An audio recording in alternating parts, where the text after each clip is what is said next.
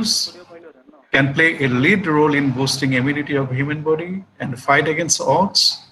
The food value of local herbs, fruits, as I mentioned, and vegetables that feed to the local ecology can, complement the, immunity of the local population.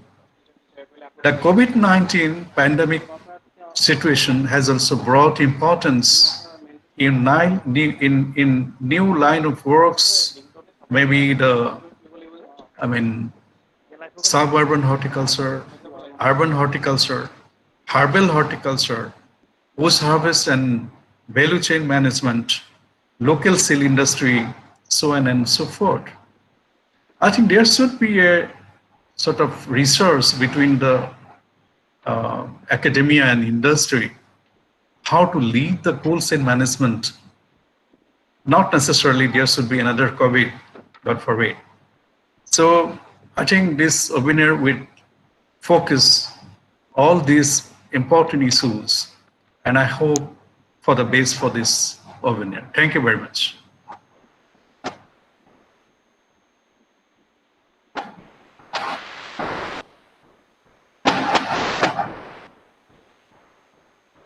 Am I audible? Hello? Hello. Is it? Yes, sir. Yes. Is it sound? Audible, sir. Yes. Audible. With this, I conclude. Is it sound?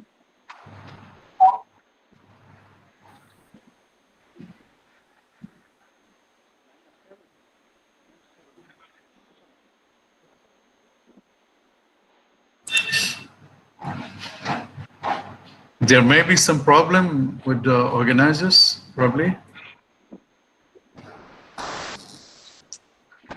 Ananta Sakya? Hello, sir. Now audible, sir. Hello. Thank you very much, VC sir, that you have. We are very happy to hear you, and you have rightly said many things that will point noted for our future policy.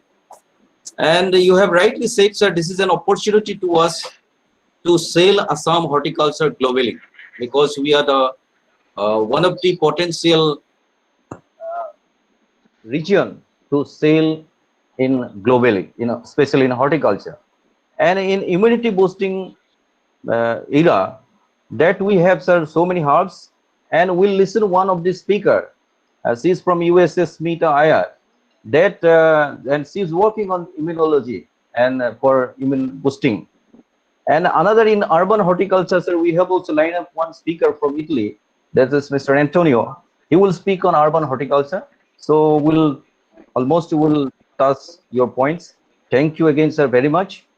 And your presence, we have encouraged us to be happy. So thank you again, sir. Now, I'll request Professor Utpal Kotoki to offer his vote of thanks to the gatherings. Please. So thank you, Vijit. Good morning to everyone. First of all, on behalf of Department of Horticulture and College of Horticulture, would like to thank our Honorable Interest Vice Chancellor Dr. Ashok Bhattacharya sir for his very informative inaugural speech, which had inspired us a lot, and his guidance and suggestions for organizing this international webinar despite of his busy hectic schedule. Now, I want to thank our respected Dean Faculty of Agriculture, Dr. Joyanta Teka sir, for his inspiring speech and continuous guidance and valuable suggestions right from the beginning of organizing this webinar. I would like to thank Dr. Madhumita Chaudhary Talukdar, Head of the Department Horticulture, for her efforts and hard work for organizing such an useful international webinar on behalf of the department as well as from the College of Horticulture. I would like to thank the faculties, staff of horticulture and College of Horticulture for their sincere cooperation and hard work to organize this webinar. Last but not the least, it is my pleasure to thank the members of University itself for their help and support, and the dignified speakers and dignitaries and all the participants from different parts of the country and abroad for attending this international webinar. Thank you very much. Thank you, Professor Kotoki. So I hope this inaugural session is over, and we are very much grateful to all the dignitaries, like especially Honorable Vice Chancellor and Dean Faculty of Agriculture. So now I am going to introduce one of the leader in horticulture, and he is known globally. He is ex-head of the Department of Horticulture, Assam Agriculture University. He served Director of Extension Education in Assam Agriculture University and wrote numbers of books and publications, research articles, and handled number of projects, externally funded projects while he was in working. And he was an expert, and he is still serving in different expert committees of the government of India, also government of Assam. He is none other than Dr. Ranjit Kumar Bhattacharya, who will speak on the horticulture industry, the challenges and opportunities in globally. So I'll now request Bhattacharya to come to deliver his technical session.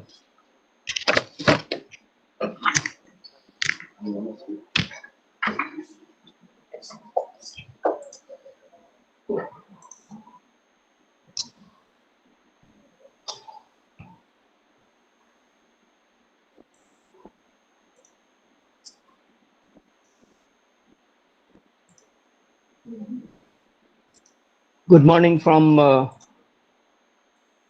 Jorhat. I am thankful for the organizers for inviting me for this webinar.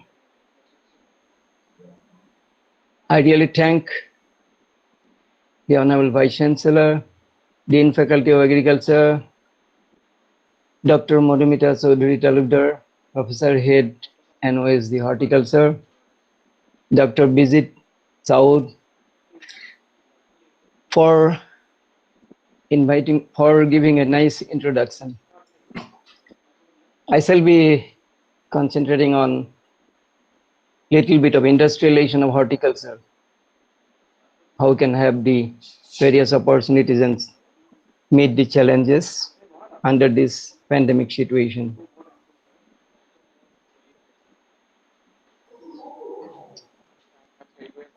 So first I want to say that this is a pandemic blow,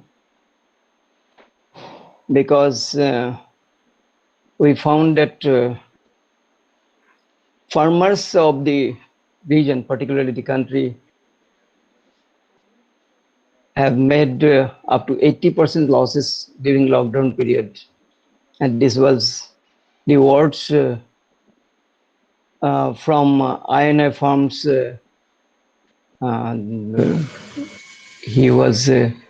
He is the main in a financial part. He says that farmers losing from 30 to 80% losses during this period. And there may be very good reasons for this. One is supply chain disruption was there. Then harvesting was affected and farmers have lost their crops too. Then farmers had to sell their produce in distress at a very low price. So that's why during this situation, some questions arise. How has the virus lockdown affected horticulture industry? How have been the business and farmers impacted? How big an issue was supply chain disruptions for the farmers?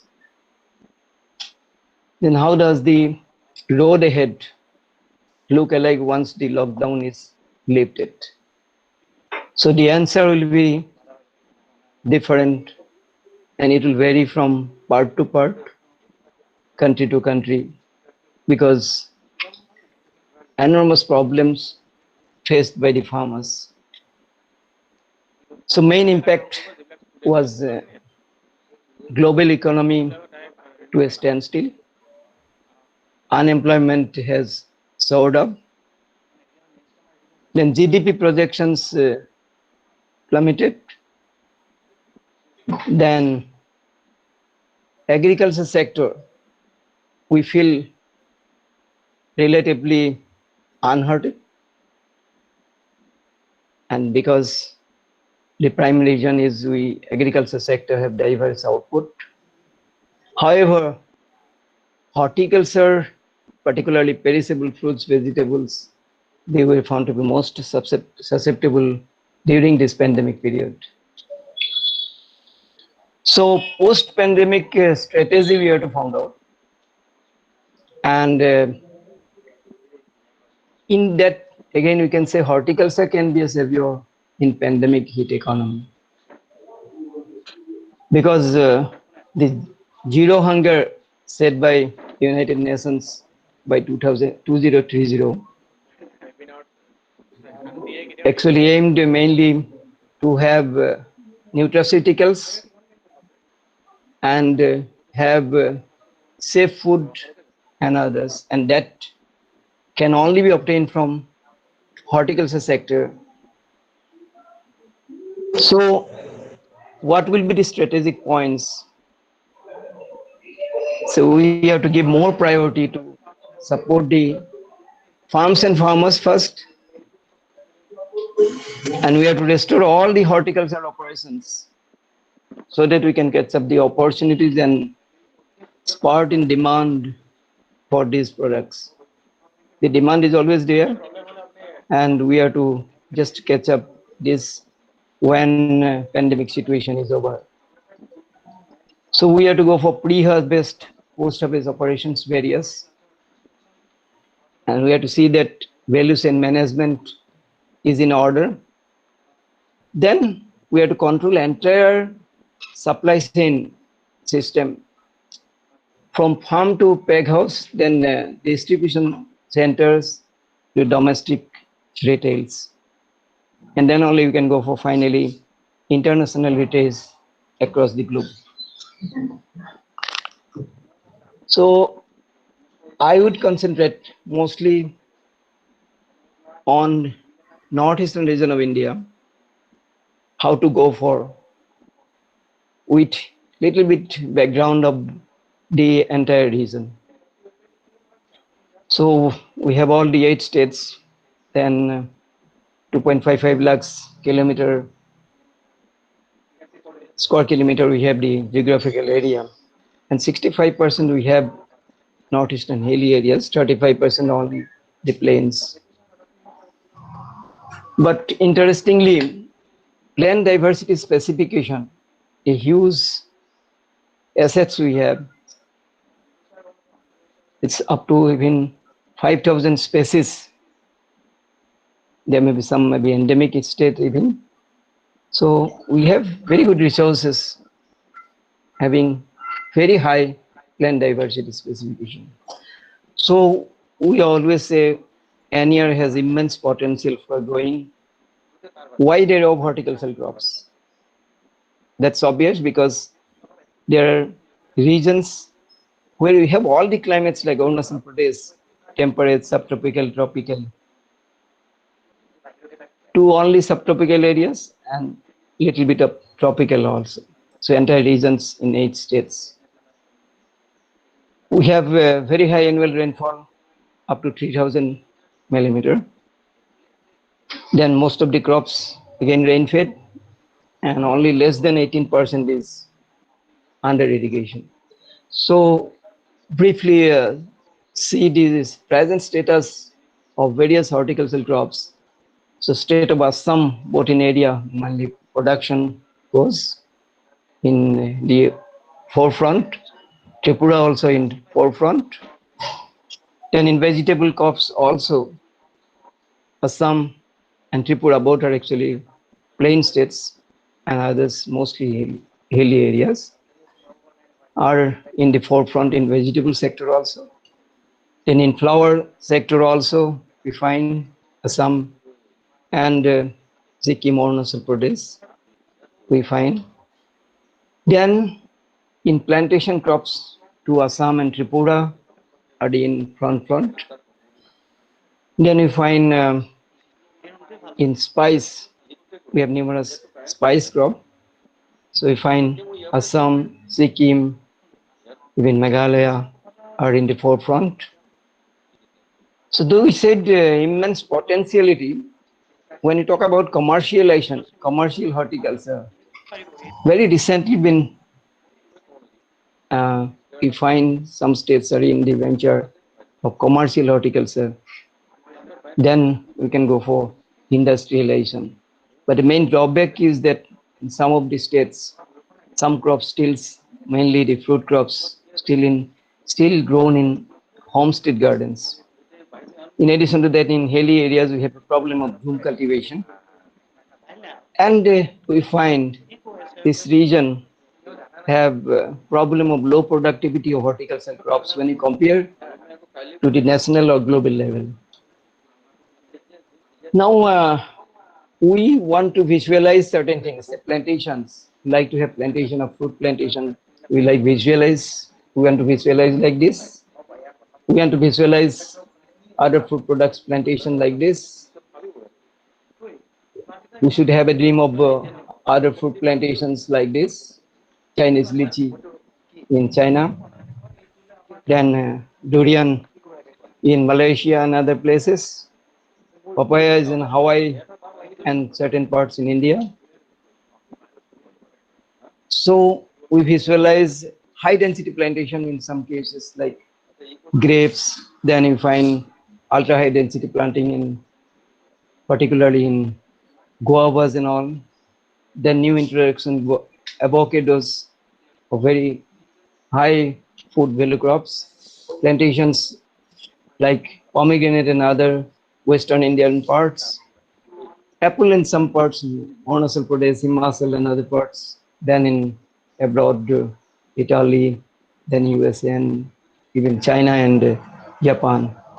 So even cherries, we visualize very nice plantations, even fulfilling the landscape architect.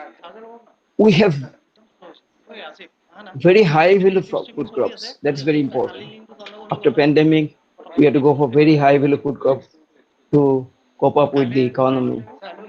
That's like walnut, then apple, peaches, and other temperate crops, even almonds and others. So having very high nutritive value and having lot of nutraceuticals properties. Kiwi, strawberries and others. In northeastern regions, some of these crops have already been introduced. I said Arunachal enjoying all the climates. So particularly in West Kameng and others districts, they have introduced these crops. Then high value, some of the tropical also, high value crops, like a very high vitamin C content up to 2% in Acerola, West Indian cherries. Then you find Garcinias. We have numerous Garcinias in the country, even in the northeastern region. We have 4 types. To those who are having anti-obesity factors like hydroxycitric acid.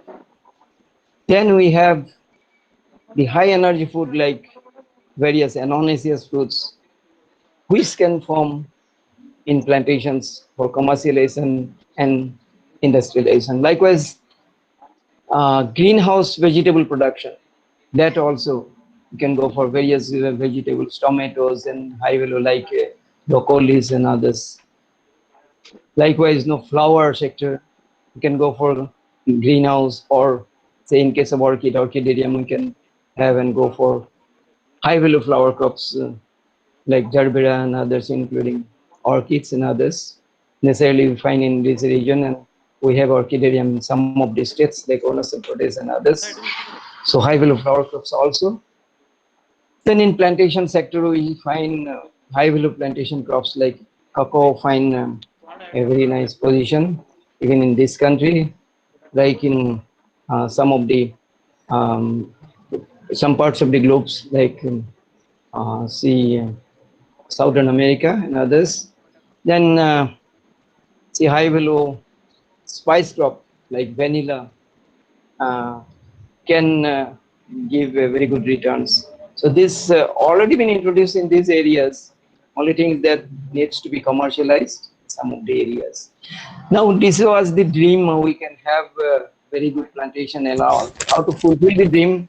There is no other way than to go for good agricultural practices in horticultural crop production. And these good agricultural practices can only lead to commercialization, then very good high value food products, having very good quality products. So, good agricultural practices, we have to see all the factors: environmental sustainability, economic viability, social acceptability, and food safety and quality. So, in pandemic situation, also we are stressing more importance on food safety, quality, and economic viability. That is very important. Another way. Now the question comes: how to fulfill the gaps, how to fulfill good agricultural practices in all the crops. This must, we have to see that protect health, then we should have export import, particularly export import factor to be included. Then we should have all the maintenance of records, including post harvest losses and all. Then only you can see that our next step will be good agricultural practices, commercialization. Then in no case we should have hazards. So hazard factor also we have to see that how can we reduce them. The standard of gaps have already been streamlined in some of the countries like Philippines and others, so we can also follow or we can have our new agricultural practices or have this. So again, 6 elements principle involved in the good agricultural practices: farm location, where to have farming practices, we have to have what are the farming practices, how farm environment is for to go for commercialization in situation like this, because in some of the areas, not only COVID, because there are some natural calamities like flood in northeastern region, particularly in state of Assam and other parts. Then farm maintenance, that is very important so that we can know for future planning and all. Then farm management, which will give you the good structure on economic growth of a crop and in this one any field in horticulture. So anywhere, site selection, land preparation, soil condition. So if you go for organic, then enriched see manures, how we can have, then how we can have different planting systems without losing crops. Soil solarization in that case is another one which will give you very good soil health in almost all the crops. So these have been streamlined in some of the countries, so that we should follow.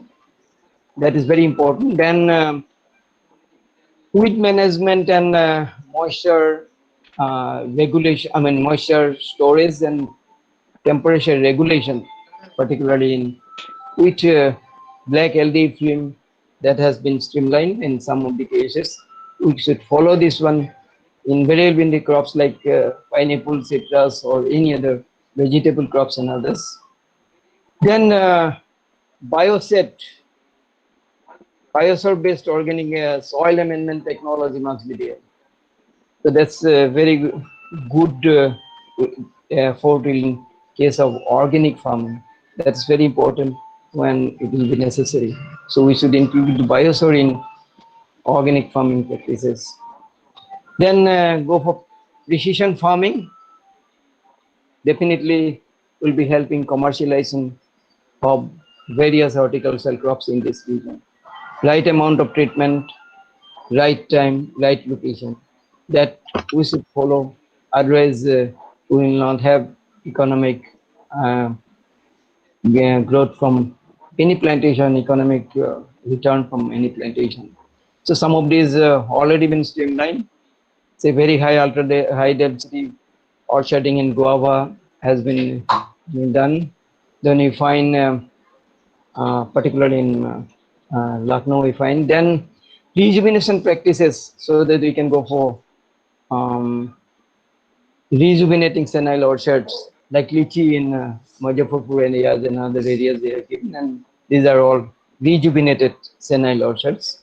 So very nice return we can have and go for commercialization, then finally leading to industrialization of horticulture in some sectors.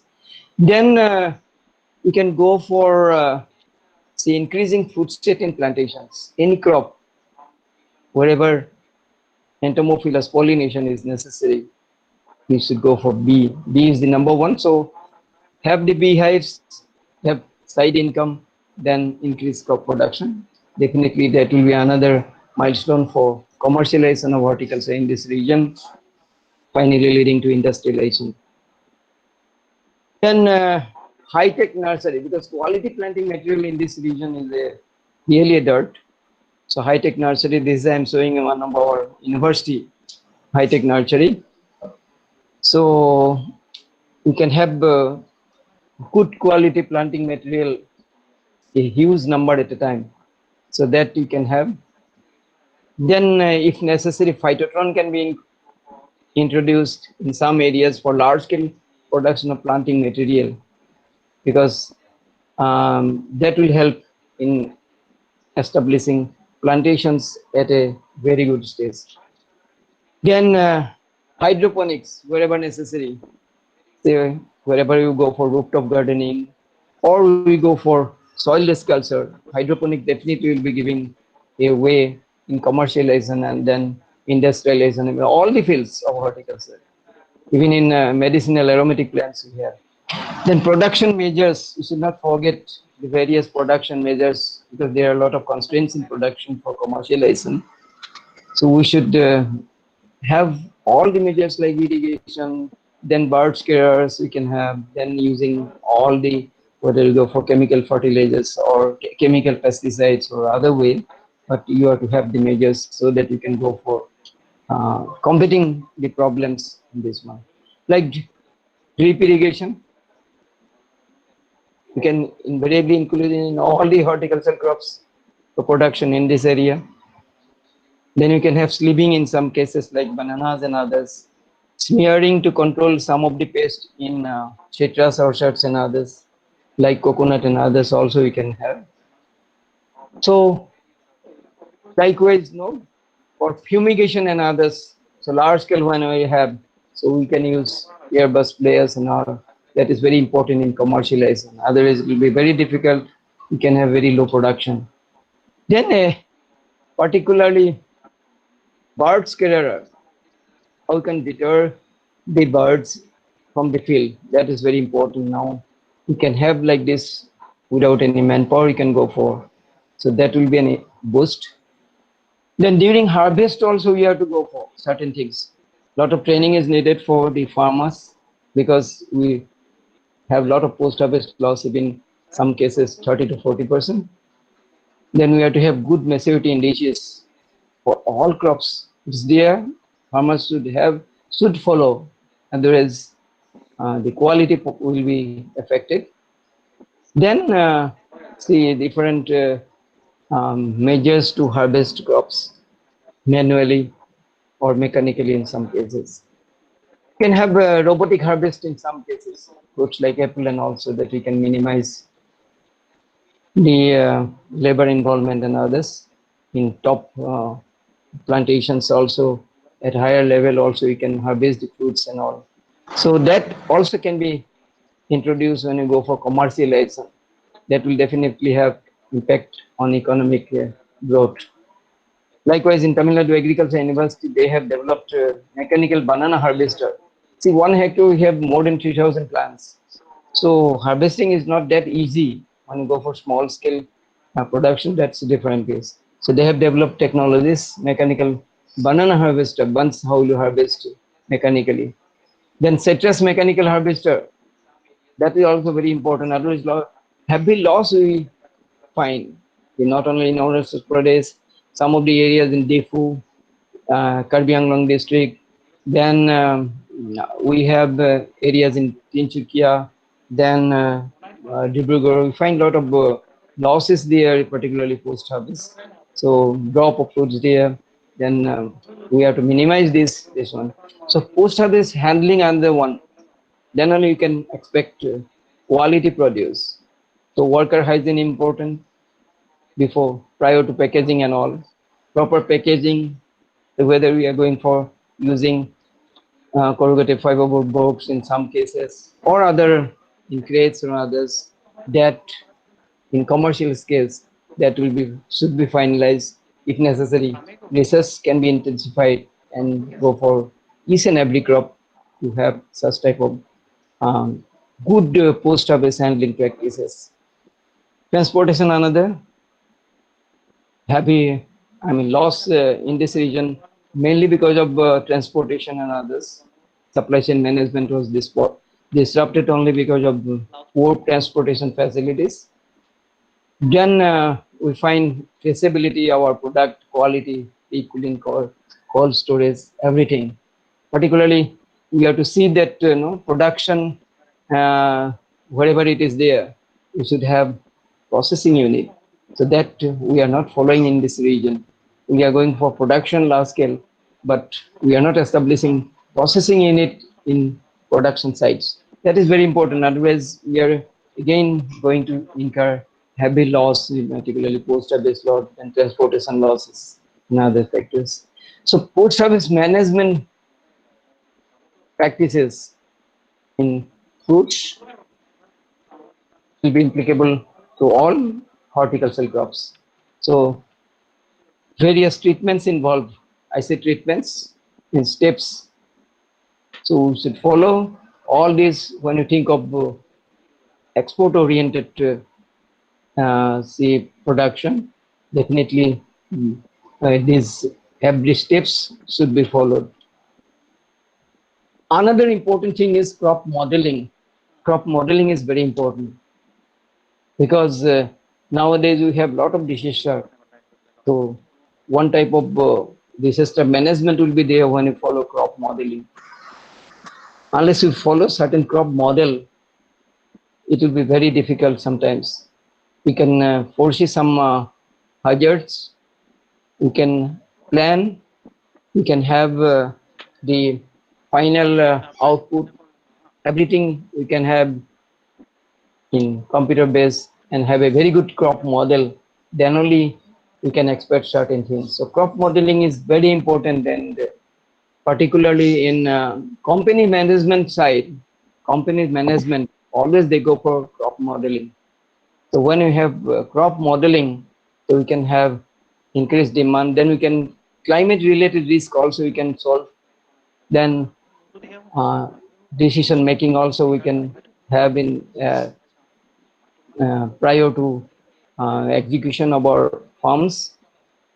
Then high increasing cost of field experimentation to a certain extent we can reduce or we can even foresee. So typical crop model will involve in all this management except then we find particularly environment, then recycling of certain things. So these all will be covered in a typical crop model. So these are the factors will be find in typical crop model, embracing climate also, soil health management, everything, all these pairs. So already there are certain classic crop models we can modify to our requirement. Some of these well-known is in Philippines and Western countries, they are following in some specific crops. So we can design some crop models and we should follow, then only definitely we can go for very good economic return. So question is whether we can have tree crop fruit model and annual crop fruit model in a different way. Simply we can say it's not. You can go for even same model, but operations vary in case of various cropping systems. So that we can finalize in formulating crop models. So limitations there, of course, we should have very good input data, otherwise crop model will be a failure. and we should have very good knowledge in every crop morphology, physiology. That is very important, because we have to know that know which period will be a danger for a crop, critical periods for a crop, so that we can take care, just like this pandemic situation, some hazards, climatic hazards and others. So biological systems are very complicated. So we have to know each and every crop in detail. So that's good knowledge is very necessary, and definitely model will vary region specific. So continued experimentation, modification of model definitely will be necessary in case of crop modeling. So just I'm giving one example in case of fig farming. Unless we know that how it is fertilized, so blastophora fig only carries pollens from capifig to Smyrna figs and all. If this blastophora fig multiplication will just somehow delete or hamper, definitely crop production in fig will not be there. So there will be no commercial production at all. There will be no crop production. So that is very important and very necessary. Then in case of crops like avocado, we have to see that nowadays decline is also we find in case of avocados. We have to know the area, I mean suitable climatic requirement and all. So it requires tropical, subtropical environment and all. Then how we'll go for even in plantation in the slopes and all that we can go for. So these are the areas. Then certain things we have to know whether some crops, there are certain crops which are selfish, like say walnut, which is not allowing other crops to grow as intercrops. So they have allelopathic effect. So zuglone is a chemical released by this walnut. So for this, see, no other crop can be grown. One way in monocrop it is all right. So we cannot go for intercropping. So we have to keep it in mind. Not only this, any other crop where allelopathy may be there. So we have to find out. So good research is also necessary. So knowledge is very important in this. However, for commercialization monocrops like high value monocrops like for juglon, I mean regia, Juglus regia, this walnut, definitely allelopathy is helping. Then incompatibility, you find some of the factors, particularly in temperate fruits, apple, we have to have pollinators. Sometimes in citrus and other temperate fruit crops, when you go for mass multiplication through vegetative propagation, we find incompatibility is there in propagation. So those things, so knowledge is very important. Otherwise, abruptly, if we start anything, we cannot have good plantation. So horticulture company-based success, when you say, all ideal models, yeah, they are giving importance. Any companies, say Standard Food Company of USA or United Fruit Company of USA, earlier they had a very strong hold in USA and globally also. Very good example, say India has a very good say trade for bananas, particularly countries like Japan and other places. But see, company management like Standard Food Company, they have established some plantations in Philippines with joint venture of Philippine government. They made it Stanfilco, Standard Company of America and Philippine government company. So Stanfilco looked after plantations. So using very good crop model for banana plantations in Philippines, and they export the fruits to banana fruits to Japan and other places. So our imagination to send bananas to Japan that way was not fulfilled. So likewise, nowadays numerous companies come up, not only fruits, also in floriculture, medicine and aromatic plants and others. So these all mainly based on ideal crop models. So we have to have our own ideal crop models, take the one established one and go for modification and this one. Now, to a brief way to say future strategies for development under this situation. First, immediately we have to go for database. How much loss we had during this pandemic, or what will be our potentials, what will be our potential areas for crop wise, what are the genetic improvement we can make from our indigenous crops, which will have very high value addition, not only fruit vegetables, even in medicinal herbs and others. Then management of basic production strategies we have to find out. High-tech nurseries and all I have already mentioned. Then very good progeny orchards so that we can have very good quality planting material for fruits, likewise for other crops, horticultural crops. Large-scale multiplication including tissue culture, then normal plantation of crops or even hybrids. Then human resource development is very important. Otherwise, no, manpower development is essential. We have to accelerate administrative control so that we can go for various training programs with farmers. Researchers also, we should have very good plan of research for developing very good crop models for all the sectors of horticulture. Then production strategies we have to formulate various horti-agri systems. And for this, a very good awareness program would be necessary. We have some existing marketing channels and we have to revitalize. Now, during the present pandemic situation, we have found that our marketing channels were very poor. Existing marketing channels were very poor. So that we have to revitalize. Unless we have very good marketing channels, that the supply chain system improvement and all, we cannot have very good economic return. And revitalizing post-harvest management system.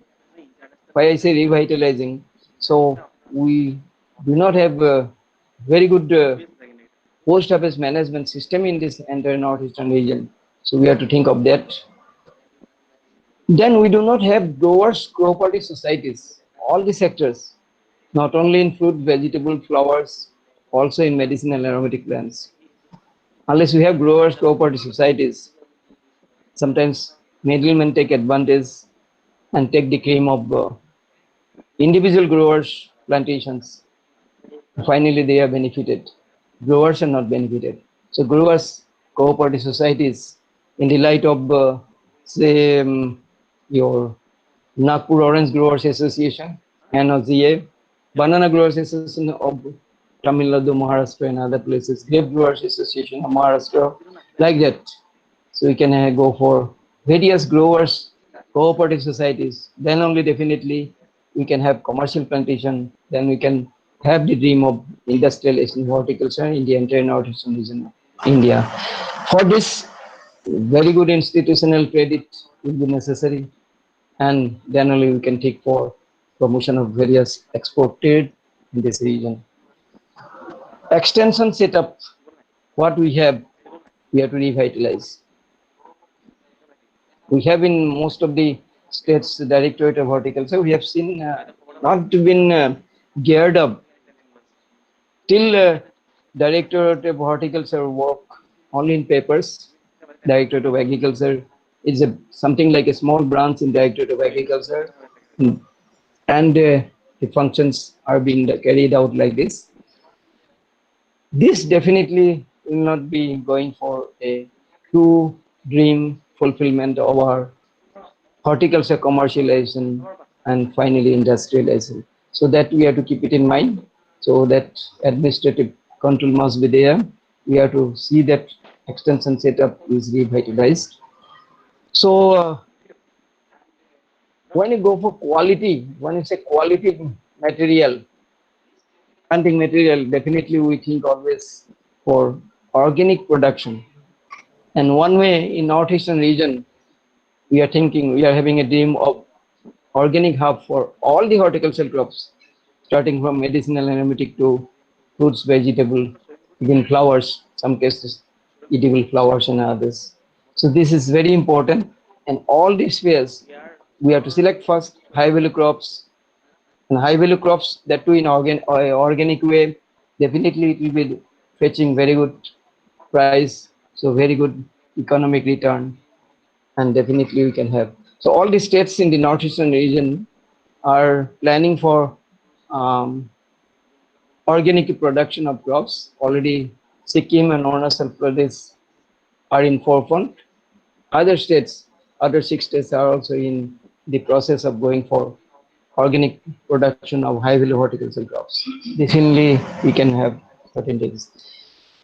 Then now to go for a final opinion from my side, to go for industrialization from basic commercialization of various horticultural produce, we have to go for high value crop selection.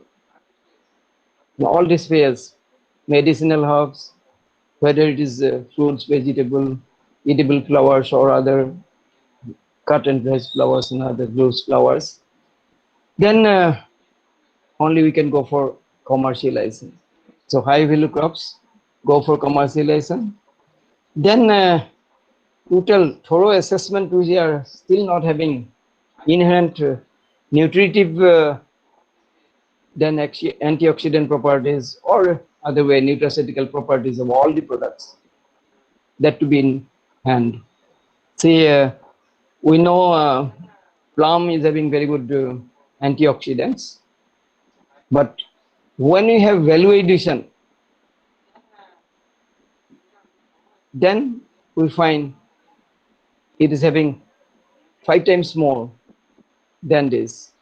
So that will be definitely giving you very good when you go for high value, then value addition in crops, and really we can have a very nice return, economic return from each crop. Like grapes, then go for resin production in some of the areas of the country. Then only we can expect some of the areas where you can go for fulfilling our the dream of industrialization.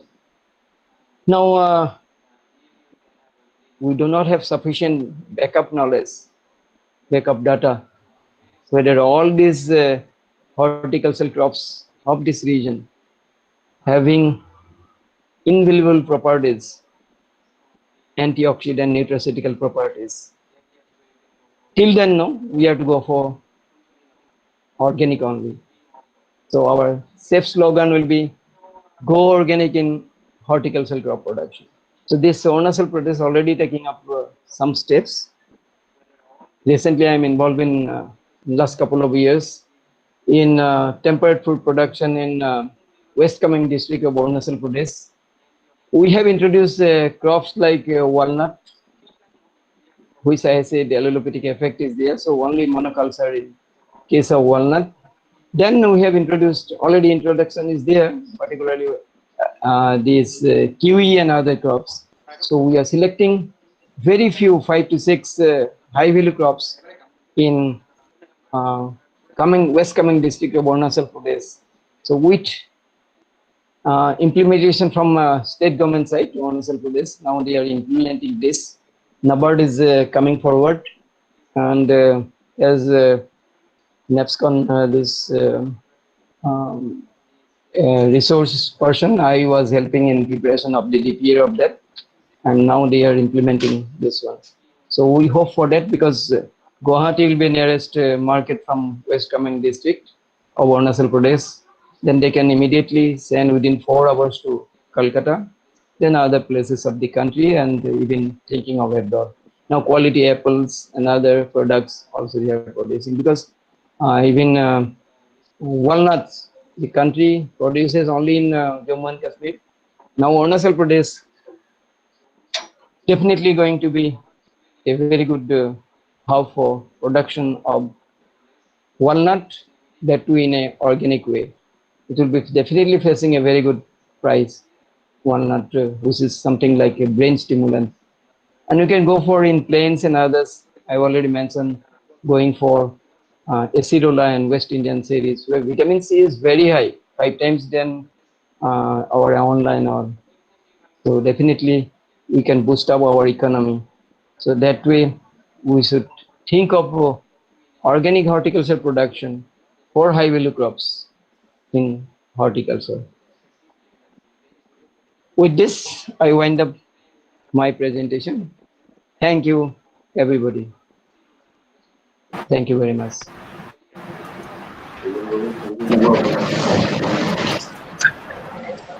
Thank you, sir. Thank you, Dr. Bhattacharya, sir. Thank you. So, Dr. Bhattacharya, sir, has spoke about the horticulture industry, challenges and opportunities in general, and Northeast India in particular. So he has dwelt upon all the steps or all the stages for right from production of horticulture crops to the mitigation of produce losses. And he has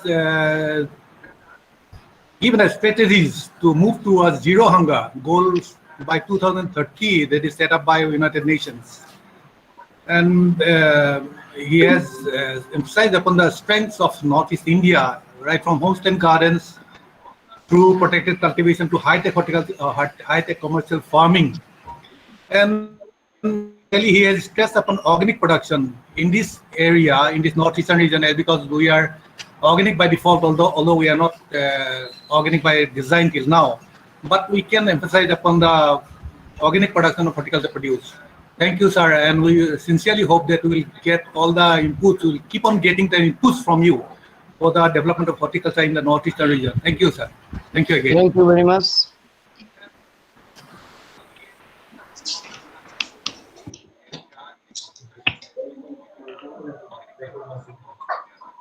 Hello, I'm audible to all?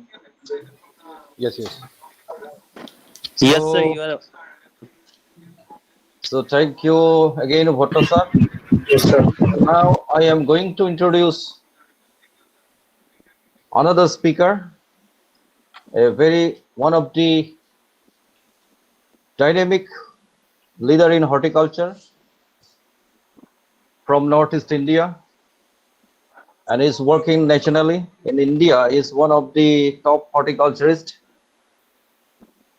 a great alumni of Assam Agriculture University, done BSc Agri, then alumni of IARA, Indian Institute of Agriculture Research, Delhi, and once the faculty of horticulture in Assam Agriculture University, and now is the director of in ICAR, Indian Council of Agriculture Research.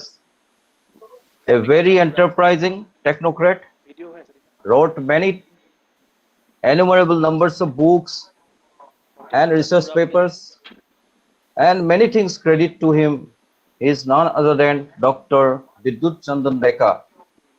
Sir, welcome you, and we are very happy to hear you that you have given consent to deliver one lecture in this international webinar. Please, sir. Thank you, Bijit. Am I audible to all of you? Yes, sir. Yes. Yeah. Good afternoon, friends. I mean, it is very much.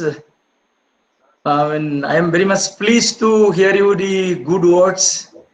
Bijit was, in fact, he was my junior colleague. Even though he was junior to me, but then probably he was our student as well.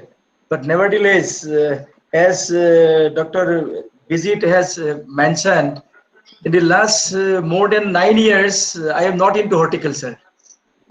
I mean, I am now no longer a professional horticulturist. I was, in fact, but since 2011, since I have been into management of the entire agriculture research and extension system. So I do not know what is your expectation from my side, but then whatever I'll be talking about something about the, what should be our strategy to move further, and what should be the policy issues where the government of India as well as the government of Assam and other stakeholder should do. That part only I'll be talking about. And I'm very happy because one of my mentor in our early days, Dr. Bhattacharya sir, I was little bit late. In fact, I was in another webinar. So after hearing him, many of what I wanted to speak, many of the things Saz has just told. But nevertheless, I'll be with you for maybe another 40-45 minutes. So with this opening remark, I would like to start my presentation without taking much of your time. And I understand in this particular webinar, there will be students, there will be entrepreneur for whom actually I'll be very, very happy if some young entrepreneurs are here.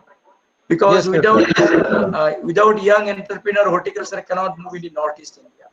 I mean, we the researcher and we the people in the management, we talk lot many things, but then actual things has to be done by our young entrepreneur, and student has to take a lot of responsibility in the days to come. So with this opening remark, I would like to just share my screen for my presentations. Share, no?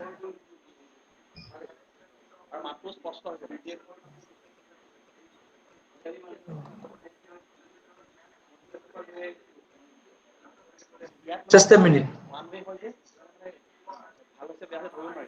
Sir, we have the entrepreneurs and students, so many students and entrepreneurs are in line to hear you.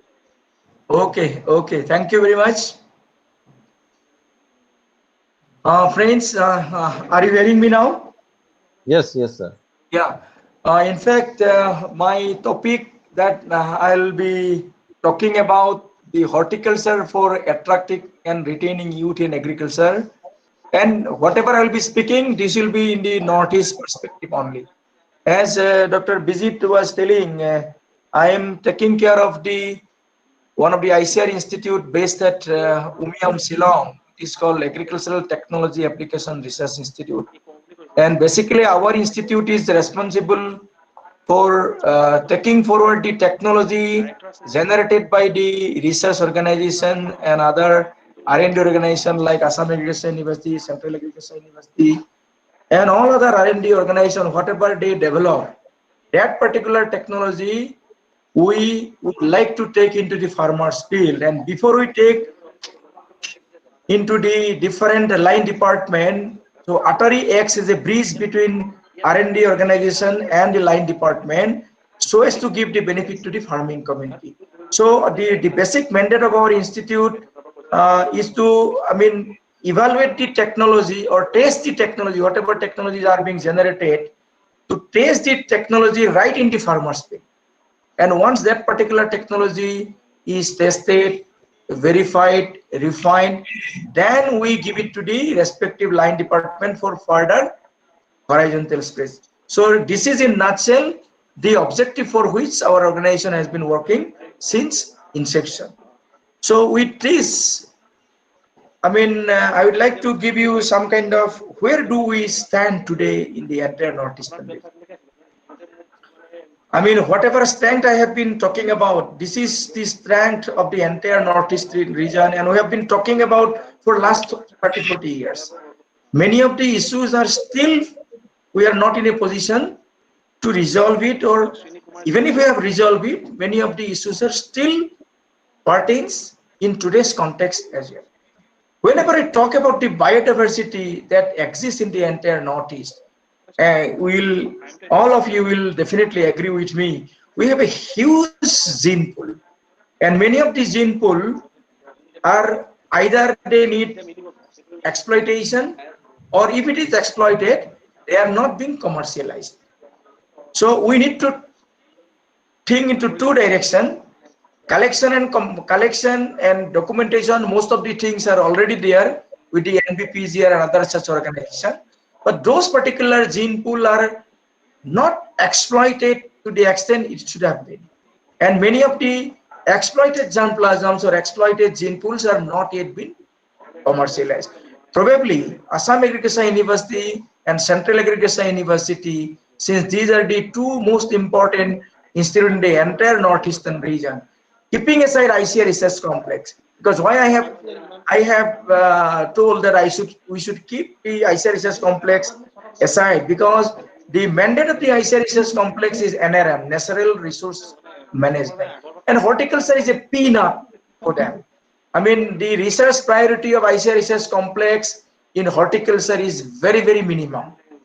But then Assam Agriculture University and Central Agriculture University, and particularly the Assam Agriculture University, has to play a very, very important role. Probably many of you sitting over here, you will definitely agree with me. Assam Agriculture University, which was established way back in 1969, and when we were students, still that time, particularly, I was very much vocal in talking about, because our research priority in Assam Agriculture University is cereal based. We have been giving a lot of emphasis for variety development of rice alone. I don't say that we should not give emphasis on the variety development of the rice, but then we should not ignore one of our important bio-research, that is horticulture. Probably the present management will look into it for exploitation and commercialization of our existing gene pool. And I'm very happy that we have a very important center now, which is headed by one of the dynamic leader in the biotechnology, my senior Dr. Vidyut Sharma. So I'll be requesting him as well, utilizing the biotechnological tool. Probably we need to little bit diversify our horticulture, because most of our biotechnology scientists or the plant breeding scientists or horticulture scientists, perhaps we have not given the due weightage in the field of horticulture, particularly the variety development front in vegetables. So this is my earnest request before I go to the next point. And as you know, we have this strength in the entire northeastern region. We always talk about pineapple. We always talk about turmeric, black pepper and other beans, cucur beans. Minor spices, seed spices particularly. We have a strength, but then we have never explored the minor spices, because our environment, congenial environment, is very much available in the sour area. And in sour area, so far we have sour area development, we have not done anything. Probably Assam Agriculture University and the State Department should look into this particular area. Utilization of the soil for development of the minor species, particularly cumin, black cumin, coriander. We have a very good scope in this particular area. Leafy vegetables, so we have different variety of leafy vegetables. We need to explore flowers. Our Madam Bodhomita Baido, she will definitely talk about that particular thing. Medicinal and aromatic plants, we have lot of strength. We have strength for even export market. That I will talk about little bit later. And you know, I mean, just now Bhattacharya sir has talked about the organic production. But then whenever we talk about organic production system in horticulture crop, we should not forget about honeybee. Honeybee is a very good pollinator for most of the vegetables and fruit crops.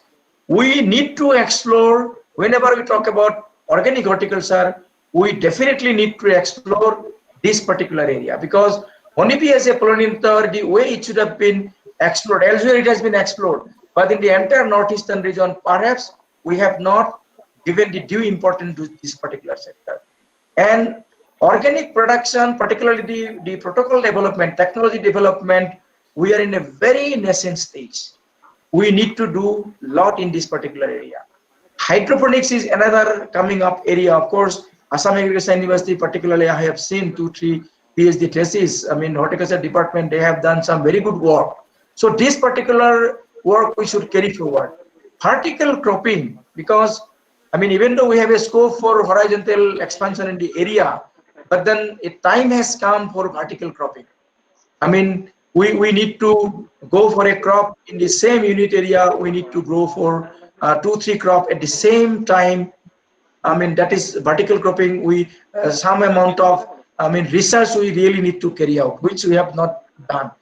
IFS, particularly indicated horticulture based indicated farming system, either for ecotourism or for livelihood management, particularly for small and marginal farmers. Probably all of you know in the entire northeastern region, more than 80% farmer of the entire northeastern region are small and marginal farmers. Most of our farmer, they are having the land less than 2 hectare, the small farmers, and out of 80%, probably 65 to 70% will be marginal, whose land will be less than 1 hectare. And for that, IFS, particularly the horticulture based IFS, will be the only answer. And we need to know, we need to go in a big way, developing programs. We have modules, of course, ICR complex has developed some modules, and Assam Agriculture University should also work on this particular area as a umbrella project, taking the animal husbandry, then agronomy, horticulture, even the other allied department. Then spices, as I have told, spice we have got very good, but then so far we have not done any work on spice mix. Always we import, I mean, spice powder from outside the country. Of course, there are 2-3 factories which have come up in Guwahati and near Jorhat and somewhere in other parts of the northeast. But utilizing our own resources, we have got very good cinnamon resources. We have got large cardamom. We have got ginger, turmeric. We have got king chilies, which we call bhujolokia and all, and different minor seed spices. Can you not think of developing a brand spice mix, which will be a brand product of northeastern region? So perhaps we need to do some combination. I mean, response-based methodology we should develop so that we can, at what proportion, what spice will be mixed, and we need to do evaluation, particularly our community science college, in collaboration with the food technology department of under Assam Agriculture University, which is now with the Department of Horticulture. So they can take up a collaborative project in development of a specific spice mix, utilizing our own resources. So these are some of my random thoughts. So far, strength of the northeastern region is concerned. And coming to the weakness, probably all of you know the weakness, huge gap, price, of course. Now, because of the introduction of, Becca sir, excuse me. Yes, please. Your these slides are not in share mode. We have not seen your slides. Yes, yes, sir. We have not seen your slides. Oh my God.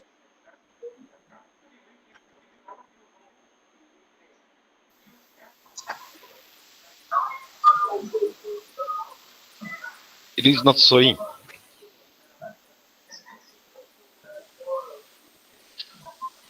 Without that also it was good.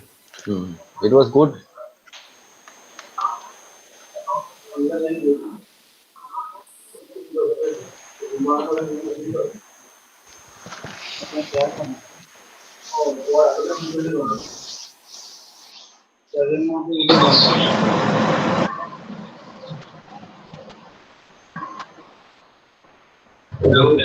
Yeah.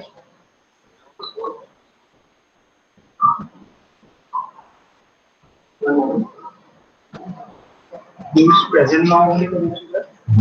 So use present option. Use present. हम also बोला. So this है.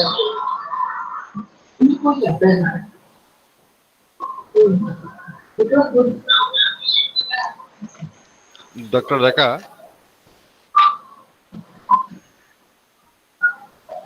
Dr. Reka. Is it use the present now button?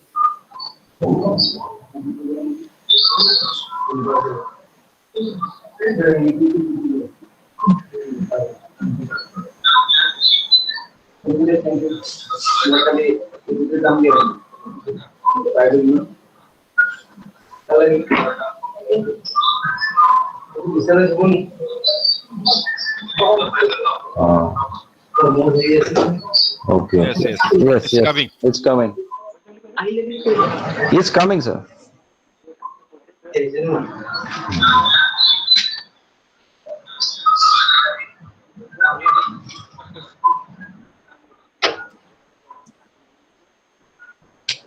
Voice is not coming. Please unmute.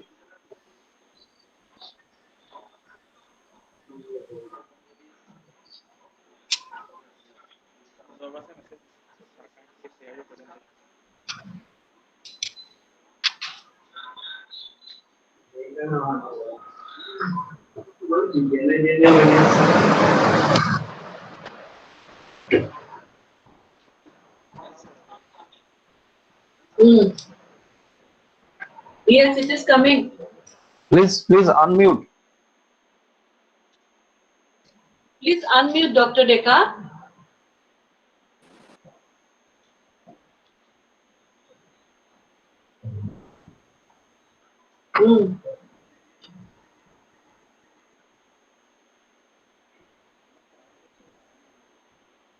Dr. Deka, please unmute.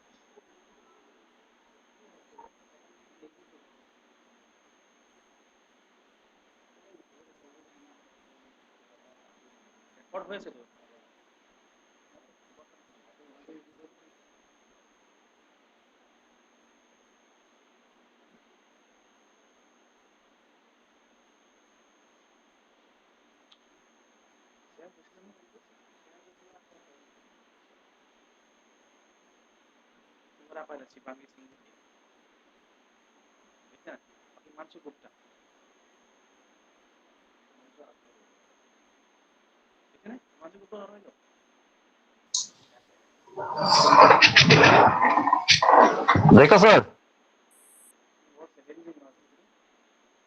Hello. বিদ্যুৎ বিদ্যুৎ Hello. Phone কৰি কোৱা বিজিত Oh sir, yes. Phone কৰি কৈ দিয়া মই কৈছো বিকজ সি কৈ আছো ন কৈ আছো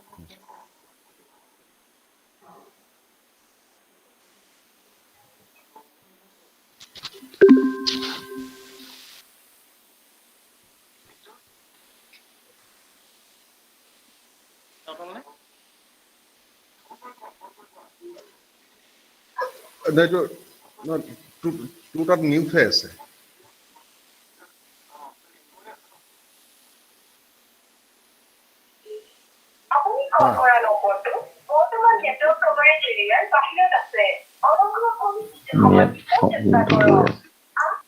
এইটোতো তোৰ তাতে হ'ব লাগে নহ'লে এটা কাম কৰ তই আউট হৈ আকৌ ৰিকানেক্ট কৰি দে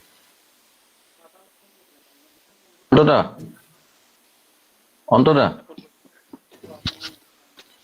মই আকৌ মেছেজ এটা তলত লিখি দিলে হ'ল তলত মেছেজ এটা লিখি দিলে গম পাব নালাগে হ'ব মই কথা পাতিলো ওলাই গৈ পিনি আকৌ এবাৰ কানেক্ট কৰিব গৈছো তাৰ চাউণ্ডৰ কিবা প্ৰব্লেম এটা হৈ আছে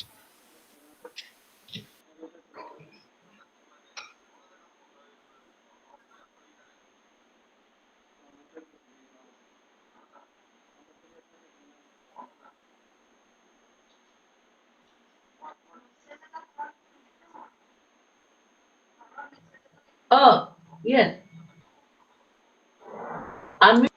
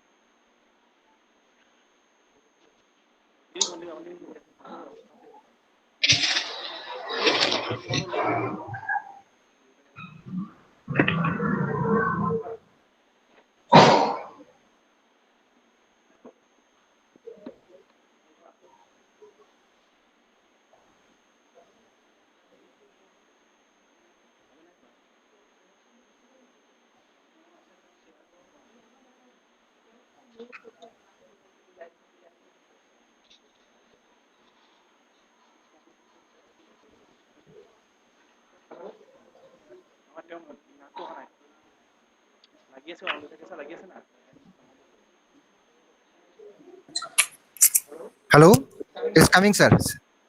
Yeah, yeah, it's coming.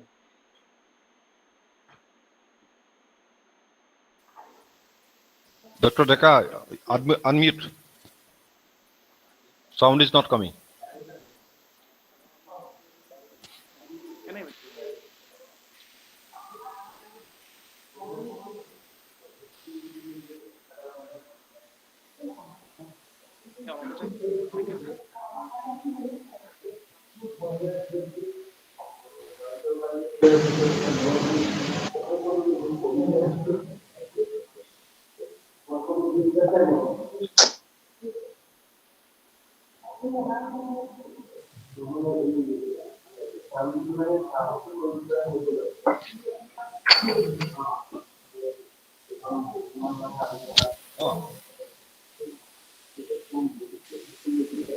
Oh, তাৰপৰাটো কৰিব নালাগে, মই আকৌ কথা পাতিছোঁ। তাৰমান তোৰ তলত তিনিটা যে আছে তাত সেইটো কৰিছ?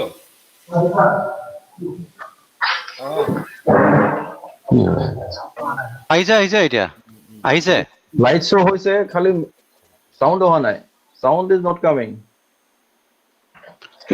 আনমিউট কৰা নাই ন বিদ্যুতে বিদ্যুৎ you should unmute তোমাৰটো মিউট হৈ আছে সমুজ্জ্বল Homujol. তোমাৰ ফালৰ পৰা চোৱাচোন আনমিউট কৰিব পাৰা নেকি Sir, তোমাৰ ফালৰ পৰা চোৱা আনমিউট কৰিব পাৰা নেকি sir, চাইছো ৱেবিনাৰ তাৰ পৰা কৰা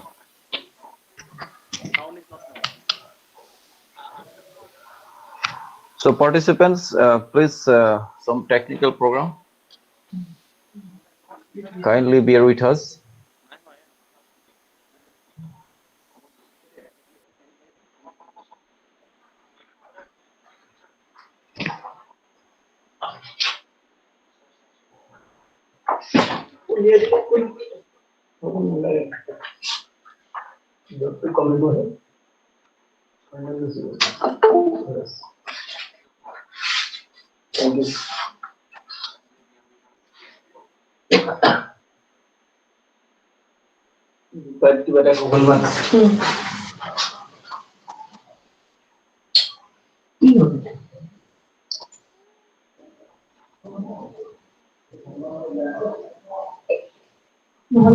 Slide di dulu, Pak. Bisa.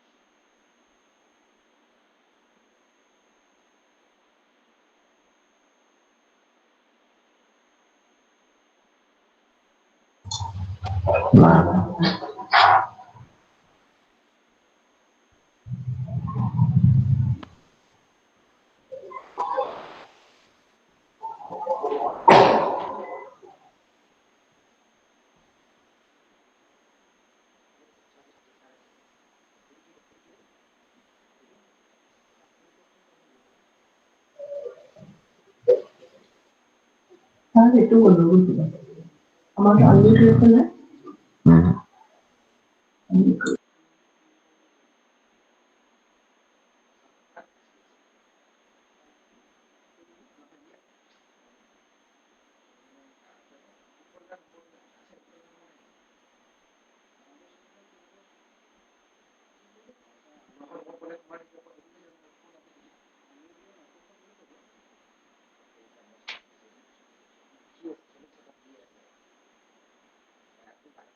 উপলদাৰ লগতে বহি আছে নাই উপলাৰ লগত বহি আছে নাই বিদ্যুৎ ডেকাৰ লগত বহি আছে নাই মোৰটো ওলাই এই উপলা বহি আছে লগতে আৰে উপলাই শিকাই আছে উপলাই ইয়াক বিদ্যুৎ ডেকা চালত যে আছে উপলাই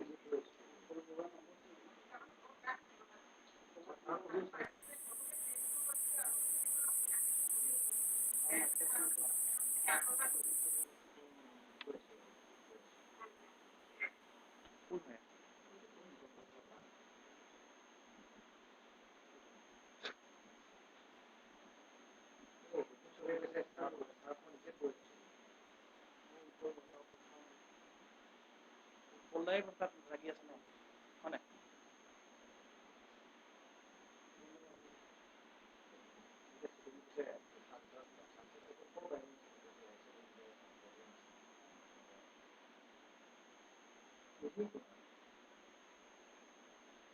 হয় নেক্সট সেশন স্টার্ট করে দিবি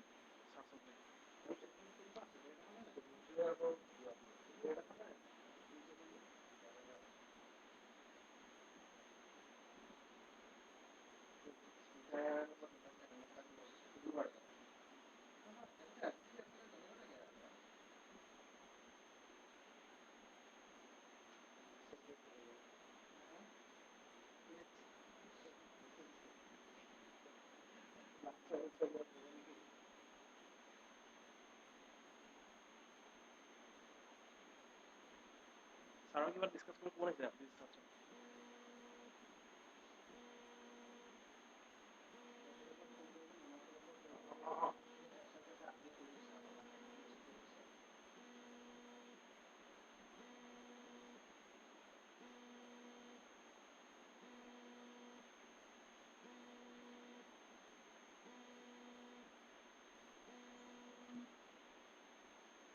কওক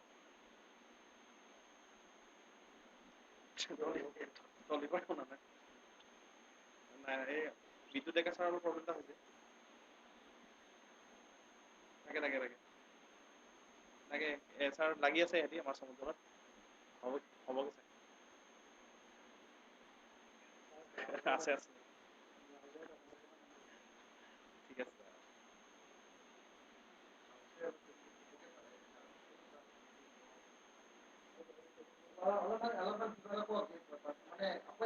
about the conference.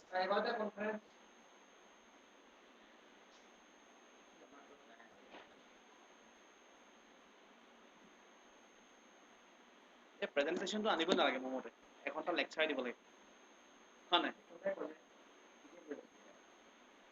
ঠিক আছে প্ৰেজেন্টেশনটো চুইয়ে ক্লিক কৰি ল'ব কল্পনা কৰা নাই কথা আহিছে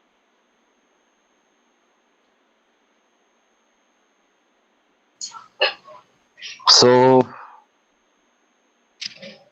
this technical program is going on. So still the next lecture is very, very important and very interesting. Hopefully, Dr. Smita S.I.R., Assistant Professor. So she basically a alumni of agriculture, but now she is doing work in humanology. A very, very dynamic biodata. She has so many things of achievement. She is doing she was working in plant pathology, microbiology and immunology. She's working in California National Primary Research Center. And now she's in human medicine. So she's working in COVID virus. So we'll listen shortly to her. Please wait.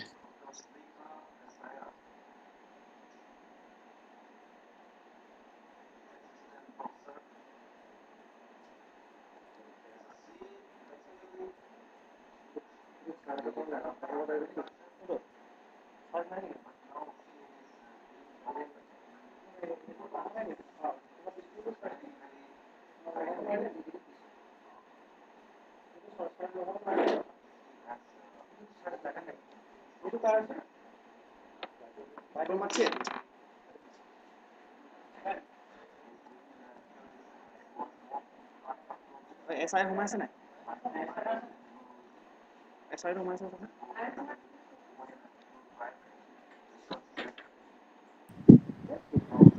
Hello, this is Smita. I'd just like to clarify that you'd like me to present. Yeah. Okay, sure. Let me go ahead and load up my slides. Yes, please. So we'll listen to Dr. Smita now.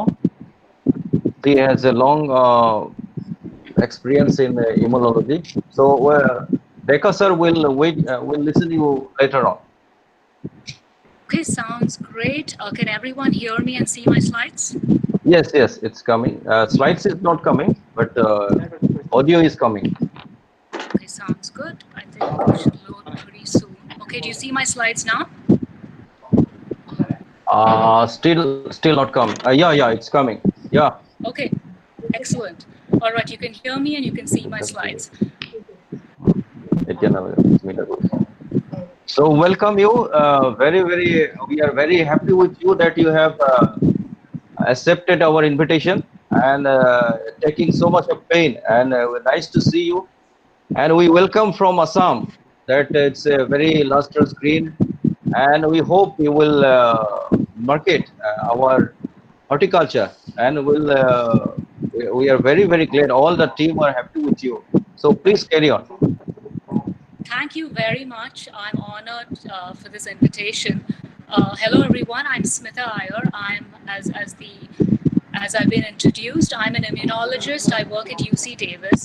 And although I don't know a whole lot about horticulture, I certainly haven't kept up. I can tell you that just listening to the fantastic lineup of speakers has certainly impressed upon me the important role of horticulture and certainly agriculture in this COVID-19 pandemic. And so before I get started on my presentation, let me just give you a little bit of introduction on UC Davis itself. And so as the name suggests, we are in Davis, which is a small city in Northern California. It's in the Central Valley of Northern California. We are Can you increase your voice, please? Your sound, please? Sure. Can you hear me now? Yeah. Please, loud. Okay, is this good? Yeah. Okay, all right. So essentially, as I was saying, Davis is a city in Central California, and we're about 100 miles northwest of San Francisco Bay, and that is shown by the Golden Gate Bridge. And we're very close to Sacramento, which is the capital of California, about 11 miles west of Sacramento. And what I've done here is essentially made a collage of some things I think you might find interesting. The greenhouse, for instance, is housed to some very important experiments that are done by the scientists in the plant sciences department. We have an arboretum, which houses more than 13,000 plants and I believe close to 2,500 plant species. And the football stadium you see there is also one among our prides. It can essentially seat 10,000 individuals. And then I also put in a bronze sculpture that UC Davis is kind of famous for. And you can see these sculptures strewn around the campus, and each of them has a special significance. Now, one thing that UC Davis is also very famous for, of course, it houses the top ag school, the top vet school, and we have a pretty good medical school as well. And one of the concepts at UC Davis that really should resonate, especially in this pandemic era, and hopefully certainly with individuals in this webinar, is the concept of One Health. And essentially the concept of One Health is this, right? That plants, humans, and the environment are inextricably linked. And I think it resonates quite loudly in this pandemic. Clearly, there's no part of the earth that has not been touched by COVID-19. The exception is the continent of Antarctica. There is no walk of human life that has not been touched. And as you've heard from the fantastic speakers, certainly the agriculture industry has been affected, more so the horticulture industry, because in fact, horticulture depends on manual labor for so much of what it does. And so before I dive into my talk, I'd like to say I have no conflicts to declare. And if I offer any opinions, they're certainly mine alone and not that of my funders, the NIH or my university. And so the way I have structured my talk is to start off with the important topic of food security in the era of COVID-19. And then really focus on fundamental aspects of the disease, the virus, the immune response, the disease, and when we could potentially have a vaccine. So this is a question that, again, I think COVID-19 has made immunologists and virologists of us all. Certainly we all now are cognizant of our environment, of viruses, and I hope that you can hopefully gain something out of this talk. I've kept it very general so that the students and everyone here can understand the disease. Certainly, our only way out of this pandemic is a vaccine, and that is going to impact the agriculture, the horticulture sector in a major way. And I'm going to end by essentially asking a question to you folks. What can we learn from this pandemic that can make the horticulture industry more resilient? So I'm going to stop here. Can everybody hear me? It's sharing, but some extra sounds are coming. Background noise. Okay, let's see here. Maybe this one. Is it better? Yeah, it's better. Yeah. Okay.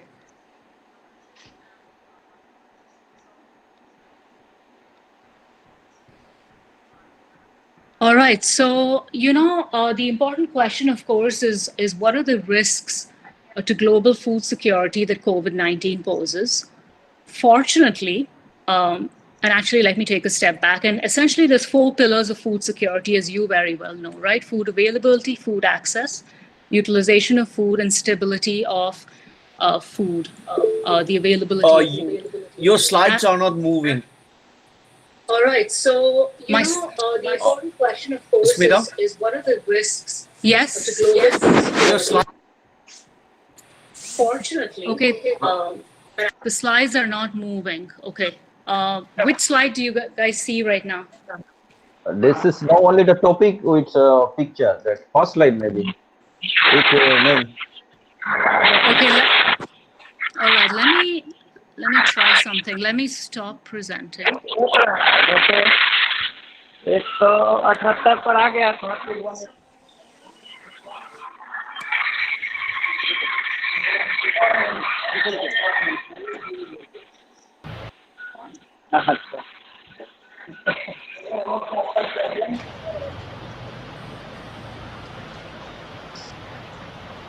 Okay, so hopefully you can hear me without much background noise. Is that true? Yes. Voice is okay. Okay. And can you see the slide, essentially the outline slide? Yeah, this is first slide. The slide should say outline? No? No. Okay.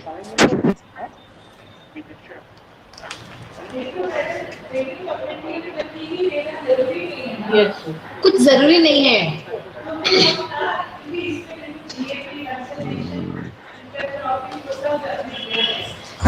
उसमें देखो मैं बताती हूँ उसमें DAV का भी मैंने लिखा था वसुंधरा मैडम का भी मैंने लिखा था ठीक है वो भी मैंने लिखा था प्रेजेंट भी मैंने किया था लिखा भी मैंने ही था साउंड আহি আছে লগে লগে অফ কৰি দিবা না कंजर्वेशन का एरिया में जो देखो ना राशन से दिया था सीरीज ना नहीं दिया था हाफ पेज एक वन पेज भी लेकर उनका ठीक है उस पर पूरा मैंने ऐड किया था पूरा बना के पेपर पेपर्स बनाया ठीक है उसमें एक दो छोटे You can mute that person. Spita Jingade. You can actually mute everybody else and just keep the speaker unmuted. Yeah. Okay, good. But the question is, do you see my slides, right? Do you see the slide that says insights? Yeah, this is outline slide. Food security in the era of COVID-19 like this.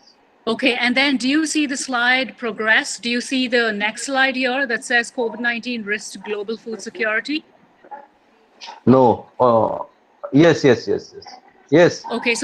Okay, great. And do let me know if it hangs up. So this is where I was, and essentially, the question is, what are the risks to COVID-19? What are the risks to global security with COVID-19? And the good news is, although there were no major food shortages that have emerged, and yet, as Dr. Talukdar and other individuals mentioned, the AG agriculture and food markets certainly faced disruptions due to labor shortages and also due to the fact that restaurants and schools were closed, not to mention the supply chains. And, many have mentioned how food had essentially needed to go to waste in India, and certainly this was true also in the United States. As you know, the lockdown was very sudden. The whole point was to mitigate virus spread. And in fact, the ghastly effect from the pandemic was visible on farmers during this early lockdown. And so essentially, there's examples all across the United States where you have farmers from Wisconsin that had to get rid of thousands of gallons of milk. Onion farmers in Idaho that had to get rid of millions of pounds of onions. And what you see here is essentially a cabbage farm that had to essentially plow its produce into the soil because there were no consumers. And in fact, of course, as you probably very well know, India was not left behind. And one of the horticultural produce, strawberries, in fact, which are mainly consumed by tourists or exported, found no takers. And here is an example of a farmer that was forced to then feed the strawberries to his cattle. So clearly it has had impacts, but luckily and fortunately, there's no major food shortage yet. And so, I thought that this title was pretty interesting because clearly, food connects us all. And without food, there can be no exit from the pandemic, for sure. And I think one of the speakers, the Vice Chancellor and the Dean, brought up a very important point about how nutrition is, in fact, central to the immune response.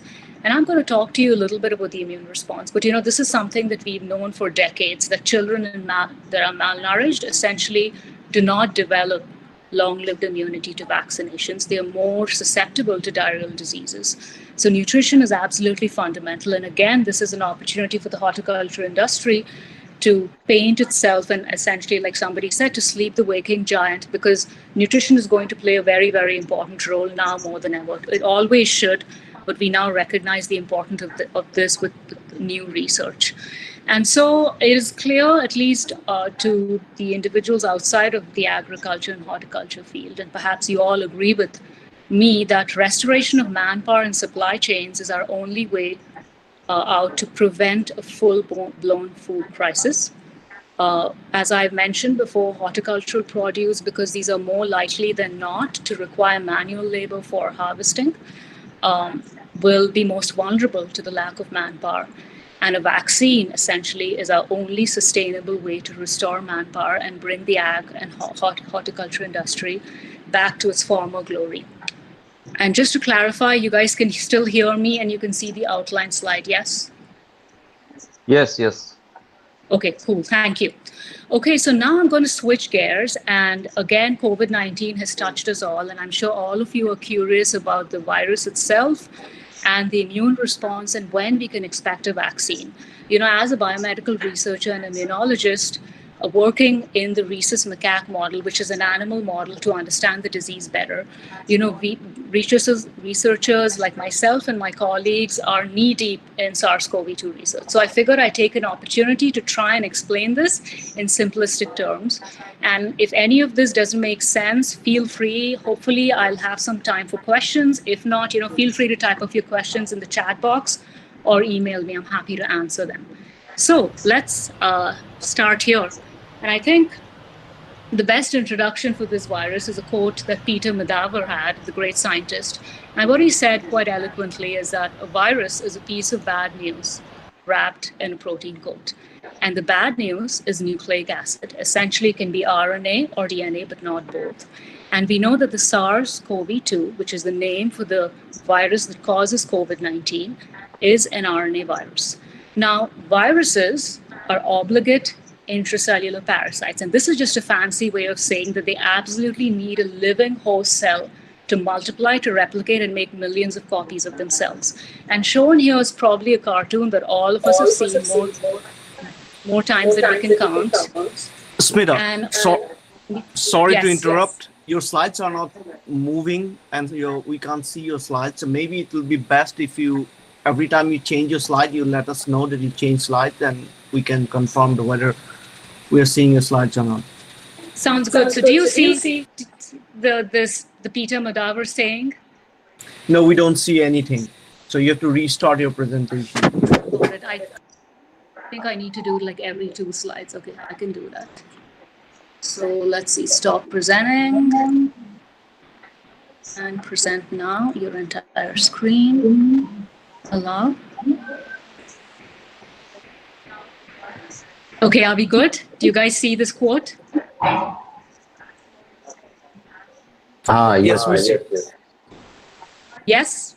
Yes, yes. Okay, cool. So essentially here you're seeing a cartoon rendition of SARS-CoV-2. And as I just told you, a virus absolutely needs a cell, a human cell, an animal cell, whatever, to proliferate and to make copies of itself. And the way it does it, of course, an analogy can be made that this is like a thief or an intruder. And so an intruder, right, they need to pick the lock. And so if you then put this analogy for viral infection, the lock is the receptor on the human cell. In this case, it's the angiotensin converting enzyme 2 or ACE2. I'm sure many of you have heard about this in the news and the media. The key that the virus uses, right, to pick the lock is the spike glycoprotein. In fact, the spike is an appropriate name for this. And so essentially what the virus does is it uses its spike to enter the human cell. ACE2 is expressed by cells that lie in your nose and your lung, which is why this is the primary target cell for the virus. All right, next slide. Do you guys see this image of bats and other animals? No. Okay. Do you see it now by any chance? No. It is not moving. All right, so let's see, stop presenting.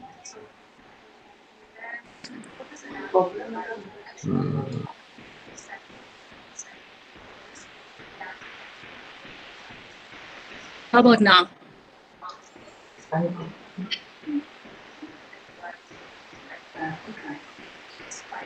Do you see the slide with the title, "The Pandemic is Due to a Viral Spillover Event"? Still not. Just it is starting.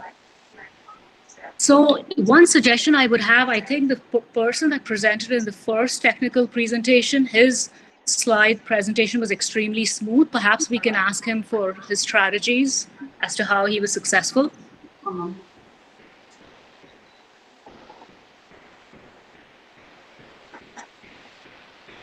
In the meantime, I can try this again. Yeah. Just wait.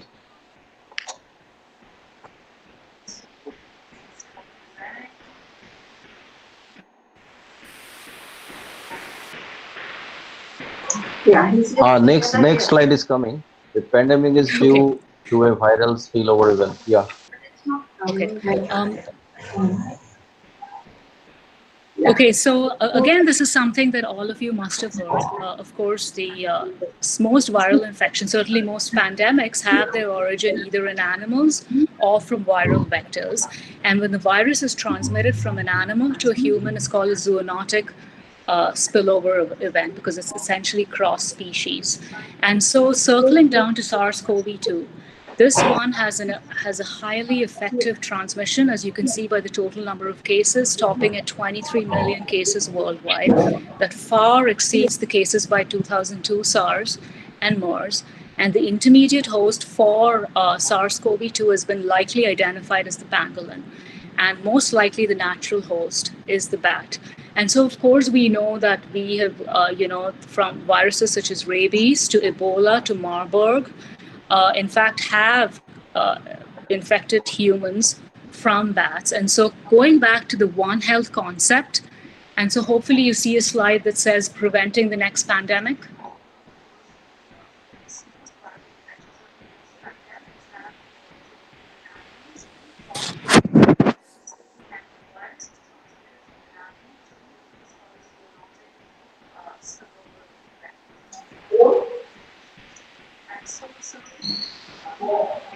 Dr. Smita. Yes. Can you hear Dr. Samujal? Please, how to operate slides? Yeah, it's coming. Next one is coming. Okay. It seems like I'm having to, stop the presentation and start all over again. Yeah, so yeah, we can yeah, try yeah. that. Yeah, Okay, yes. That way you carry on. Alrighty. Okay, so remember how I told you about the One Health concept at UC Davis, and this really essentially one of the programs that really conceptualizes the concept. And so this is essentially called the PREDICT program, which is a collaboration between UC Davis and USAID, and the goal here is to prevent a pandemic before it ever happens. And why is this the case? Well, we know that from history, right, that most of the viruses, in fact, have emerged, well, I wouldn't say most, but a significant fraction of the viruses that have caused human disease and pandemics have emerged from animals, such as the bats. And so part of the PREDICT project is, in fact, these scientists, they visit bat caves, putting their lives, in fact, at risk, but they do it in a safe way. As you can see, this individual here in the picture is wearing a complete personal protective gear, and they handle these bats humanely to collect saliva, to collect blood, and also bat droppings.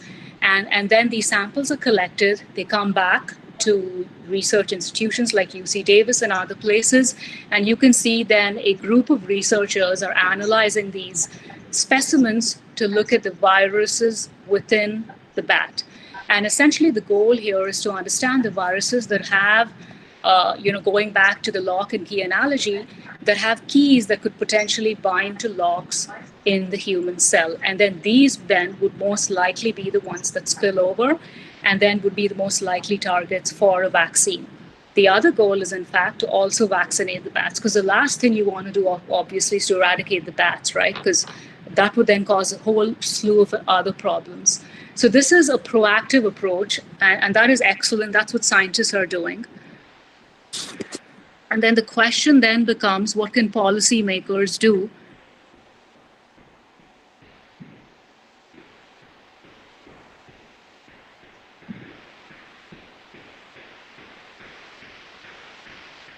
And in fact, this is something that has emerged from all of the recent literature, clearly given that the pangolin was likely an intermediary host that caused, from which the SARS-CoV-2 was transmitted to humans. Clearly, there needs to be stronger enforcement of regulations against illegal trade of pangolins and other wildlife. Talking about the swine flu, there needs to be improved surveillance of farm animals for livestock. And finally, of course, the elephant in the room is that this is all a consequence of climate change. And the bottom line is that we are now encroaching on the habitats of these animals.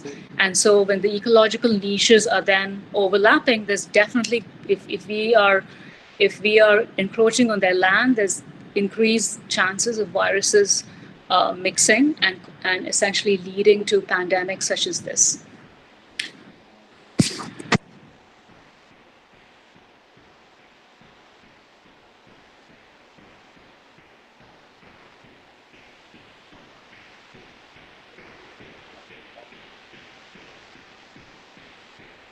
Okay, hopefully you about the SARS-CoV-2 contagiousness.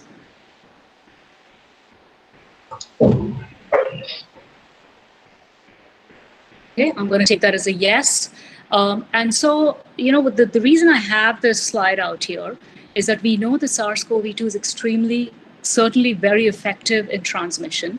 And what epidemiologists do is they arrive at a number called the reproductive factor, or the R0. And this is essentially, specifically, the number of people who catch the disease from one sick person. So let's start with Ebola. I'm sure all of you have heard of Ebola. This has an R0 of 2. We know that Ebola is extremely fatal. It has a fatality rate exceeding 70%. But the R0, relative to something like measles, is very, very low. And that is because the transmission of Ebola is not airborne. And secondly, and perhaps most importantly, is that when a person is contagious, they show the symptoms of the viral infection. With SARS-CoV-2, it's different, right? You've heard of asymptomatic shedders and individuals that essentially develop no illness whatsoever. And so this is essentially why SARS-CoV-2 has an R0 of anticipated R0 of 5.7. What that means is that the risk of one infected person transmitting the disease is essentially 6. So 6 healthy individuals could essentially catch the virus from one sick person. This is in the absence of masks, in the absence of social distancing, in the absence of vaccination. And so clearly then, this is the reason why public health measures such as masking and hand washing are absolutely critical.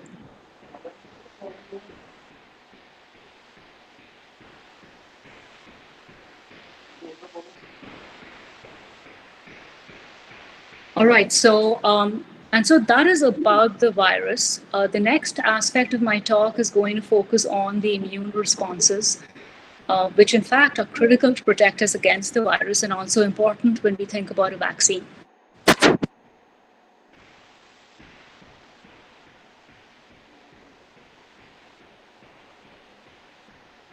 So do you guys see the schematic here that says SARS-CoV-2 to COVID-19?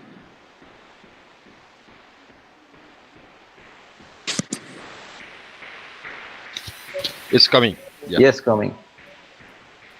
Okay, so I think I don't have to stop presenting. I think if I just exit slideshow, it might work. Okay, so what has become clear with these 20 million cases now worldwide is that the degree of disease to SARS-CoV-2 is extremely variable, right? You have individuals that suffer no effects of the illness. You have some individuals that develop moderate illness that does not require hospitalization. And then at the extreme end, you have individuals that essentially need to be put on ventilators and succumb to the disease. We know that the ones that suffer the severe disease tend to be older individuals with pre-existing conditions such as type 2 diabetes and hypertension. And before we get into what could be the cause of these, clearly there's host factors. I just want to give you a 101 on immunology and the immune response. And so what you should see, hopefully, is a slide that says our immune system.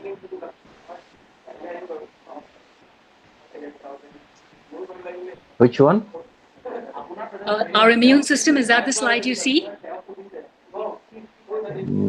Not now. All slides are showing, but not. Okay, is that what you see now, the immune system?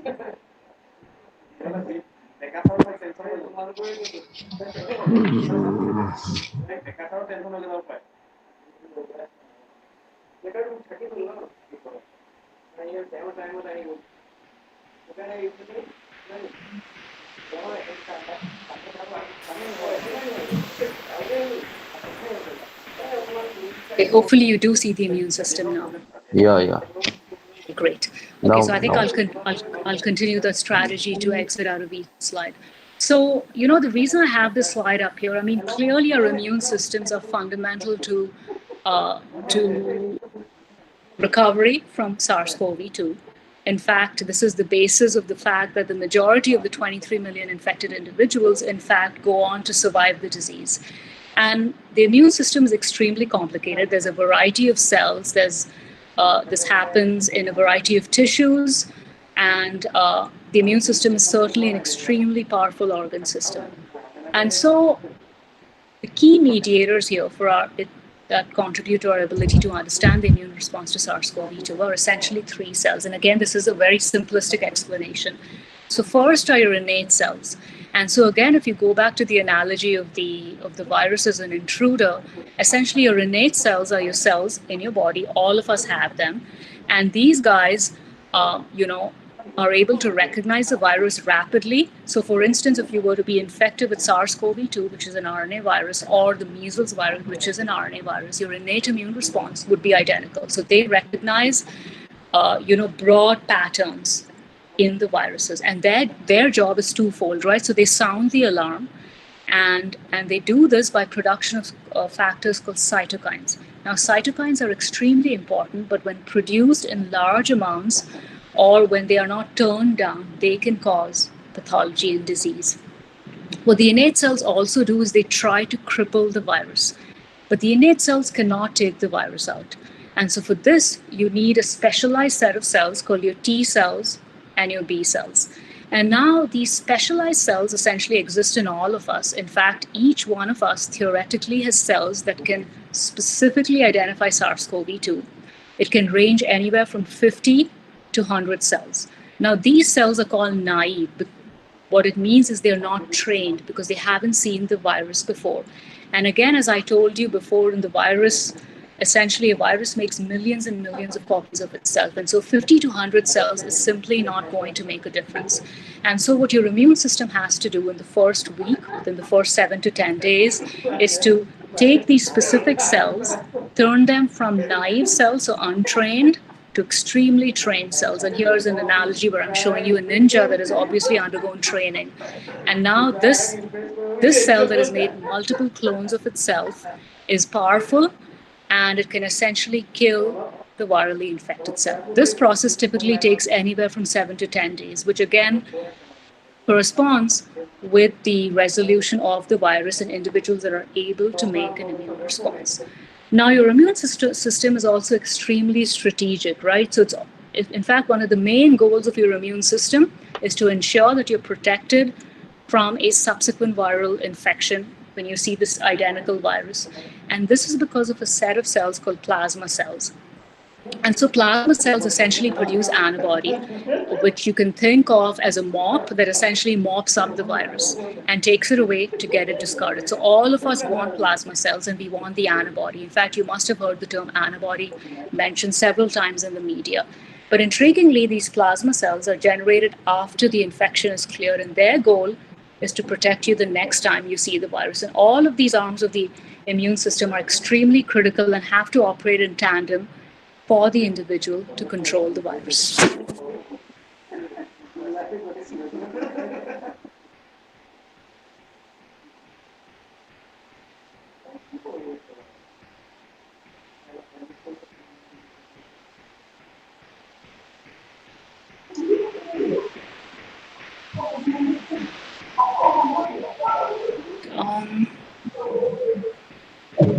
Okay, so coming back to an example of essentially the SARS-CoV-2 pathogenesis, as I told you, our immune system is a powerful ally against SARS-CoV-2, and this is in fact seen in the majority of the 24 million that survive.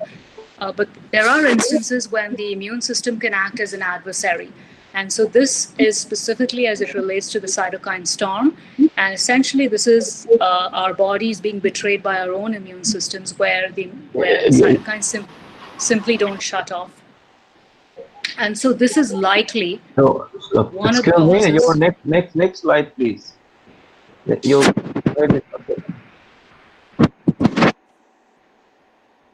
Which slide are you guys seeing right now? it's our immune system, powerful dynamic strategy.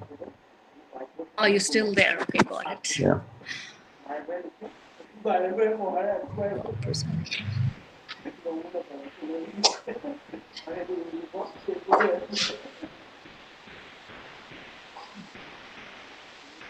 Okay. Yeah. Do you see our immune system as a powerful ally? Okay. Yes. And so essentially the point to be made here is in the majority of individuals that do survive, you have a perfect alignment of your innate and your adaptive immune system that can effectively, all the right buttons are pushed and you have a fabulous immune response and you get rid of the virus. In the individuals that unfortunately succumb to the virus, there's likely a pathogenic underpinning that can be traced to cytokines. In fact, it goes with the name cytokine storm, inflammatory response syndrome. And this is the reason the dexamethasone, which is a blanket corticosteroid, is effective in preventing deaths due to COVID-19. And so that was essentially an immunology 101. And so in my next slide, essentially what I have is, the fundamental question that any infectious disease virologist or immunologist has when faced with an infectious disease such as SARS-CoV-2 is asking the question, how does your immune system respond to a viral infection?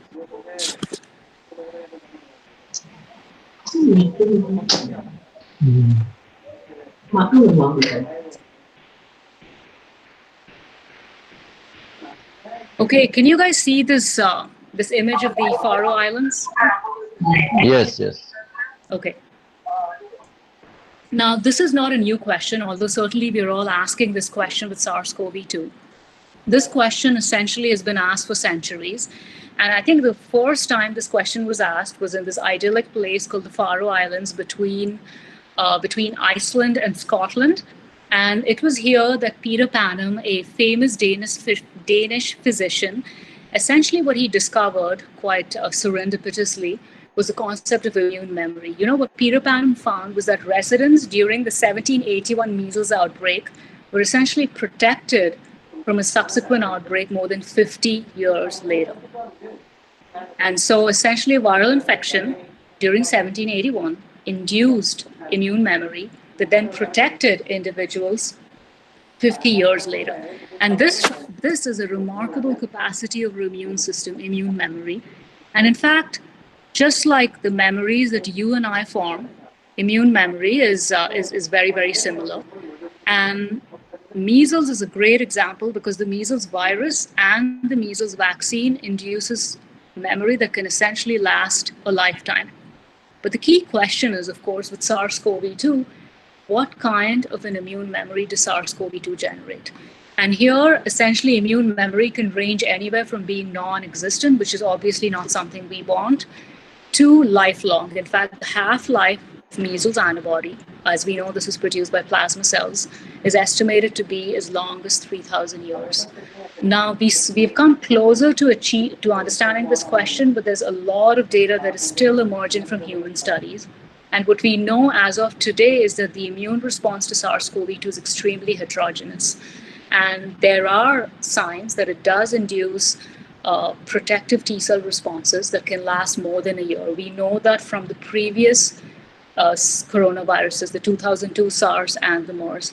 And I think one of the presenters brought up a very important point about nutrition and immunity and immune boosting.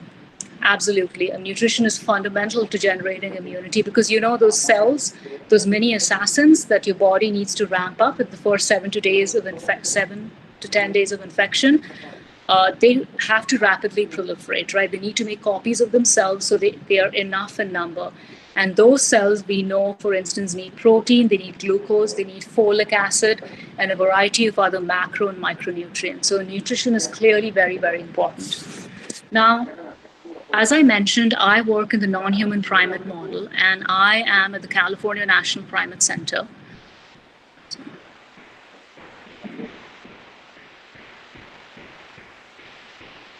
And hopefully you see an image of the United States with the primate centers here. Yes, yes. Okay, excellent. All right, so essentially the United States has 3, 4, 5, 6, 7 primate centers.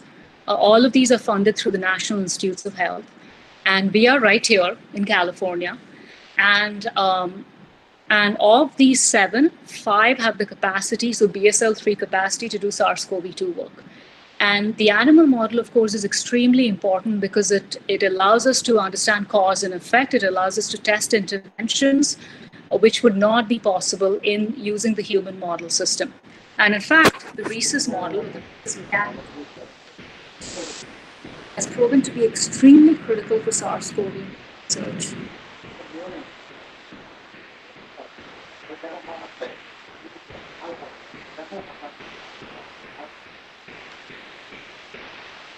And essentially what we have understood is that the rhesus monkey is critical to understand cause and effect and test vaccines and therapeutics. And so the COVID-19 pandemic has brought together stakeholders from the industry, from the National Institutes of Health, and academic researchers such as myself and my colleagues to essentially work together to find solutions. And the rhesus model is extremely critical in this arena. And I'll tell you a little bit about this when I talk about vaccines. And so how are we doing on time? How much time do I have?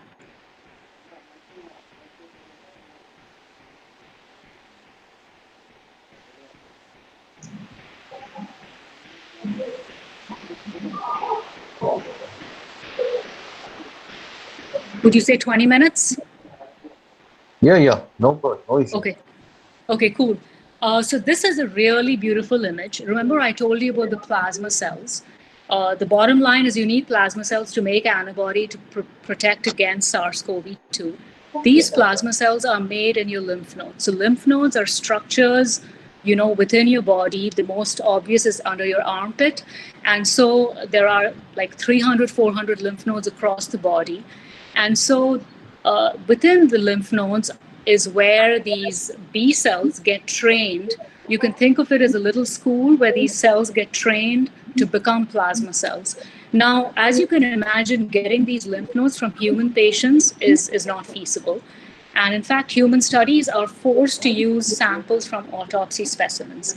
And in that case, you're really looking at the fraction, the 1 to 2% that didn't make a good immune response against the virus, right? Which is why they succumbed to the virus.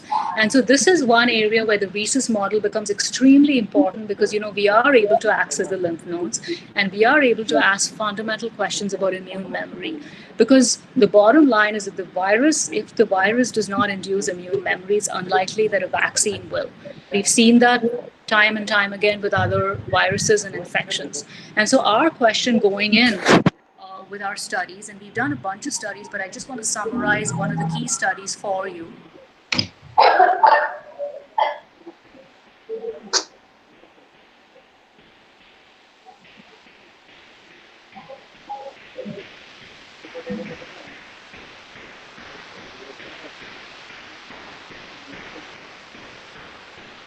And this is the study design. Hopefully you see a slide that says first set of CNPRC studies. Yes.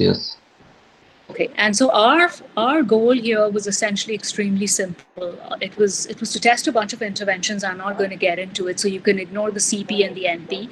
But our question was, if you infect a rhesus monkey with SARS-CoV-2, do you then get a productive response in the lymph nodes? As I mentioned, lymph nodes can all be sampled in humans. Why are lymph nodes important? Because this is where plasma cells are essentially spawned, right? And so if SARS-CoV-2 can induce these cells in young, healthy rhesus macaques, then that bodes well for both a vaccine as well as potentially inducing protective immunity from infection.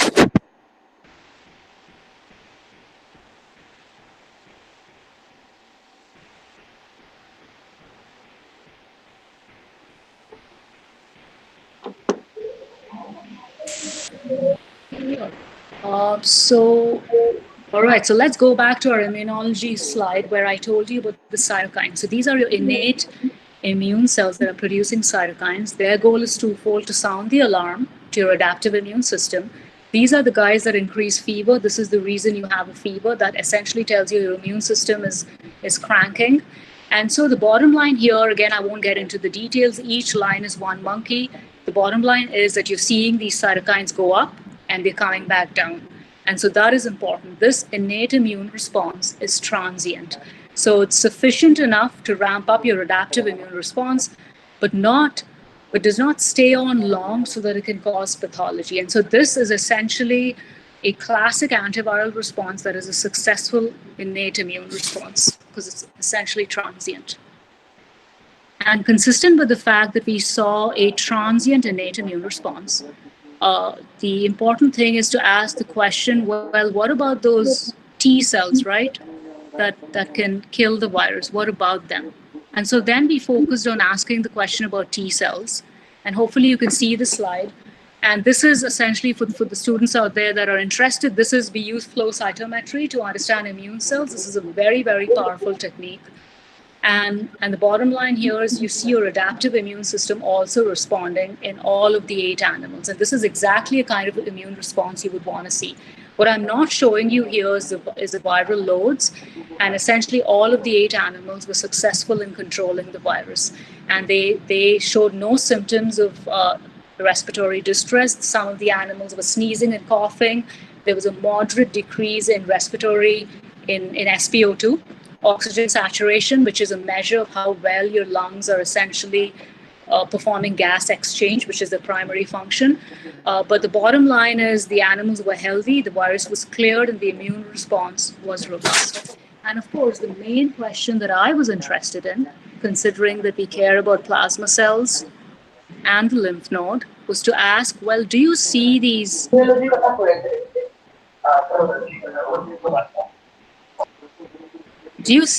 immune cells that can give rise to plasma cells in the lymph node? And to cut a long story short, these are the cells that help train your plasma cells, and we see chock full of these cells within the lymph node. And this is the mediastinal lymph node. So this is the lymph node that is draining the lung, and you see a lot of these cells. And also the way they look is that of a viral infection. So to summarize these data, and again, I will not be showing you any data. Bottom line is that we have essentially established a model of a asymptomatic illness at the California National Primate Center, and this is going to be extremely useful to understand the mechanisms that underlie protective immune responses.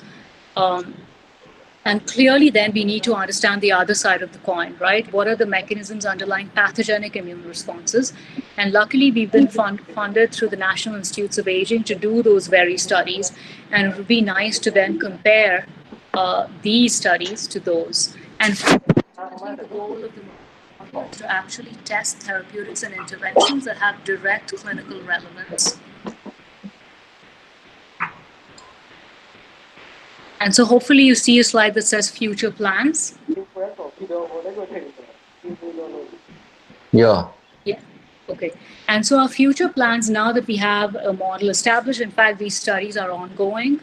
I'm sure you've heard of the use of monoclonal antibodies, which are essentially purified antibodies that are highly, highly potent, and using them either as a prevention or as a therapeutic against SARS-CoV-2. We are, in fact, as I speak, we are doing those very important experiments. As I told you, we also want to understand the role of age and predisposing factors. And finally, of course, we want to understand how immunization can prevent infection. And the benefit, of course, of the monkey model is you can control the dose and the timing of the virus, which is not possible, obviously, in human studies. And although there are phase 2 and phase 3 clinical trials, and we are awaiting those efficacy data, there is always a possibility that the efficacy data will take time to collect it because you need a certain number of people to be infected. And so this is where the rhesus model becomes extremely important, because it's going to complement our human data and hopefully result in an effective vaccine being licensed early next year.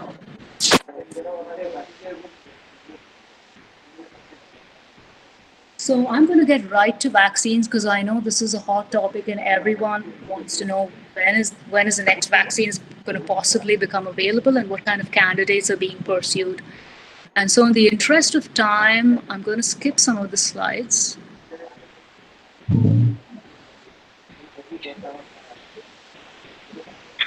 Okay, so hopefully you see the slide that says coronavirus vaccine tracker. Yeah. Okay, so we've talked about the virus itself. We've talked about the fact that the virus can induce immune responses. We've talked about the fact that the clinical response to the virus can vary from being asymptomatic to essentially being extremely pathogenic. And so the bottom line here is the summary so far is that the virus induces effective immune responses in young, healthy individuals. So that's the good news. It means that a vaccine that is essentially mimicking the virus can also do that. In fact, many of the vaccine studies have shown that to be the fact in rhesus monkeys. So they've vaccinated these monkeys with the Moderna mRNA vaccine, with the chimp-ad Oxford vaccine, and they've essentially found that these vaccines protect against a viral challenge when the challenge is given 4 weeks following the last immunization. So here is essentially the latest that was from the New York Times. It's probably already a little old. The bottom line is there's more than 180 vaccines that are in various phases of testing. As you all probably know, there are quite a few in phase 3. And so just to walk you through this, typically, the time from having a product to licensure can take many years and potentially decades. And so what we are doing here with this pandemic, of course, is trying to get a vaccine as soon as possible, because, of course, this pandemic has affected us all. And so the phases that we have observed so far, our phase 1 studies are essentially designed to ask the question, are the vaccines safe? So phase 1 to approval are all human studies. Preclinical would be something like a mouse model or a rhesus model. And so phase 1 studies are safety. Phase 2 studies are larger and hundreds and thousands of individuals. They also ask safety and immunogenicity. So does the vaccine induce an immune response? Phase 3, of course, is efficacy. And so this involves tens and thousands of people. Both the Oxford vaccine as well as the Moderna vaccine has recruited more than 30,000 individuals with sites in the USA, Europe, and even India. Now, there are 2 vaccines that have been approved for emergency use in Russia and in China, respectively. But let's talk about the front runners and essentially what's in store for us in the future.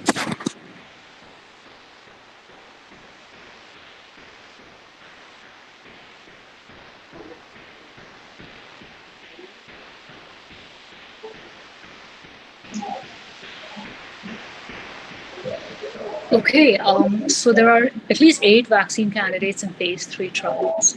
And in June, the FDA in the United States said that a coronavirus vaccine that could protect at least 50% of vaccinated people could be considered effective. I am unsure of what the recommendation by the FDA analog is in India, essentially the Central Drug Standard Control Organization, but it's likely to be within the same range. And also, as we've seen with the convalescent plasma approval, that during a pandemic, a vaccine may receive emergency use authorization before getting formal approval. Now, one of the vaccines that has been backed up by is, of course, the Oxford vaccine.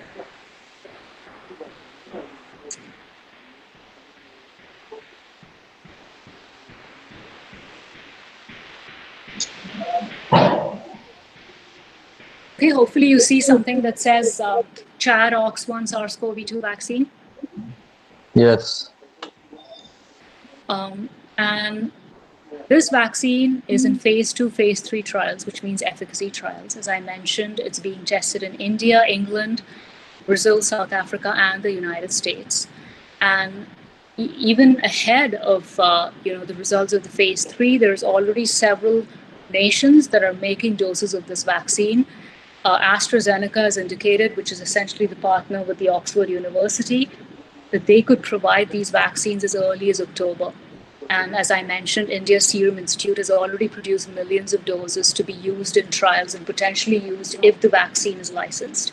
Now, the chimp AdOx one, that seems like quite a mouthful, but essentially what the chimp ad is, it's a simian adenovirus. And so what the investigators did in this case was they used a adenovirus vector as a vector to essentially deliver the spike protein of SARS-CoV-2. If you remember from the schematic I showed you of the virus itself, so the key is the spike, the lock is the ACE2.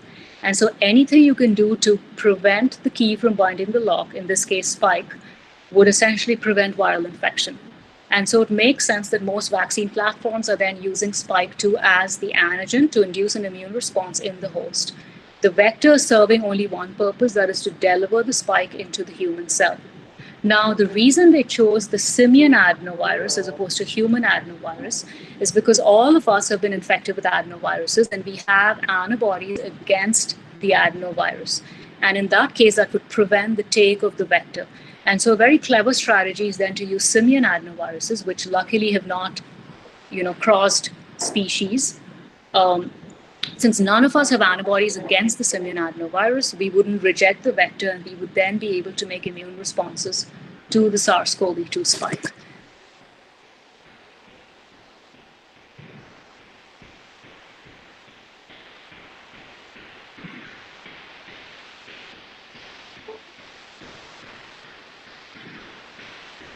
And so that point is essentially summarized here.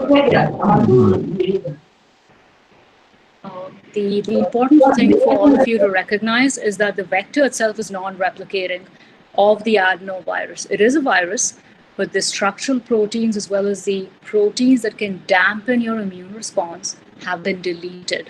And so this is a non-replicating virus. It is safe. Most likely you will need a booster shot. So, in instances with some vaccines, you get a vaccine and then you go back in 4 weeks and you get another shot. So that is a booster shot. And a question of food for thought is potentially, would you need a booster shot with, say, an mRNA vaccine or a different viral vector-based vaccine? The good news is animal studies have shown that this vaccine would be effective. Now, the question, of course, in all our minds that we don't have answers to is that will a vaccine work?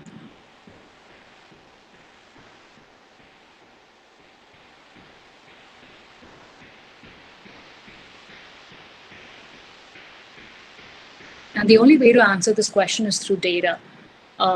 We know, as I mentioned, studies in animal models do show protection. We do not know the durability of the antibody response to the vaccination in humans. So that is a critical question that researchers are working on figuring out. Now, a vaccine can prevent infection. And the question is, if it prevents infection, it would prevent disease. But there could be an instance where the vaccine does not prevent infection, but still reduces viral loads to a level where it does prevent disease.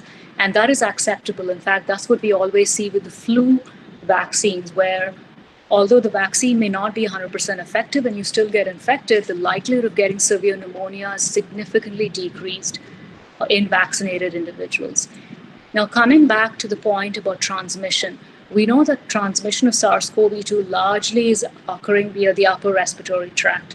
And so critical question, of course, that researchers want to know is whether a vaccine can prevent infection, can it prevent disease, and can it prevent the infected individual should a person, if a person does in fact get infected, would this vaccinated individual be less likely to transmit the virus? And that would depend on the viral levels in the upper respiratory tract. Clearly, these are very, very important questions, and we have to await both the animal data and the human data to make any conclusions.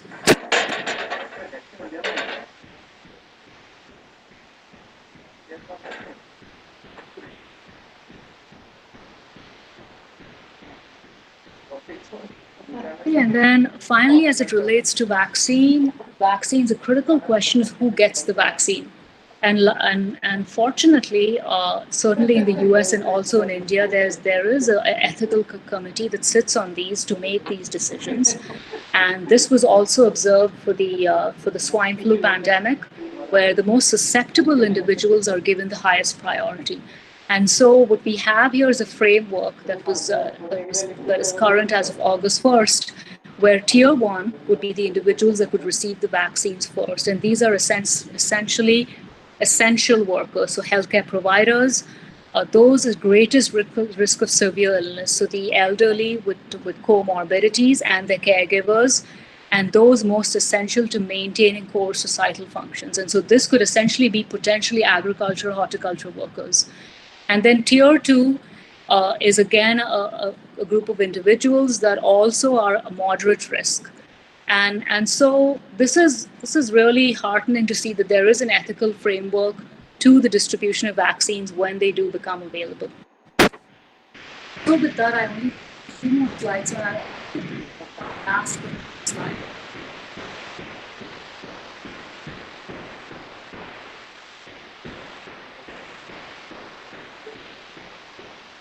So coming back and looping back into horticulture, and I think many of the fabulous presenters before me alluded to potential solutions. And the question is, clearly this COVID-19 pandemic has affected us all, and how can we reorient our horticultural systems to function optimally in a post-COVID-19 world? And I leave you, the experts, to come up with answers to this question. And so my last slide is essentially an acknowledgement slide of the individuals that I've worked with at the CNPRC. And so clearly all of the data and the studies that I've shown you, any work in monkeys and humans, essentially any animal model, it takes a village to do this work. And so I want to acknowledge all of these individuals on this slide. And finally, I want to acknowledge the audience. Thank you for your patience. Thank you for the invitation.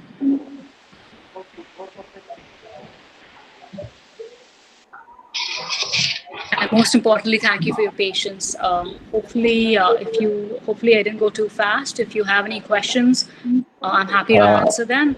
If not, you can always email me. Thank you. Thank you, Smita. You have done very good job. Any question, please? One or two questions, please.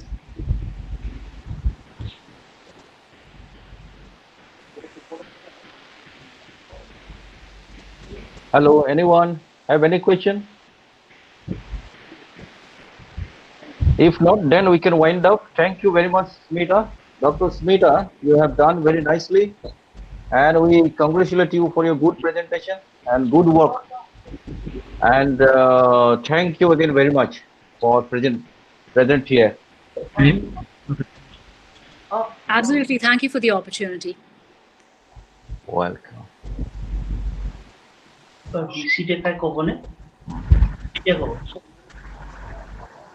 So, Dr. Sunil Bora, do you like to say something for gratefulness of presentation? Okay, thank you very much. Thank you very much, Mrs. Dr. Iyer, Assistant Professor, UC Davis, California. So you have delivered a very fruitful topic, especially relevant to this unexpected pandemic situation going on all over the world.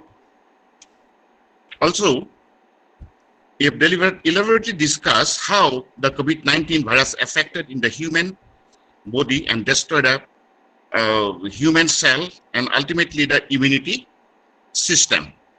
Okay. Since any vaccination and medicine is yet to come up, though many scientists working on this line, so increase and strong immunity in our human system may be one of the best alternative way. So we all know horticultural crops, especially fruits and vegetables, and many spices and condiments, and many medicinal plant species can play an important role for increasing immunity in human bodies, those many of them already established. Presently, the 16 fruit crops, 19 vegetables, 2 ornamental plants, especially balsam and kadamba, and more than 20 medicinal plants of Indian origin. Those many from northeastern parts of India having capacity to develop strong immunity in human system. So this should be effectively utilized and consumed. Lastly, but not the least, I, on behalf of the organizing committee, Department of Horticulture, Assam Agriculture University, Jorhat, Assam, India, want to share my heartiest thanks to Mrs. Dr. Iyer, Assistant Professor, UC Davis, California.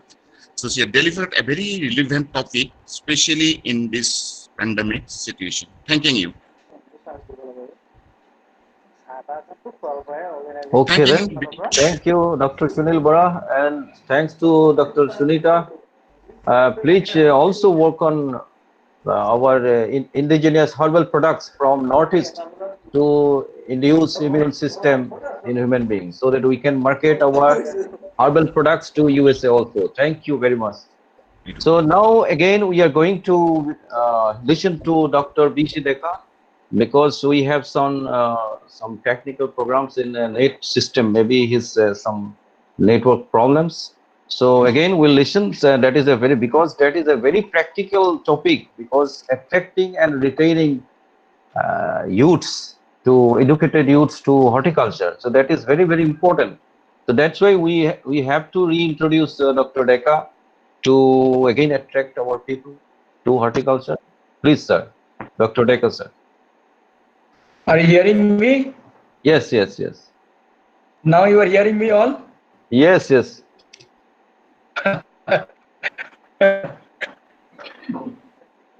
So we cannot leave you. No, I believe all of you are very much hungry now because this is 2:10. We are hungry for knowledge only.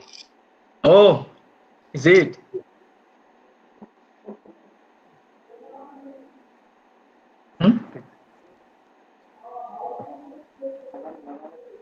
Is it okay now?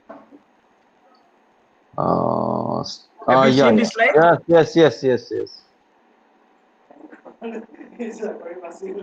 Yes, it is coming. Horticulture for attracting and retaining youths in agriculture. Yes. But then it's not going next, no? Yeah. You see, today actually there are a lot of problems. So I'll skip this particular slide. Next slide is coming. Yeah, I'll skip this particular slide because I have already spoken about this. But only thing, I mean, whatever weakness all of you know, but then I consider entire northeastern region our another big weakness. I do not know who will solve this particular problem. We are always in a disturbed environment, and in that environment, nothing is going to happen unless we people rectify ourselves, our own behaviors.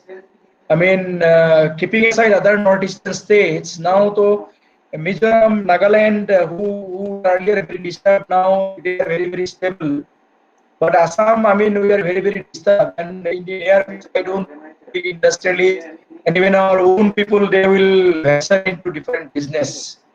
So probably we'll have to change our set and we'll have to build an environment where really we can do business. So to me, among all the weakness, this is the biggest weakness in the state now. Keeping aside other, state of the region. So with this little bit of background, so I would like to go to my next slide. You see, this is a very important slide. If you just look into it, we did a small, analysis, the compound annual growth pattern. If you see this particular, slide, you see, even though we are our strength in both fruits and vegetables is very, very good. We are surplus. Since last so many years, our surplus is very, very huge, particularly, fruits and vegetables. Even though, if you consider Assam, we are still deficit in vegetables. Even though, many of us, we feel that how come we are deficit in vegetables? But if you consider the requirement of vegetable tree per day, per head, we are still deficit. But the Northeast as a whole, we are surplus. But the ori over here, you see, so far in case of fruits are concerned, yield in Mizoram and Tripura, there is a negative growth. That means increasing productivity, there is a negative, growth. Maybe because of whatever variety they use, now they are not using, or maybe because of some other reasons. So, except Mizoram and Tripura, of course, in fruits, other, particular states, the productivity is concerned, growth is, to be very precise, it's good, 1.46. But then production is very, very good. It is above 5. But coming down to vegetables, you see, except Meghalaya and Nagaland, all other states we have a negative growth rate so far productivity is concerned. Our productivity is stagnant, but the productivity is very, very minimum. It's a negative growth rate. Our production has increased because area has increased. Productivity in case of fruits is increased, even though the area increase, but productivity increase in fruits was much better than the vegetables. But then in case of vegetable, you see it is a negative growth. So probably all of us will have to think about it. And there may be some statistical jugglery also, I do not know. But then whatever data we have in the public domain, based on that only we analyze. In the last quarter, last 10 years, our growth rate in vegetable is negative so far productivity is concerned. You see, by 2030, as on that we are surplus, but 2030, 10 years from now, there will be huge surplus. There will be huge surplus, and with this particular surplus, now we can think of, exporting to the other country, which has already been happening in the last 2-3 years, and we can also think of some processing plant.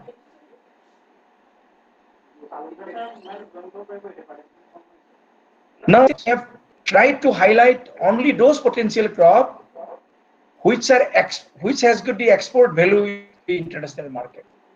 Of course, northeastern region we are rich in very many crops, but then to me it appears these are some of the crops where we can earn a lot of dollars by selling our commodity, not only in the ASEAN and Bangladesh, Nepal and Bhutan, but also we can think of marketing our own commodity in the metro. Say for example, I'll give you a simple example of mandarin. The beauty of our mandarin, mostly it is commercially available in the month of November latter part to January first fortnight. And during that time, Nagpur mandarins are not available in the market. Perhaps during that time, we can market our mandarin in the metros and we can earn a lot of money. Even probably many of you know our Khasi mandarin, it has already gone to the different countries, particularly, Bangladesh, whatever mandarin they get it, most of their supply, it goes from this part of the country. The businessmen at Karimganj, they take the mandarin from Arunachal Pradesh and our Kakapathar area, and they send it utilizing the river, port at Karimganj. And that way where mandarins are going. Our pineapple, probably you know, pineapple it has already gone to Gulf countries and many of the countries. Assam lemon, even we have a very good scope in guava. Many of us, we may feel that how come guava can be an important crop.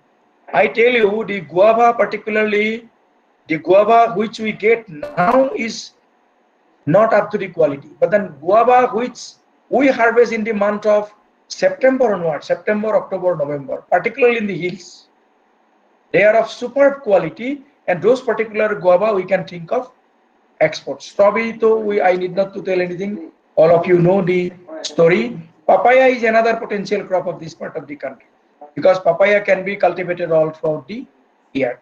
So for vegetables are concerned, probably our strength is enormous in cucurbits. You name any cucurbits. Pumpkin has already gone in the international market. We can even think of exporting our own cucurbits, particularly cucumber. Many of you may not know, we have a local variety in Mokoksang area of Nagaland,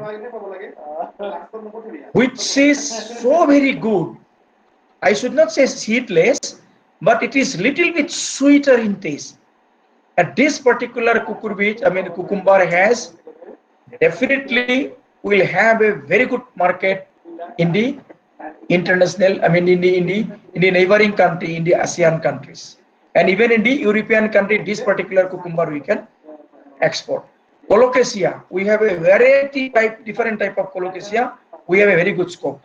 Leafy vegetable we have not explored because leafy vegetable has got a very good demand in all throughout the globe. Only thing, the leafy vegetable we will have to go for minimal processing, and we'll have to go commercial cultivation of leafy vegetable, and we have got a very good scope for leafy vegetables. And probably all of you know ginger and turmeric and chili, particularly the our own Bhujjolokia has got tremendous market in the international, particularly the European country. Because I know the ginger, it's going from this part of the country, but only thing, our post-harvest management is very, very poor. That front, if government comes forward, because we have all the technologies, only thing, if we send the material via, the ship, it takes lot many time. But then if we use the air cargo, probably subsidies and other thing will be really required. So that way also we can think of flowers and other, particularly orchid, we have a strength.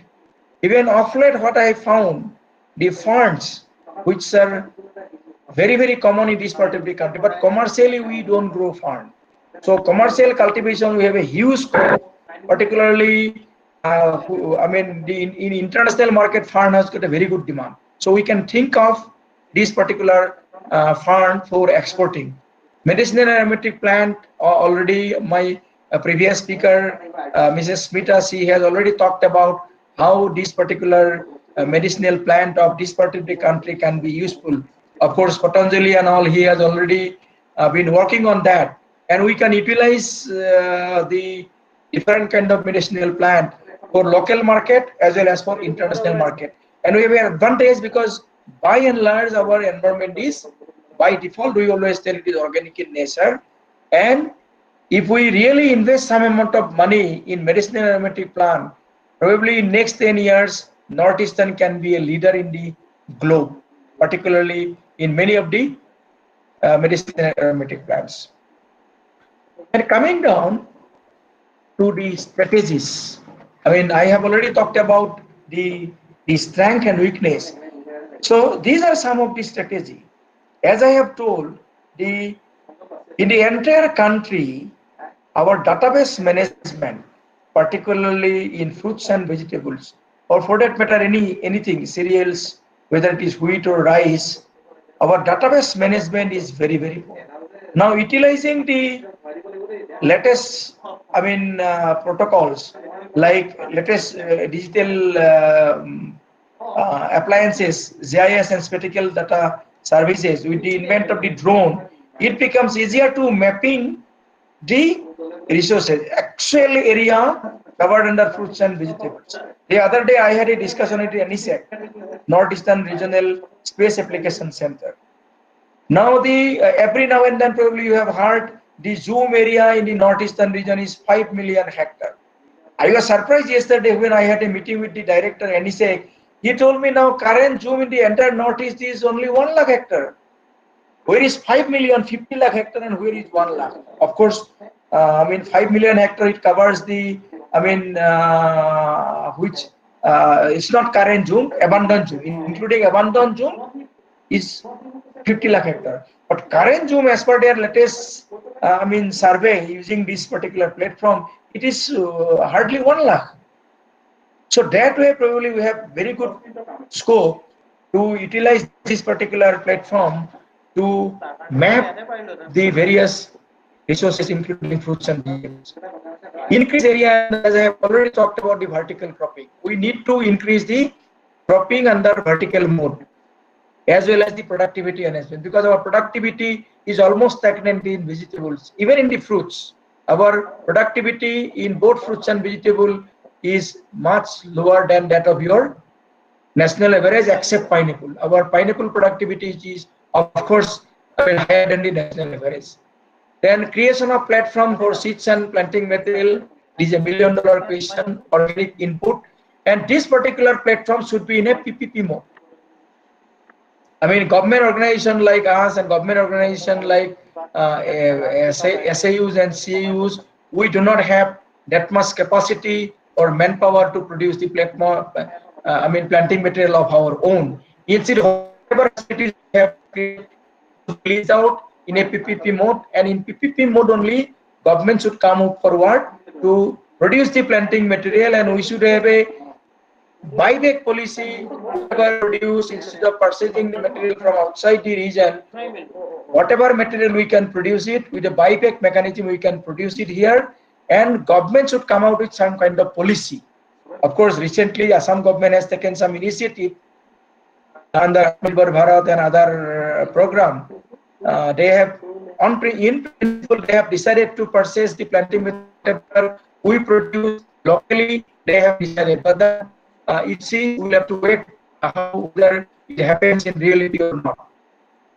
The production has to happen in a cluster mode because marketing is a big issue. All of you know, the marketing is a big issue because we do not produce volume, even though we are a surplus in fruits and vegetables. But assembling is a big question. Assembling of fruits and vegetables to make a big volume. So to avoid this particular problem, if we devise a mechanism, particularly for vegetables, paddy fallow can be utilized for cluster cultivation of winter vegetables, or cluster cultivation of even some fruits like strawberry, so that marketing is not a problem, and that should be linked up with primary and terminal market. As I have already told, we need to take up some mega program on promotion of minor seed spices, cumin, coriander, and cumin, both black cumin and regular cumin, coriander, then other thing, and other minor seed spices. Since we have enormous land in the sour areas in the Brahmaputra Valley as well as in the Barak Valley, so we can utilize this particular area for minor seed spices promotion. Farm machineries. Farm machinery, I am not talking about the tractor and power tiller. Particularly horticulture development, machineries are available for bed making, machineries are available for pit making, machineries are available for mechanical grass cutting, mechanical pruner. So those kind of machinery should be made available to the farmers instead of giving them, in a subsidy. Subsidy we can give for a particular for 1 or 2 years to promote this kind of machinery, but immediately we should develop a particular program so that this machinery can be readily available at the district level. Instead of making them available in the Guwahati or Jorat, it should be available even in the block level. Then farmers will definitely purchase, because these particular machineries are not very costly. For the costly machineries, we can, in a block level, we can have a custom hiring center. We can make those particular machinery available in the custom hiring center, and whoever and whenever repair, they can hire it and use it. And development of horticulture based IFS, which I have already talked in my strength. So this is really, we need to go in a big way, particularly for the marginal farmers. And to develop spices, citrus, and medicinal aromatic plant, the government of all the northeastern hill states, looking into the strength, everybody should go for a mission program. And as you know, we need to believe the supplementary and complementary agriculture, particularly supplementary and complementary horticultures. Whatever we produce, Meghalaya should not produce. Say, for example, during summer and Kharif season, we cannot produce. Assam cannot produce tomato. Meghalaya can produce tomato.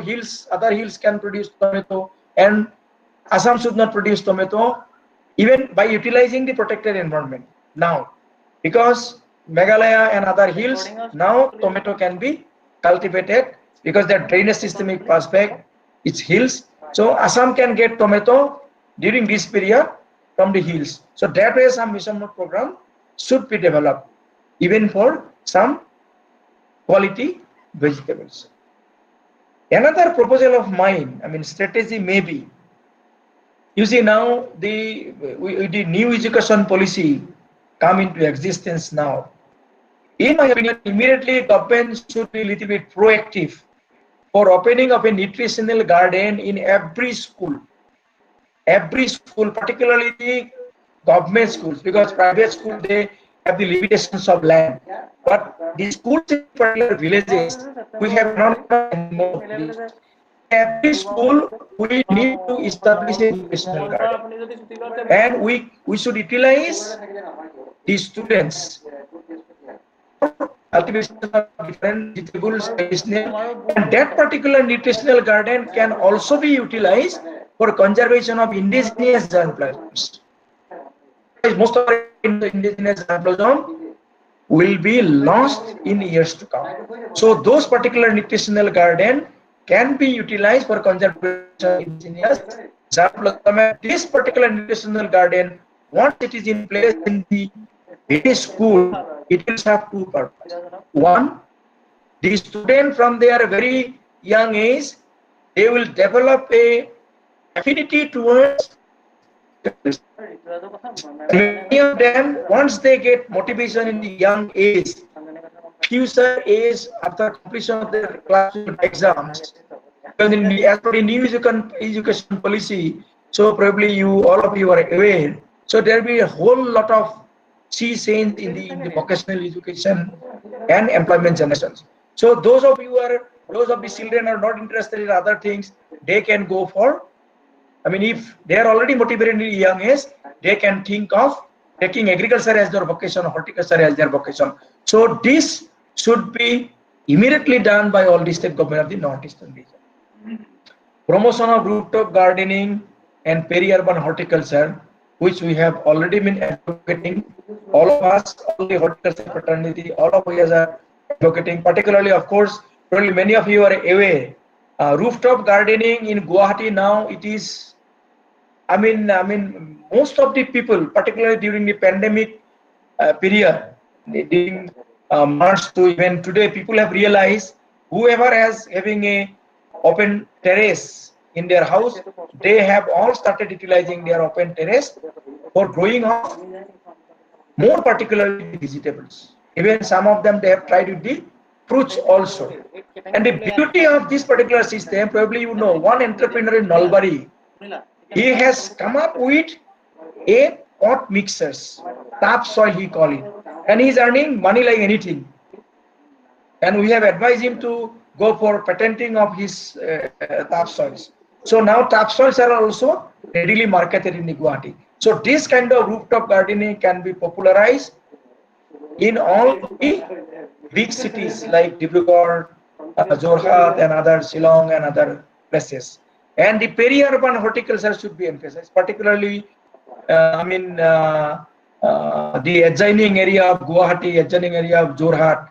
So to meet up the demand, local demand of the city, so we can think of utilizing the peri-urban areas for growing of different horticulture crops. Infrastructure development is a must. Every now and then we talk about in Northeast, we do not have any pake house. Government, there is a policy, but then there is no taker.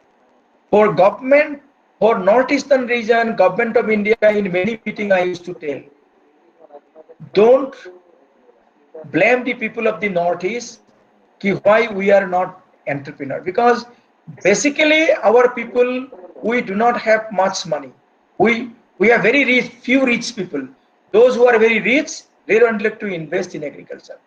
So to me, for the entire Northeastern region, if post-harvest management, proper post-harvest management valuation to take place, the Government of India, or for that matter the entire Northeastern region, can take the benefit utilizing the fund under Agri Infrastructure Development Fund of 1 lakh crore under Atmanirbhar Bharat for creation of facility for post-harvest management. And once the facility is created by utilizing that particular fund, that particular facility can be leased out to some FPOs or to lease out some of the young entrepreneurs. This young entrepreneur, the handholding can be done by either by Central Agriculture University or Assam Agriculture University or for that matter any other research institute. Because handholding in initial year is very, very important for the young entrepreneur. So that kind of facility in the Northeast, the government, either from the funding of the government of India or of the respective state government themselves, they can create this particular facility. Promotion of few group of youth for amenity horticulture is need of the hour. Say for example, Assam Agriculture University, we have a huge building, whether it is Dean Office or Director of Research or different infrastructure, DPT building, our auditoriums. And I know many of the contractual staffs are involved in maintenance of these things. And you know how the contingency grant is day by day in the university. So what we can do, some local young people, we can motivate them. What they will do, they will have some 500 or 1000 different avenue pots or maybe annual pots. And university will have a MOU with them, okay? Yearly we will give you 5 lakh rupees or maybe 4 lakh rupees. All our major building, Vice Chancellor Office, Dean Office, DR Office, DPT building, Horticulture building, DPP office. So you should go for beautifications. So they will be responsible, they will manage, they will bring, and they will keep on sending pots one place to another. Similarly, the other organizations, NICE they can think of, Jorhat Airport they can think of. I mean, I'm just for giving an example, I'm just giving you this particular example. So for amenity horticulture, our young people can form a group, pan northeastern region, and that way they can think of this can be a business opportunities for the young people. Organize marketing with minimum support price. Before I talk about minimum support price, how can we organize? It will take some time for cluster cultivation, may take some time. I'll give you a simple example. So 10 years back, not 10 years because I left university in 2007, it is almost 13 years back. I still remember 2004 when I visited Sorupathar area of Golaghat district, Sorupathar Borpathar area. That particular area, they grow commercially fruits and particularly vegetables, more particularly in brinjal and tomato. I'm talking about 2004. During that time, they had self-help group. One self-help group was exclusively responsible for marketing. So that particular group, what they used to do, they had 2 Tata DI. They used to telephone to Dibrugarh market, Tinsukia market, Jorhat market, and then inquire previous day. What is the demand of tomato in your place? What is the demand of your brinjal? So they will immediately collect the data over phone, and based on the requirement of those days, immediately they will fix the price. Okay, we are coming today with this much of tomato. Tell us how much money you will give. So they will give a good price, and they will collect it from those group of farmers, another self-help group who is responsible for production. So that way they marketed. I do not know what is the status of that particular group now, but then 2004 when I visited, that time itself they started. So this kind of organic marketing should happen all throughout the year. Now because of the scrapping of old APMC Act, probably all of you know, it has not yet, of course, Parliament has not yet passed it, but then it is already an act. Cabinet has already decided 3 Act. Based on that 3 Act, now there will be no bar. Anywhere and everywhere you can send your market. Now digital e-market, e-NAM, e-National Agriculture Marketing Platform. Of course, Northeast India has not yet taken part. Infrastructure are coming up. Digital platforms. Other state, Maharashtra, Andhra Pradesh, they have already created, but Northeastern region, still none of the state has created this particular platform. But once the platform in Northeast India is created, probably our young people will be immensely benefited to market their produce directly to the national level market. Strengthening of R&D program for organic production system is a must. In my previous presentation also I told, We have been talking about organic, but where are the inputs? We do not have inputs. Whatever seed we produce all inorganically. Now seed has also to be produced by organic means. We need to produce the organic inputs, whether it is vermicompost, biofertilizers, biopesticides. Locally it should be produced. Then some young people should be trained. SAUs and CAUs should come forward and take a lead. To develop the different protocols. Probably Assam Agricultural University should immediately take a priority on a priority basis for organic production systems. One is organic production system, other one is development of vegetable variety. Assam Agricultural University should take up in a priority basis, in my opinion. And whatever PG student will have, of course, in my next slide, I'll talk on that. And finally, Horti Incubation Center is a must. It will be a single window where we'll have all the facilities. Single window system that, of course, I'll talk about. Now, these are some of the action plan which, with my limited knowledge in because there has been a lot of change in last few years in horticulture. Even though our production is very high, we are already surplus. But to really catch the international market and the national market, our production will have to still increase. Area and production at the rate of 3 to 5% per year up to 2030 will have to increase. And to do that, we'll have to popularize the new variety. We'll have to develop either new variety or new hybrids locally, or if some good varieties are available, particularly some very good resistant variety are available. But the Arca Rockshop, which was released as a resistant variety, triple resistant variety, but then the resistance of that particular variety has also broken. So new variety Arca Samrat has come. So that way new varieties are coming up. We should utilize those particular varieties. Canopy management, we have not done much. Fruits. Our farmers, particularly citrus, our citrus is dying because of not because it is organic by default. It is dying because of the neglect. People after harvesting, they don't go for any kind of pruning. Whether it is, I know guava, people never go for pruning. Heavy pruning is required in case of guava. Light pruning is required in citrus. All this Assam lemon. I have found most of the farmers, they never remove the water suckers. Time to time pruning of branches, although canopy management is a area where we really need to do some work. Micronutrient management, probably all of you know, particularly the boron and zinc. These are the two important micronutrients, which really play an important role in agricultural crop. And if Assam Agricultural University can come up with a micronutrient formulation, micronutrient formulations for horticulture are being developed by IIHR, but then that is for a soil where pH is more than 7.5. But our pH is always less than 6. Our by and large 5.5 to 4.5.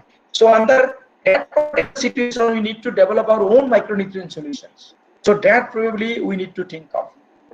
Promotion of protected cultivations, particularly that part. So there has been some progress of late, but then it should be in a cluster mode, not in a one polyhouse here, one polyhouse there. Hectare basis polyhouse should be constructed, and then only it can be a commercial protected cultivations. Promotion of organic farming, which I have already talked. Mulching is another area we need to think of.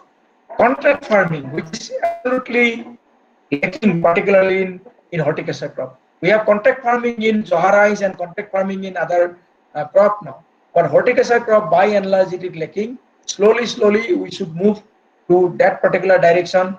Our young group, particularly now FPO, with the revised guideline of FPO, now Government of India has decided per block there will be 2 FPO.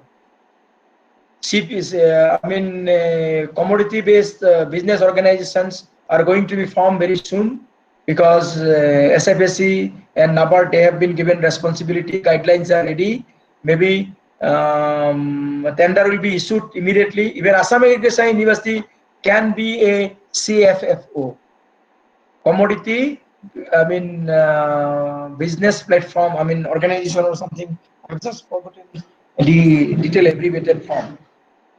So that Assam Agriculture University can be a focal point who can really guide the formation of the FPO in each of the block in the entire northeastern region. AU and CAU and the seed corporation need to be strengthened. Government really should come up with some one-time grant. Particularly, they should give. A few days back, when I talked to the Honorable Agriculture Minister Rotul Bora, I requested him, why don't you give 100 crores to Assam Agriculture University? Because Assam Agriculture University, they have huge resources, unutilized land in many of the places. Give 100 crore, they will give you the planting material. Of course, Assam Agriculture University need to form a company within the university, because within the existing framework, that cannot happen. So these are some policy issues which we need to think of. Then empowering local private players for production of seed, planting material and organic foods, which I have already talked. Young entrepreneur can come forward, and university, ICR Institute should go for hand-handling. Under Prime Minister Krishi Sinchai Yojana, there has been a lot of funding inflow is there, but somehow in the entire northeastern region, this particular scheme, we are not in a position to take the benefits. To some extent, we have taken. Then in the larger scale, if you see the benefit, we are not in a position to take. Somehow we are going to miss the bus.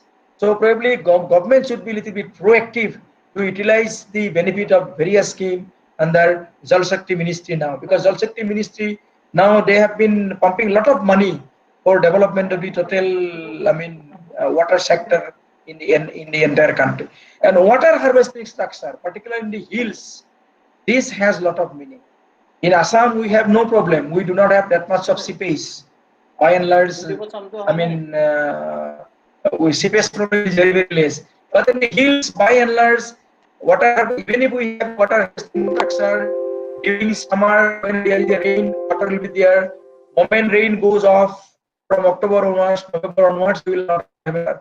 So, water harvesting structure in the hills, we should go for pond lining, because there is a very good, these things are which, when I was joint director at Nagaland Center, we have standardized that particular technology. 1000 micron, UV stabilized material, polyethylene can be a very good options. Of course, the life of that is also very high, 5 to 7 years, and cost is also not that much. That way, we need to develop some water harvesting pond lined water harvesting structure, where you can go for growing of fish. Mechanization is suitable farming, which I have already talked, custom mining and other. Post-harvest management, these are some of the action plan. Till then, even if we have standardized the harvesting indices of almost all the crops, but still our farmers, out of their ignorance, or maybe they are not interested, they do not realize how this particular maturity, the harvesting time can influence the post-harvest life. The farmers and consumer, they cannot realize these things. We, the scientists, we, the technocrats, we realize the importance of harvesting a particular commodity in time and storability. This particular issue, rigorous training is very, very much essential. Probably our KVK, of course, many of the KVK they have started, particularly in the post-harvest management, fresh fruits management, we need to take up a lot of training program. Now, FPO should be trained in this particular area. Establishment of peg house, which I have already talked about. Individually, peg house, no business will come and form. Government, they should have a peg house with a cold storage facility, and it should be leased out to the young entrepreneur, and this kind of facility into me, whatever cold storage is coming up, one idea has come to my mind. You see, the cold storage area, but then the cold storage, whoever will have a cold storage, they should have adopted another strategy. Because our farmers are basically poor. They can keep the material in the cold storage. But then when the price will go up, they will not have money to even give the money, whatever is required as a rental for keeping their commodity for 3-4 months. If you can devise a particular policy, say for example, I am a farmer, I am going to a cold storage facility. What I'll do, I'll give him 1 quintal of tomato. What he will do, he will give me present, if the rate, the day on which he has gone there and deposited the rate is 2 rupees, 200 rupees quintal, he will give the farmers to 200 rupees quintal. 200 rupees instantly, okay. At today's rate is 200 rupees, you take it. When we will sell, based on the market after 3 months, if the price is 40 rupees, we will keep some 15% margin and remaining 85% we will give it back to you. So that kind of strategy should be formulated. Here also our young entrepreneur can come forward. Because as such, cold storage will have no meaning until and unless we devise that kind of strategy. Because our farmers are basically poor.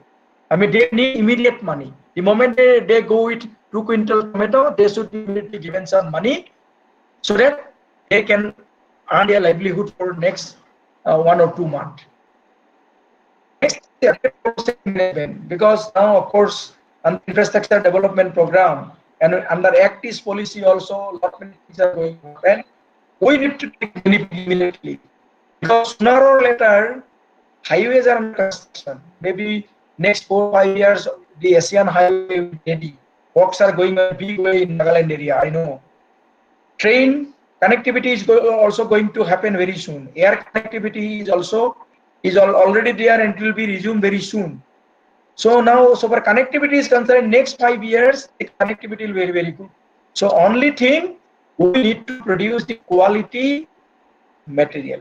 And to market those particular produce, we need to maintain a cold chain. So huge infrastructure has to be created. We need to invest in years. And government, only respective government should come forward for creating this particular infrastructure.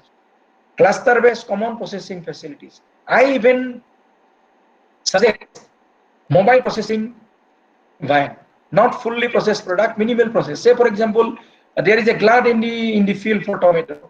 We should not go for, I mean, simply crush the tomato. Simply crush the tomato. I mean, of course, now a lot of facilities, online aseptic crushing facilities are available. Of course, these are very, very costly. But then, I mean, there should not be any limitations of money now. A lot of money under Kisan Sampada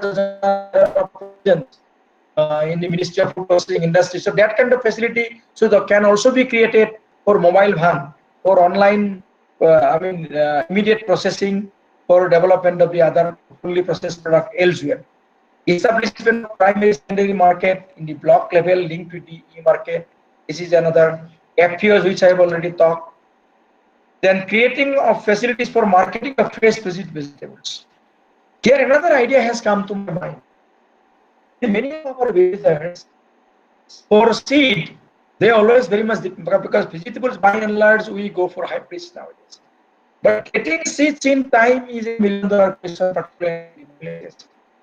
Can our department not develop there? Because every villagers also, every farmers in the village, they have a smartphone nowadays. Almost everybody. I mean, if at least one member of the family, they will have a smartphone. If we can develop mobile app where every information will be offline, will be there, and based on the information available, variety you will choose, and in the mobile app itself you will order this variety, this quantity I need. So somebody sitting at Guwahati or maybe in Nalbari or in the Jorhat, in a 10-kilometer radius, a business group will be there. They will immediately deliver it. They will take a motorbike and go and deliver it itself. The villager, they need not to come to in their town. that way probably we need to devise some digital platform or readily making the vegetable seeds available in the village itself, in the farm itself. That kind of young entrepreneur can also think of that kind of business. Then promotion of small and medium scale enterprise. This probably all of you know. Pickle and other thing. Even dehydrated vegetables. We have not in eastern region, particularly dehydrated cauliflower has got very scope. Dehydrated cucumber we have scopes. I mean dehydrated ginger. I mean you name any vegetables. Dehydrated beans have got lot of scopes. So we can think of all dehydrated and dried products because internally in the market also there is a huge demand. And these are some of the policy. These are need of the hour. We need to have we always talk about the convergence. Until and unless there is a regulation, okay, look, Assam Agriculture University, if you do not converge with the line department, if you do not work in hand like a coin, one side is line department, other side is Assam Agriculture University. We should work in hand, and for that strict regulations should be brought in.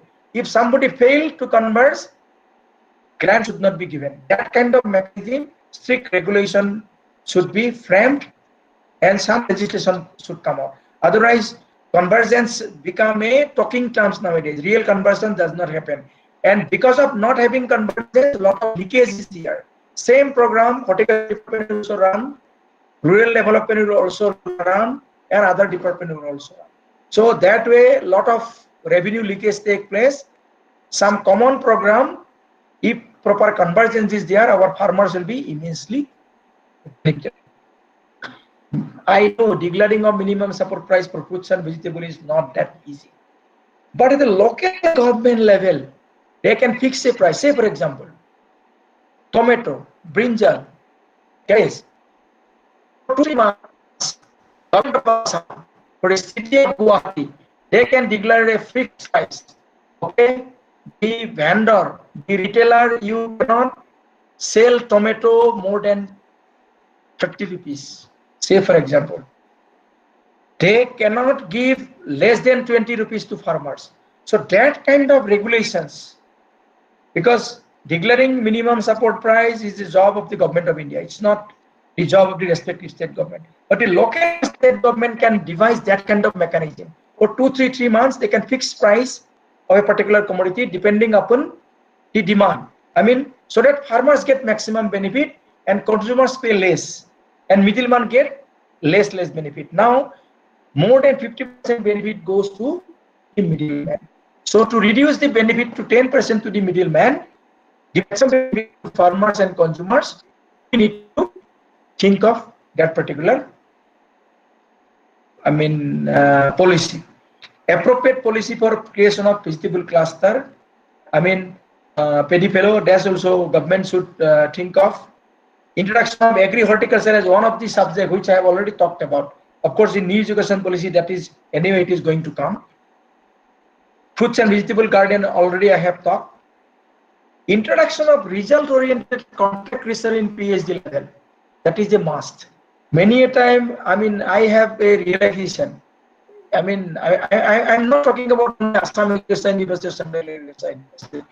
Everywhere, the research, guide, they always used to be topic which they like to the PhD student, to the MSc student. University director or university administration should identify some area, okay, for next 10 years or next 5 years, these are some of our area where we should do research. Because resources for doing research by the scientists is coming down drastically. Utilizing the student, there should be a corpus fund for which we can request the government, you give us this particular corpus fund, we'll do some problem solving research. And for problem solving research, we can engage our PhD student.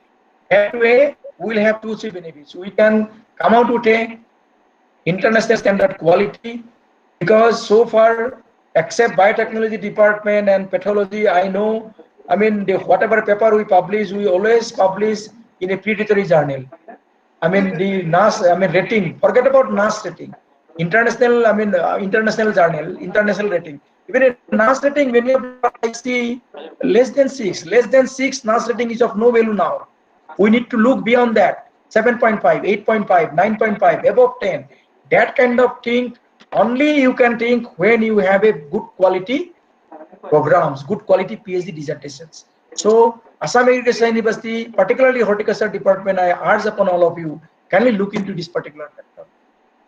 Try to resolve the issues of the farmers. Don't give problems to the students based on your wish and whims. Identify some area and only problem solving area. That way you engage your MSc and PhD students so that we can come out with some good technologies. Bank loan and KCC, of course, it is coming up. I mean, a lot of legislation. KCC, Kisan Credit Card is going to be mandatory now. All farmers, they will have a Kisan credit card based on the present regulations. And policy, immediately government of Assam or Northeastern region should bring a policy for controlling the wild animal and free animals. As of now, we do not have any regulations to control. So to control wild animal, probably we need to deliberate upon more on this particular area, but some legislation should come. Then only horticulture can be developed. Otherwise, finally, my last slide is Horti Incubation Center. It is a one step forward for area. Probably here we can take the help of two programs. Either Chief Minister Sampurna Gramya Yojana of Assam or Atmanirbhar Bharat program as a whole. This should be a single window system. All the respective governments should think of. When we were students, we talked about the growth center. So it is nothing but a growth center, single window system. Everywhere a farmers will go to a particular person's place where he will get the seeds, where he will get the training. Training means already custom design training, video, film will already be prepared. Whenever some farmers will come with a problem, those video will be shown. If some typical disease, already symptoms will be shown. Okay, is it resembling with your symptoms? So those kind of ready-made video, custom audio will be there. It will be played and it will be, if immediately it can, many of the 80% problem could be resolved with the custom video, I know. But if 20% cannot be resolved, immediately he can be, I mean, connected with the scientist, particularly, I mean, expert over phone immediately, or maybe WhatsApp call or whatever it is. The problem will be solved then and there. Whatever seeds will be required, he will get there. Whatever fertilizer he will be requiring, he will get there. Everything, marketing informations, and on top of that, if somebody goes for commercial cultivations, there should be a facility for detailed project report preparations. A group of experts will be engaged for preparation of the DPR based on the interest of the farmers. Post-harvest, minimum post-harvest facilities. Suppose a farmer comes with 10 kilo of tomato. He will like to immediately prepare some, puri. So immediately there itself he will crush the tomato, prepare the puri. He will take it and go back. And market intelligence. So all those kind of facility, this is a time all the respective governments should think about, because 1 lakh crore for infrastructure development is a huge amount. Only thing, we need to develop a good proposal for which this particular Atmanirbhar Bharat, already I have given a proposal. I am happy that Honorable Chief Minister has taken my note very seriously, and probably this time you must have heard the Honorable Chief Minister of Assam. Many of the proposals which I cited, in my note which I gave it to the Honorable Governor. In turn, he forwarded to the Chief Minister, and from Chief Minister office it was communicated to me. And during 15th of August, this Independence Day, he explained many particular. I don't say that, he considered my point of view only, but then many of my points which I suggested, it was taken into consideration by the Agriculture and Horticulture Department of the state. So with this, I have to conclude. Thank you very much. Thank you, sir. So we Do you have have listened any to questions you. or any clarification? Yes, sir. So you have given a very nice presentation.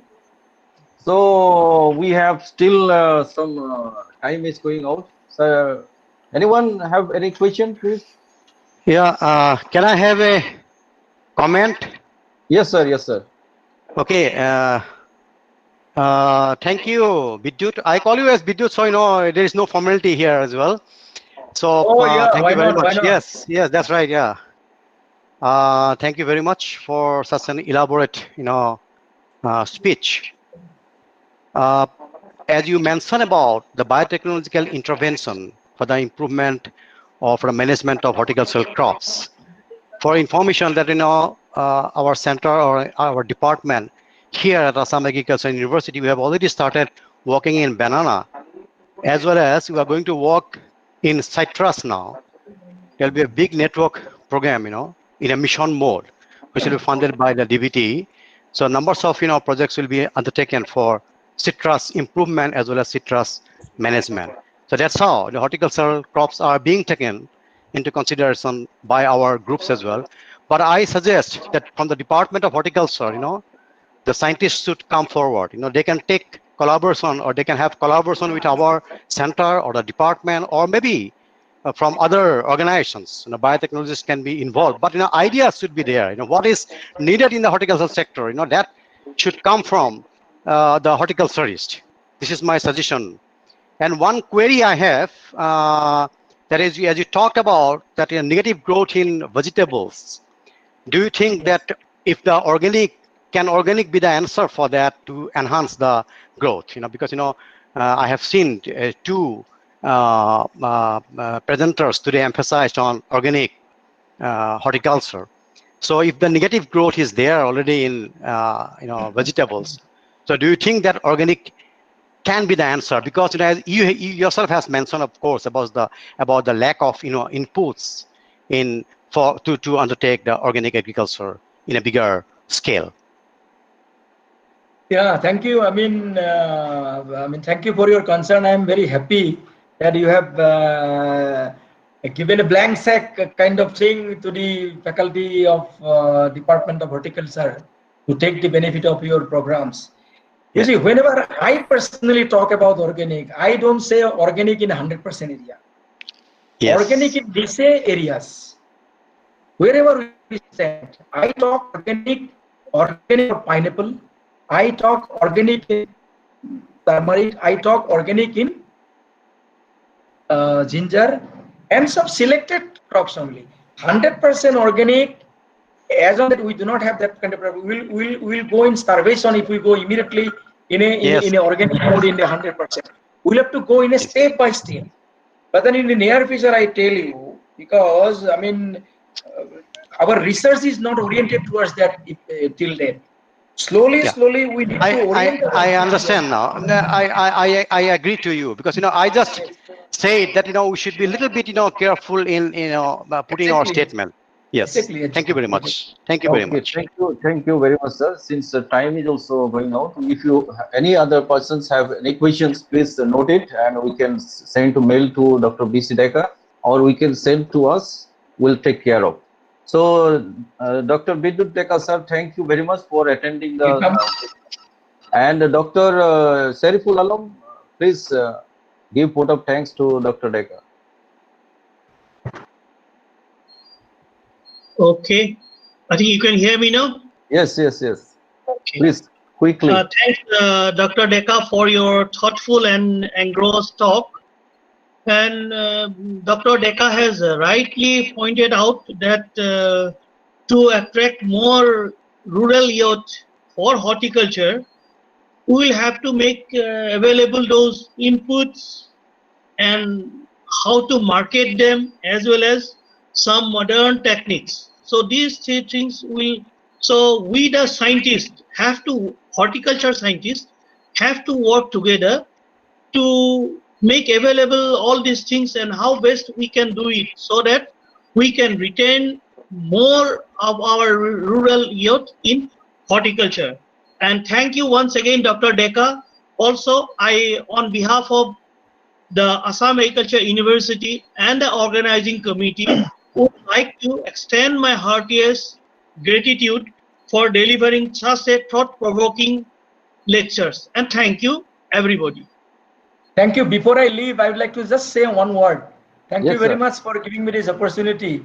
But then I'd like to still urge upon the university management to give priority in vegetable breeding area. Otherwise, Okay. we have lost lot many germplasm. We should come out from cereal-based domination in breeding. We should shift towards domination in vegetable. Then only we can earn lot many revenue. Otherwise, we'll be stagnant in near future. Thank you. Okay, sir. We'll take care of it. Thank you, sir, again. So we will going to start the another very important session, and as I am introducing Dr. Antonio Ferrante, who is an associate professor of University of Milan from Italy, and he graduated from University of Pisa, Italy, then PhD from Advanced Technology in Horticulture Science, and he has published about more than 200 scientific publications, and he's also the president of Vegetable and Floriculture Section, Italian Horticulture Society, a very good horticulturist, you can say. And he will deliver the lecture on innovative horticultural practices in post COVID-19 situations, and he's very expert in actually in vertical farming also. So please. Thank you. Thank you for the introduction. Thank you for inviting me to this interesting international webinar, and thanks for the organizer for giving me the opportunity to talk about the innovative horticulture practice in this emergency situation. We know that the coronavirus has changed our life and has changed also the production systems, because we have to take care of different safety instruction, because coronavirus, as we already heard from previous presentation, they can be a very dangerous disease that have a respiratory disease and can lead, especially older people, to death. So we have to take care all the instruction and safety procedures, even in the different agriculture sector, in the horticulture, for example, from the field to the distribution chain until the end user. Of course, we can have some critical steps, and we know that this virus can be infective for several hours, even days, depending on the surface or on the food that the virus is. So we can have contamination through the workers that, for example, can cough or sneeze, and so we have to take care all the safety procedures to avoid contamination, keep the food free of a virus during the distribution chain. So vegetables and fruits, even are eaten raw, so we have to keep careful, and we have to take care during handling, because during handling, if we don't have appropriate gloves, we can also induce contamination if the person at work is infected. So there are several studies and also several review, and already have done some suggestion, and they highlighted the critical step during the distribution chain, mainly from agriculture production. So we have the first place where we are the workers that working in, and then we have the transfer to the different location from the market. It can be local market, or we have to transfer the product to long distance market, and we have to maybe go through processing in the industry, and we have to take care of all the different processing steps. When we for example, having some packaging, in the packaging we can for example protect the fruit from contamination to reach the end users. But even during the end users, when we open, for example, some packet food, for packet vegetables, we can get contamination too. So we have to keep in mind all the steps, all procedures to avoid this contamination. So we had experience on every all country of lockdown. So they changed our lifestyle from the consumer, but also the grower producer. Many people were forced to work at home, so they had smart working. But others, for example, those that work in farms, they had to keep going. So primary production is very important. So they keep going. We have to provide some system that can work safely and produce and distribute the produce through the distribution chain until the consumers that are often located in very different areas from the production site. And some big, for example, city had some problems in providing some fresh food. So viruses, COVID-19 has impacted the horticulture sector with, for example, labor availability. So we have to change the way how to organize the workers and the availability of the workers during the different seasons. We had problems in collecting and providing raw materials, some agronomic tools from fertilizer, seeds, and so on. So we have to provide in this lockdown period, we had to provide fresh food in a very short period of time and transfer them during the different part of the country or different countries. We know that people can grow, for example, vegetable at home. That was an hobby, but when the people were, for example, forced to stay at home more, many people started to grow vegetables and herbs by own, for example, buying some kits from the internet and making some production. In this way, they could have some leafy vegetables on herbs, like many people started to make bread and make a baker, for example.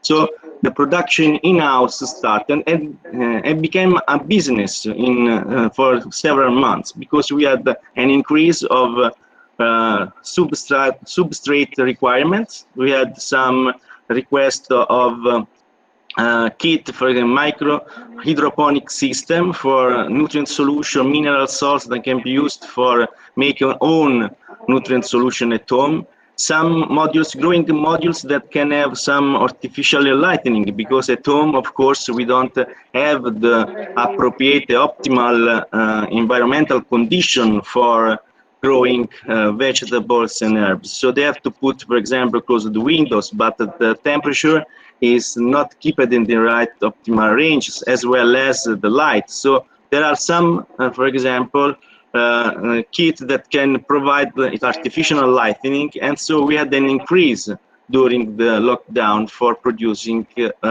vegetables.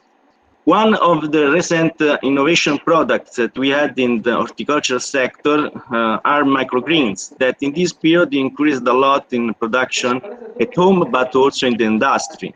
So these microgreens are vegetables that are grown for very short period of time, that are different species that can grow until they have the first true leaves. That means we have cotyledons and true leaves. So it means that even from nutritional point of view, requirement is very low. Even for the light, they don't require high intensity of light. So they have in the market they have a high price, and they can be produced in home in a very short period of time. In 10 days and 2 weeks, we have production. But these are used as vegetables, true vegetables, or they are used in the market of side dish decorations. The microgreens in this period increased the production, and we have different species that can be used, from normal commercial vegetables up to wild species that can be used. Sometimes wild species have high nutritional values, they have a high content of vitamins and also some bioactive compound that can be also beneficial for human health. So they can grow and harvest in the microgreen stage, or can even leave the plants grow up to baby leaf stage. We have worked in previously this period, and we monitored and we had some information on protocol cultivation in greenhouses or in indoor cultivation, and we found that there is a strong variability among species used. and most of them are more suitable than the others, and then can provide very nice and important nutritional properties in the diet. Here is some experiment that we have done in under LID growing system and using different substrates, for example, coconut fiber, vermiculite, and jute. We used different substrates. We had the effect on the growth and on composition of the microgreens. Like, for example, we used the green or red basil and rocket, and in different substrate we had an effect on yield. For example, in jute, the basil had the lower yield than the others substrate, and rocket didn't show so much difference, but we had effect also on some nutraceutical compounds and also on nitrates. For nitrates, we know that can be dangerous in human diet, and in European community we have a specific limitation for the commercialization, for example, rocket lettuce, that have to be under certain limits. And we saw that, for example, in 3 cycles cultivation, for example, we had the coconut fiber that could keep down this nitrate content in edible parts. So on the internet during the lockdown period, we could find a lot of system for growing this kind of microgreens that can be done even at home, because it's very fast, so they can grow in an easy way without any so important infrastructures.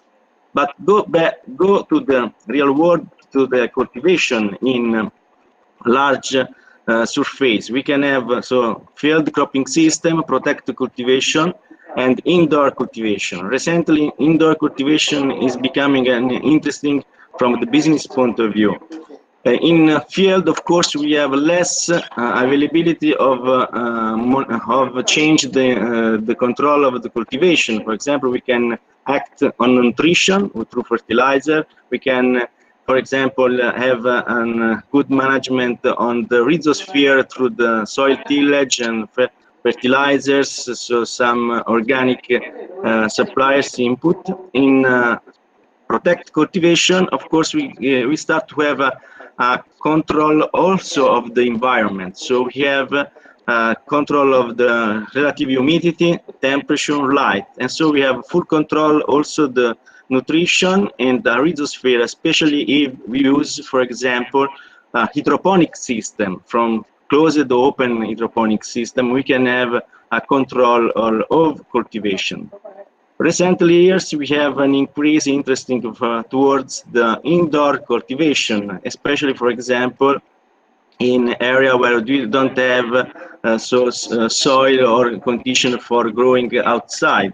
So we have the cultivation that can be developed on the height, and so we have some problems on climatization. Even if we have a full control of the environment, we have control of relative humidity, temperature, light, but the problem is the uniform condition inside this kind of structure, because we have to have uniform condition all over the cultivation. In field cultivation during the lockdown, we had problems on the workers' organization of the different, for example, activities that had to be done. For example, especially in the first months of the year, we had problems on harvesting, for example. So we have some indication of safety instruction from International Labour Organization how to organize the work in agriculture sector, in horticulture, open field and in greenhouses. One in Europe, for example, we had a lot of problems on workers' availability, because many countries, for example, require workers coming from different countries. So when we closed with lockdown, so people cannot move from countries, even from the region, as occurred in Italy. We cannot move from north and south Italy. So the problem was also to find the workers to have all the activities in the field, also in greenhouses. In open field, of course, with the spring and summer season, we have problem also in the organization of the hours and work, because of course during the day we have very high temperature, and so with the safety materials, the extraction, the people have problems, especially with the high temperatures. So the problems in organization is a big issue during this period. So in the sanitary emergency in COVID-19, so from open field where we can organize a different distance, safety distance, and we have to be careful in organizing the working hours. Towards the protect the indoor cultivation, we can have a full control of the cultivation, so we can apply also different software and innovation technology can help in reducing, for example, the manual activity. Of course, in open field, we have a wide range of the environment, so we have less production. In product cultivation, we can increase, for example, the environmental control, so keep the optimization of the environment for the crop that we are growing, so we can get higher production, higher biomass, and higher yield. And as well as in product cultivation and indoor, we can increase the CO2, for example, so enrichment, so we can increase the photosynthetic activities. Indoor cultivation, we cannot, for example, increase the range of variability of the temperature, because in indoor cultivation, one of the key issue is the cost of the energy. So we have to keep the temperature more or less constant in order to have less energy requirement. If you look the past, most of the vegetable production was located in close the market, close, for example, the big town, big cities, where the consumers were. When we had the opportunity to have the facilities like transportation system, logistics, organization, so the most of the vegetable production moved from the big town to the specialized evacuated area where we can grow easily and have a higher yield with less production cost. Of course, when we make this movement of this shift of cultivation, we have to take care all the sustainability. And when we talk about sustainability, we have to take care of, for example, if this cultivation is economically sustainable or environmental sustainability. Because, of course, we can talk about the CO2 emission. For example, when we have different cultivation area, we have to take care of the distance and the CO2 emission. Of course, with train, for example, we have a lower CO2 emission. With the wheel, on the wheel, for example, truck, we have intermediate, and when we have a long distance, we can use the plane, but we have a high CO2 emission. Of course, during the COVID-19 situation, most of the transportation system were reduced, like transportation with train and airplane were limited. So most of these occur through the trucks. So we have to take care of the cost of the logistics and see if grow locally the products becomes interesting, economically sustainable. So in the big cities, indoor cultivation could be an answer during the lockdown, especially for providing fresh food, fresh vegetables, and like leafy vegetables, for example. And so this is important to integrate the cultivation inside the big city, using, for example, old building or some industry infrastructure that could, for example, adapt for indoor cultivation. One of the key important steps is the keeping the growing environment uniform for all production parameters, especially temperature, humidity, that can create different areas with different gradient, and so they have growing condition and growing activities different among the different species used. Why indoor system are developing? Because the reason of this spread, even before the lockdown, before the COVID-19, was related to the production that is close to the consumer. So we have the idea of the 0 kilometers, 0 mile. And quality can be better if, of course, we can have a full control of the environment. We can, for example, have a production management in order to reduce, for example, nitrates or increase some nutraceutical compound like phenols, vitamins, ascorbic acid, and so on. So we have a possibility to have a close, very close environment. So we have we can protect the crop from contaminations, and we can also have some tools for the sanitization of the air and so the environment, and keep all the procedures for avoiding, for example, contamination. We can use this system, indoor cultivation, using some abandoned structure, or even we can use those where there is no, for example, fertile soil, where this environment are not possible to cultivate outside. Which are the critical steps? Critical steps are related with the production cost. So we have to lower the production cost. Especially energy costs are very important for the climatization, especially for the lighting, because if you have a full closed environment, we have a high cost for the artificial lighting.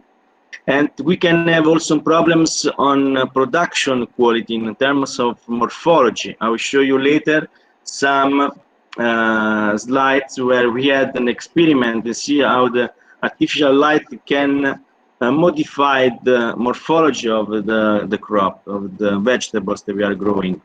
And also it's important that this higher price should be justified from the quality. Otherwise, we have a strong competition on the market from products that come from other growing systems, from field, for example. But some economic analysis looking at the vertical farming market, they say that the investment, the business is going to increase in the next years. They estimate that 12.7 billion will be the market of global vertical farming in 2026, with the compound annual growth rate around 24.6%. So there is great interest around these cultivation structures. But when we talk about indoor cultivation, so we have to use some technologies, and innovative technology related to some hydroponic system, closed hydroponic system, where the nutrient solution can be reused, and we can, for example, making sanitification of the environment, especially in protection in this period of sanitary emergency. We have a confined environment. We can have some modification gas composition inside the environment. We have full control all the cultivation environment. We have to use, if we are closed completely the environment, we have to think about the lighting structure and the apparatus that we use. LIDs as those that are used in this kind of cultivation system, and we have to take care of all the environmental parameters, especially the relative humidity and the air circulation, with the sanitification and plant positioning inside the growing modules. Here we can see different type of vertical farms. One is with the open roof, others completely closed. Of course, so in open roof, we can exploit the solar radiation. In part can be used by the plants. So artificial lighting is a supplement light. In a completely closed environment, light must be provided with specific photoperiod and specific light intensity, and also specific spectrum, quality of the light, on the basis of the crop that we are growing. This kind of system can be used, and already are used in environment, extreme environment, where we cannot grow outside, like for example Antarctica, where the temperature is so low that we cannot have any cultivation outside. So there are some agriculture experimental stations where, for example, this kind of cultivation have been used, or where it's very hot environment. There is a lack of, for example, of light and high temperature. And in both systems, we have to take care of the energy costs. So lowering the energy source, we can, for example, lowering the production cost, so the product on the market can be competitive. So indoor cultivation, we have to take care all the production factor, but especially of the light. So we have done some experimental work in Milano using some closed module, like with apparatus with we can full control even in remote station the environmental control and the lightning. And in this case, we can talk about also the light fertilization for the crop, because as the fertilizers, also for the light, we can modify the light in terms of intensity, in terms of spectra and photo period, how many hours we can provide by the day for different crops. So we know that light crop can observe, we have absorption of light. We have a different shape of the absorption depending on the type of the cultivar, the type of the leaves, and so different species. We have done a work on this, on the optimization of the environmental control, especially on the light. We grow lettuce, and we use the different LID with different emissions in red and in blue regions. And so we had the adjustment through the light, for example, intensity of the crop. So we made different cycles. We increased for example, the intensity, and then adjust until to reach the highest, for example, highest production on the basis of energy unit used. So first of all, we have to know the absorption of the light by our crop, so we can have light absorption of the leaves. Here is a comparison of lettuce that were grown in greenhouses or in indoor system, and we can see that the light absorption and even the peak of light absorption changed in different environmental conditions.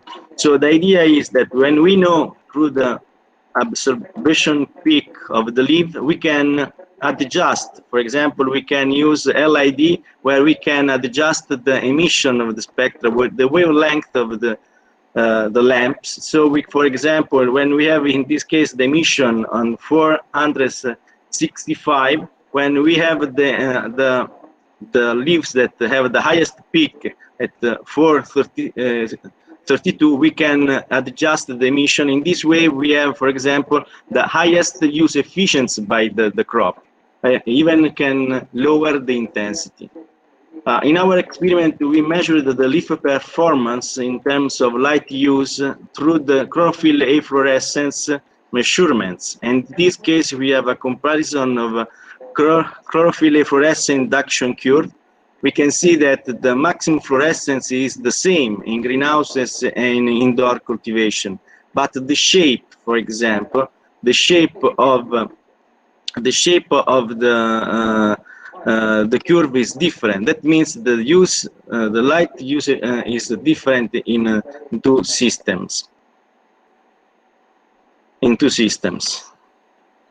When the first cycle, for example, with the high intensity, we had a responsive crop in terms of altered morphology. As I said before, light was provided with the full LED apparatus, so we don't have the full spectra of solar radiation, but just few emission. And this is an effect direct on the morphology, because light, of course, is important in photomorphology, so in the crop development and leaves development. There is no big deal when we have, for example, leafy vegetables, because we can, the edible part is not very important. But if we think about, for example, ornamental plants, if we have a change of the morphology, we have an effect on the visual appearance, so on the market, also can be even not commercialized. So this is the effect on greenhouses and in indoor cultivation. So we have to adjust the cultivation inside the indoor, first of all, reducing the light intensity. And so in this way, we can see that in indoor cultivation with high light, we have high biomass, that induce also roots high increase biomass. And we had different behavior in development, for example, more horizontally growth than in greenhouses. So the idea is to reduce optimization. So we performed 4 growing cycles, reducing, for example, the light from 194 to 151, and then we increased again, changing for the period, and alternate intensity. 1 hour with, for example, high intensity 165, and 1 hour with 63 light intensity, in order also to lower the cost of lighting. So it had an effect on the fresh biomass, of course, with higher light, but also higher cost. We have a higher biomass production. So we had to find the way to reduce, for example, the energy cost. So we had an effect on production. We can see that high light intensity with the plant reduces the light use efficiency. This is a performance index in terms of different parameters of chlorophyll efflorescence. When there is an excess of light, this excess of light can induce damage on the leaves. For example, we can have a burn, we can have some oxidative stress on the plant, but also the plant reduce the absorption of light in order to avoid this damage. So when we reduce the light intensity, we increase the light use efficiency by the plants. And we can see that this is different parameters like lipid peroxidation related to the stress, or chlorophyll contents, carotenoid contents, sugars, nitrates. We can see that the alternate growing condition with high-low light condition hour by hour at lowering these kind of parameters. But this is the interesting step, that the kilowatt of energy used for kilogram when we use the alternate light was the highest. So we had the highest production with the in the basis of the energy used. So when we think about it, so the indoor cultivation, in protect cultivation in greenhouses, so we have to, especially for lowering the manual work, for especially when we have to keep in consideration of safety distance in this COVID-19 situation, we can increase, for example, the technology in order to use the manual labor. For example, we can increase, for example, the production by integrating lightning with diurnal change. So we can integrate with artificial lightning. We can reach, for example, the greenhouses with the CO2, and then increase the production. We can integrate fertigation delivery system with the software management in order to deliver water, especially nutrients, when exactly the crop need during the different hours of the day, during the different development stage during the crop cycles. And also we have to use some innovative sensors that are able to detect, for example, stress condition, and on the base of this output we can, for example, adjust the management in greenhouses or in indoor cultivation. One is important issue that we already have talked about is the LED lamps. Of course, the positioning of the lamps on the crop is very important. First of all, we have to cover exactly the cultivation area, and we have to keep in mind the optimal distance, because of course when we increase the distance between the canopy of the crop, we reduce the energy transmitted, because light is lost with the quadratic of the distance. So when higher distance, lower energy reach the crop. And it's also important that to use LED, we can use inter-row lightning. So we can avoid that the leaves during vertical cultivation of plants can shade the others that are below. So we can increase the biomass. With a higher light condition, we have a higher biomass production. This is an application of inter-row lightning with the LED. In this, we can see the different bars where there are the LED emission lights. So in crops, especially in this tomato vertical plant cultivation in soil-less system, we can increase the plant density from, for example, up to 4.2 plants per square meter. And in this case, with lightning in the row, we can induce photosynthesis activity, also the lower leaves that can still active, and so we can increase a lot the photosynthesis and the production. We can even reach 100 kilograms per square meters in 50 weeks cultivation. So in order to avoid the workers inside this kind of productive cultivation, we have installed a lot of innovative tools, like, for example, imaging analysis, NIR, near infrared spectroscopy, profile fluorescence sensor, for example, where we can monitoring, for example, the growth of the plant and, for example, the stress condition of the plant. And then with this data that can be confirmed with analytical determination through, for example, HLPLC, and through the non-destructive measurements, we can exactly estimate, for example, nutrition content, the date of harvesting, and the management in terms of fertilizer, watering, and light providing to the cultivation. So giving a conclusion, we can say that innovative technology can help the horticulture production, especially in some sanitary emergency like COVID-19, with safety for the growers and the consumers. Indoor cultivation can be considered as a strategy of production, especially in this period where we had, for example, limitation, shortage of fresh production, even for the problems related with the harvesting and crop management in the field or in greenhouses, but also for the logistic and transportation from the geographic area and the market distance, and especially in the big town. And it's important issue, the key is lower the energy cost, so the energy source. There are some countries where the energy is has a lower cost, where, for example, there are some nuclear energy station. In the others is quite high. So this we have to find some strategies to get the energy at low cost, especially for this urban agriculture, urban horticulture, and then we can, for example, have an valorization of some structure that are abandoned, or some industries that are not used anymore. Of course, there is a need of research experimentation that can cover also the genotype that can be used in this kind of crop, in this kind of system. Because if you use crops that are adapted for field cultivation, of course, cannot perform well in indoor cultivation. So also there is a strategy that we have to take in consideration genotypes, the genetic improvement for crops that can have a highest performance in this system.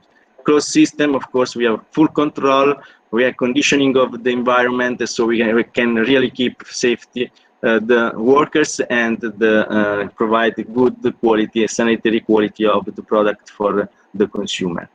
I would like to thank people that work with me. This is are involved especially in product cultivation and microgreens experiments. Our postdoc, 2 PhD students, and I want to thank all of you for your attention, and all of the organizers for inviting me and giving me the opportunity to talk about this topic today. Thank you, Dr. Antonio. It's a nice presentation, very informative. So, hello. I don't know if there are questions, or you even send me a question through email. Yeah. It's a very interesting, and it's a very promising subject in times of this COVID situation, like lockdown situation. So, is it audible me to all? Hello. Hello. Sir, it is audible. Okay. So thank you very much again, Antonio. And now I'd like to request Dr. Preeti Hatibulwa to offer our thanks and gratitude to Dr. Antonio. Please. Thank you. On behalf of the Department of Horticulture, Assam Agricultural University. I would like to thank Dr. Antonio Ferrante of the University of Milan, Italy, for his very informative and interesting lecture.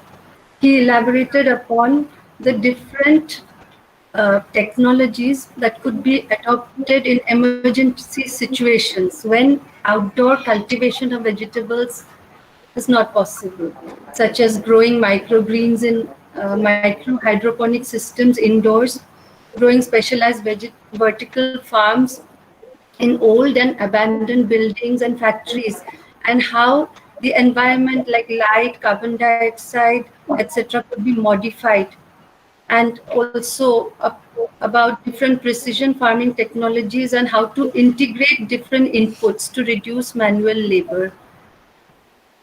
Thank you, Dr. Friend. Okay, Thank you okay. very much for inviting me and for all of you for the attention. So if someone wants some information, please contact me anytime. Thank you again. Thank you, all of you. Thank you, son. So we have heard about Dr. Antonio lecture, please. So now we have another lecture. So just but still 10 minutes is there, and the speaker has not entered to the system. So can we wait for 10 minutes, sir? BC sir.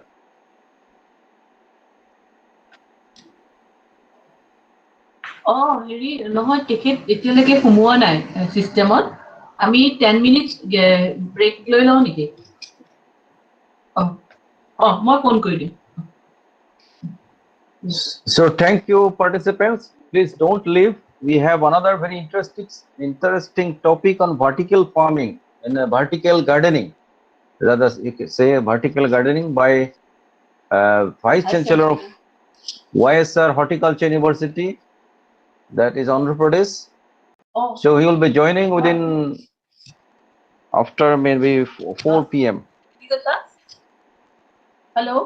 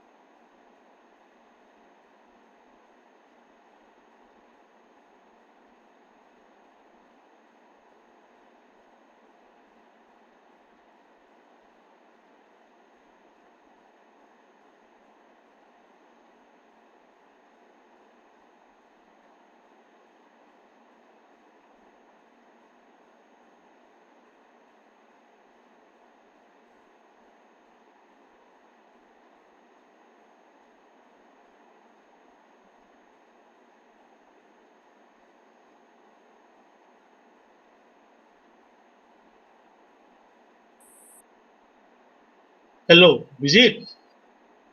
Oh, Vijit.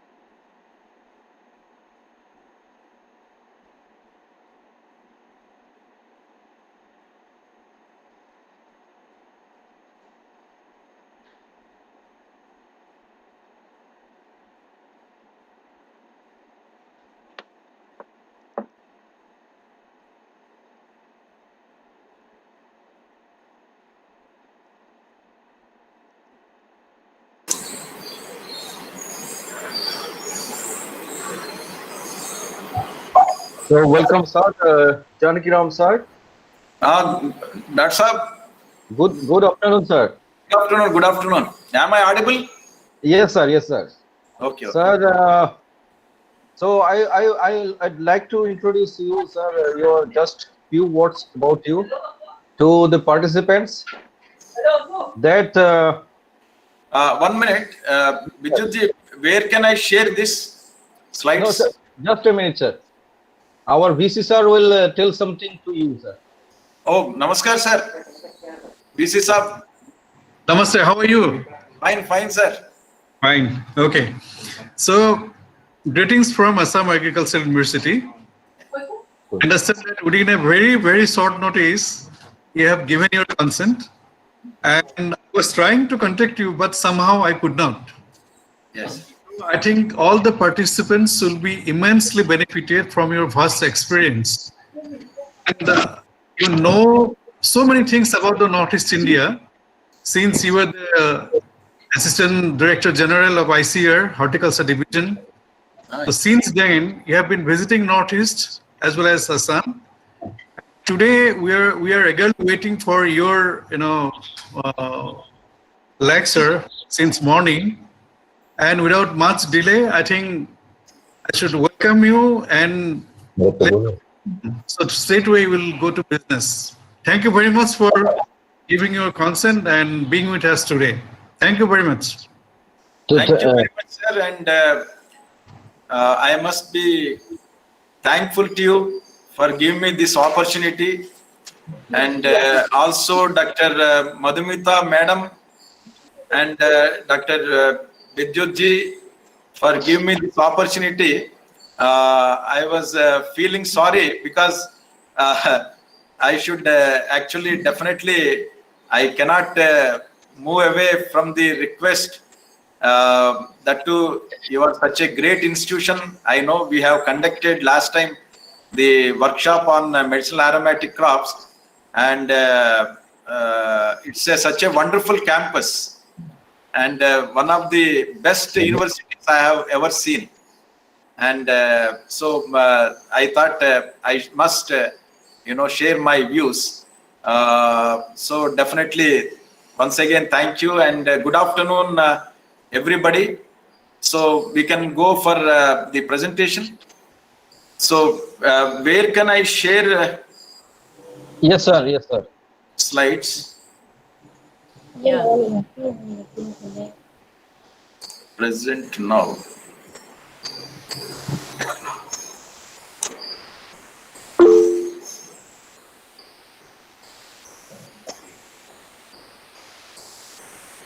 Yes. Sharing is there, this one here?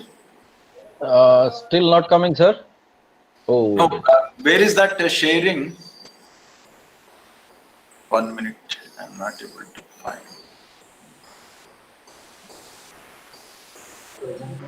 Just give me 1 minute. okay, sir. Okay. So,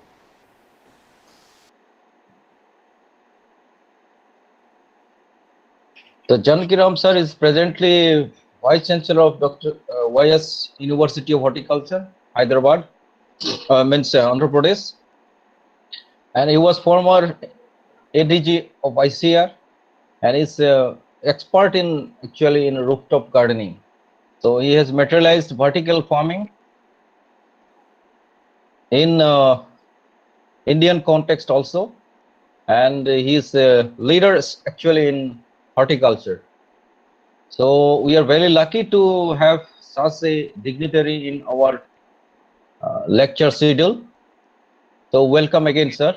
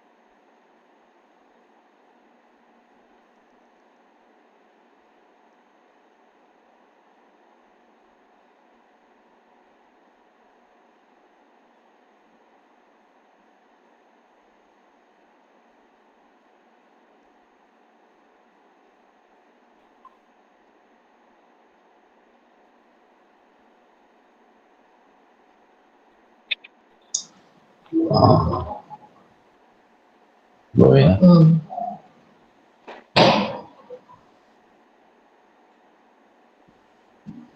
Beautiful. Oh, yeah. अपना बंद कर दिया सुन के क्या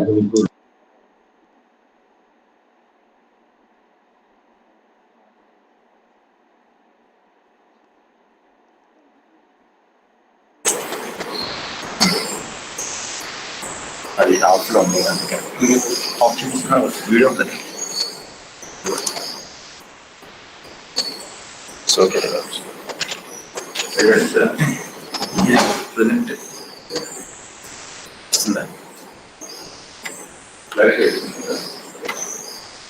so ఇది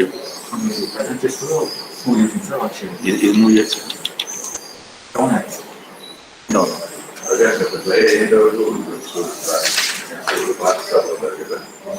ఇప్పుడు మీరే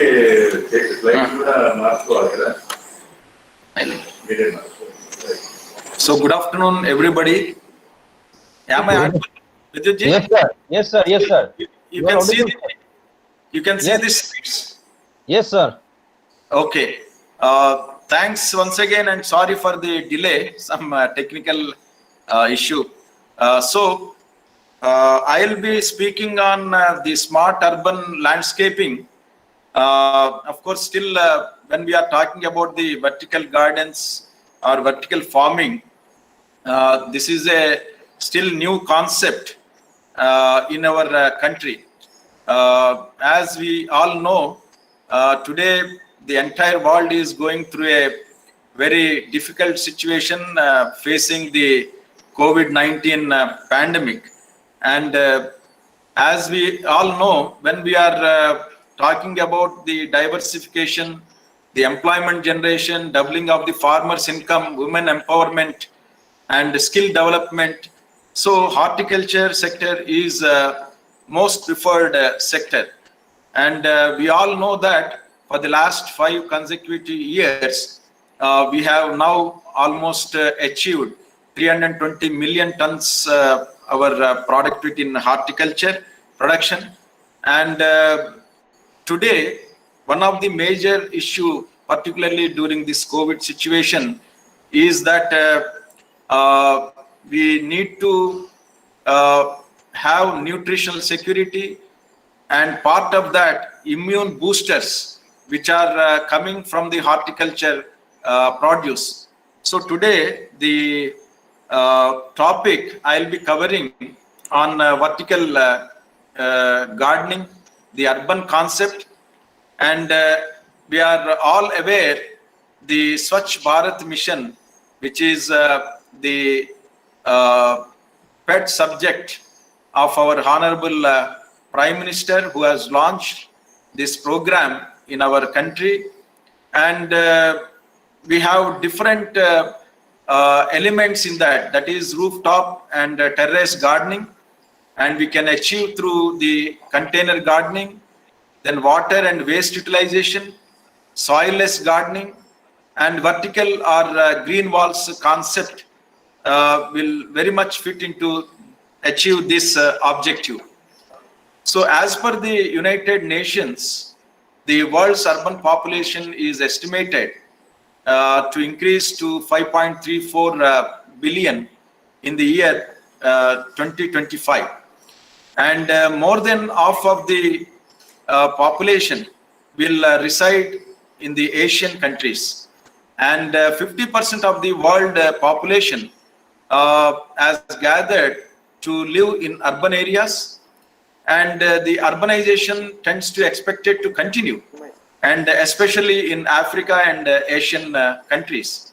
And horticulture within and around the cities will be most preferred activity, and the unskilled migrants also will move into the urban dwellings, urban areas. And in the year 2008, the world crossed an important demographic milestone. That is when urban population on the earth equal to its rural population for the first time in human history. So this is a very alarming situation. We need to talk, it alerts us the most disturbing things, that is pollution. And already we are experiencing this, the climate change, and particularly in the cities like Delhi, Bangalore, then Bombay, this pollution is already an alarming situation. Then population increase, then health concerns, and the environment issues. So what are the challenges ahead of the urban India? So this reminds that for the first time since the independence, the absolute increase in population is more in urban areas than in rural areas. And rural population in India, it accounts to almost 69%. Then urban population, it accounts to 31.16%. The level of urbanization increased almost 28% according to the 2001 census, and it has increased up to 31% in 2000 according to the 2011 census. So when we see the proportion of the rural population, it has declined from 72.19% to 68.84%. So these are all statistics. It reminds us how we need to protect our, the planet, and particularly in urban areas. Even the growth rate, when we take, it is growing at 1.41%. And India is projected even to overtake the China as the world's most populous nation by 2030. So all this, what we need, if you see that everyone needs access to the recreation and open space, then access to health foods, access to medical services. When we talk about the health foods or healthy foods, now we are talking about the biofortified varieties which can give us, provide the nutrients in natural way. And also earlier we used to think of the food security. Now it is the topic that we need to address the nutritional security. And next, the aesthetic security. Even we need to have the access to medical services, then access to the public transit, all those things. But it all will lead to the community health and wellness. And the two of the very important elements that are important are environmental quality, then green and sustainable development practices. So what we get, as I already mentioned, we get pollution, traffic, and the sanitation will be a problem, then population. So these are the problems which are associated with particularly the urban areas. The congestion and overcrowding cities, the problems associated with access to the quality of the food.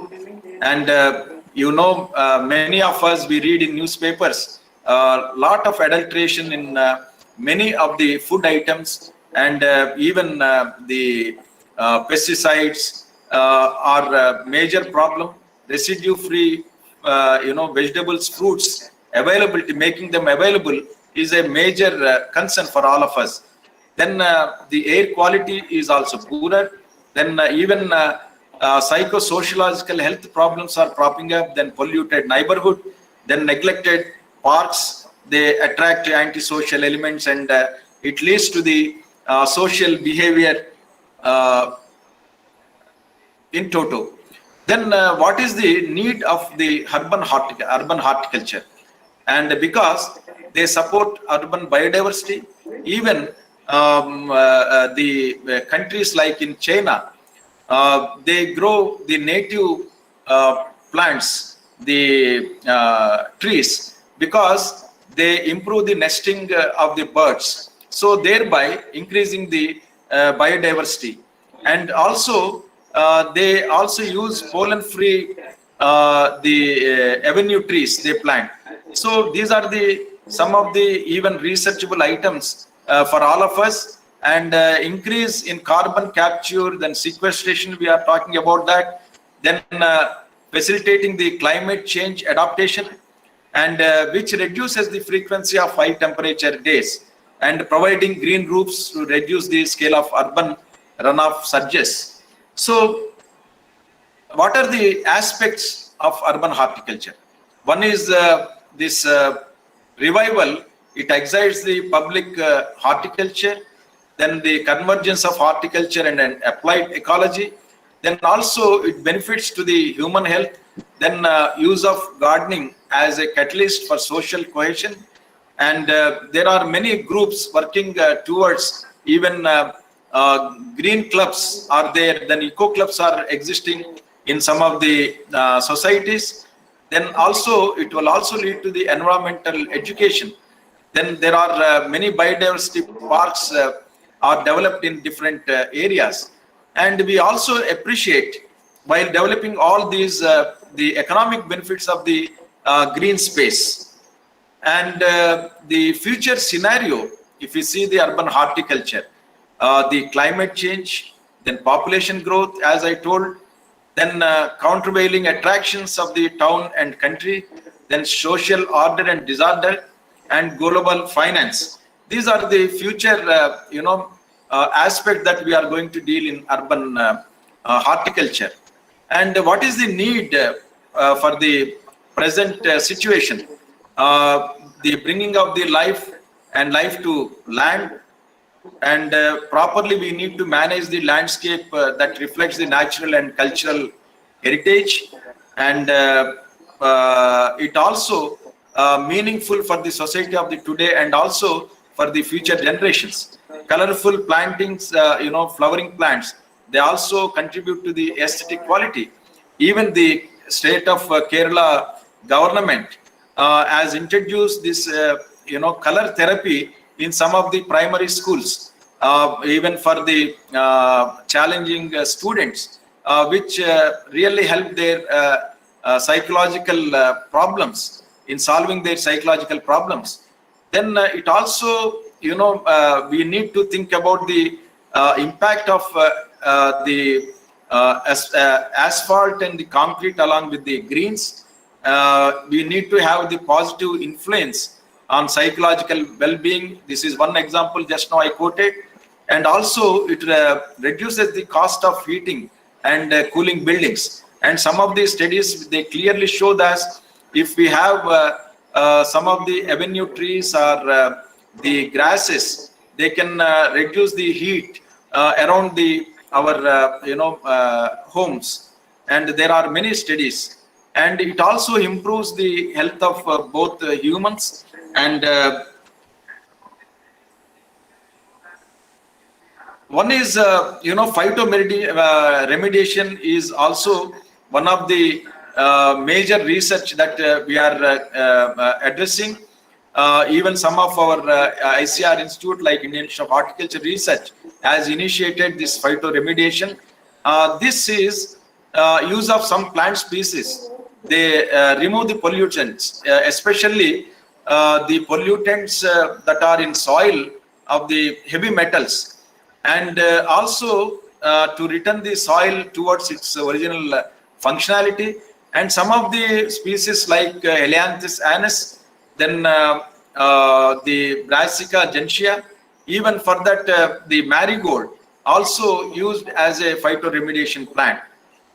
It is very low cost and environment friendly. And of course, as I told, they also remove the heavy metals. Then talking about the standardization of horticulture practices with relevance to the urban landscape.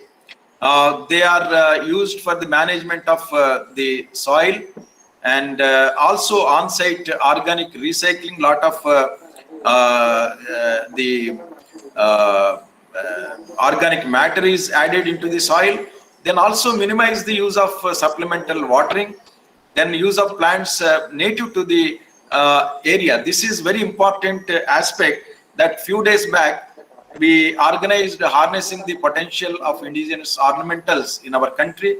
And I'm happy that the research has been initiated in some of the institutes of our ICR, like Directorate of Floriculture Research, then some of the state agriculture universities, and like the Dr. Y.S. Parmar Horticulture Forestry. They are also working on the native Himalayan plants, and also selection of trees and shrubs also to be standardized. We still don't have the standards for the nursery plants. So this is one of the researchable issue that we need to address still in our country. So what will be the transition that we really need? So if you see from the concrete jungles, the buildings, we need to now turn into the green building concepts. Already in some of the countries like Japan, then Germany, US, and some other European countries, already the vertical, gardens are very advanced. And if you take these trees, I need not go into the many details, but the trees, they improve almost the 25 to 30%. Less air pollution will be there when we plant the trees. That's how we need to take up this tree plantation on community basis.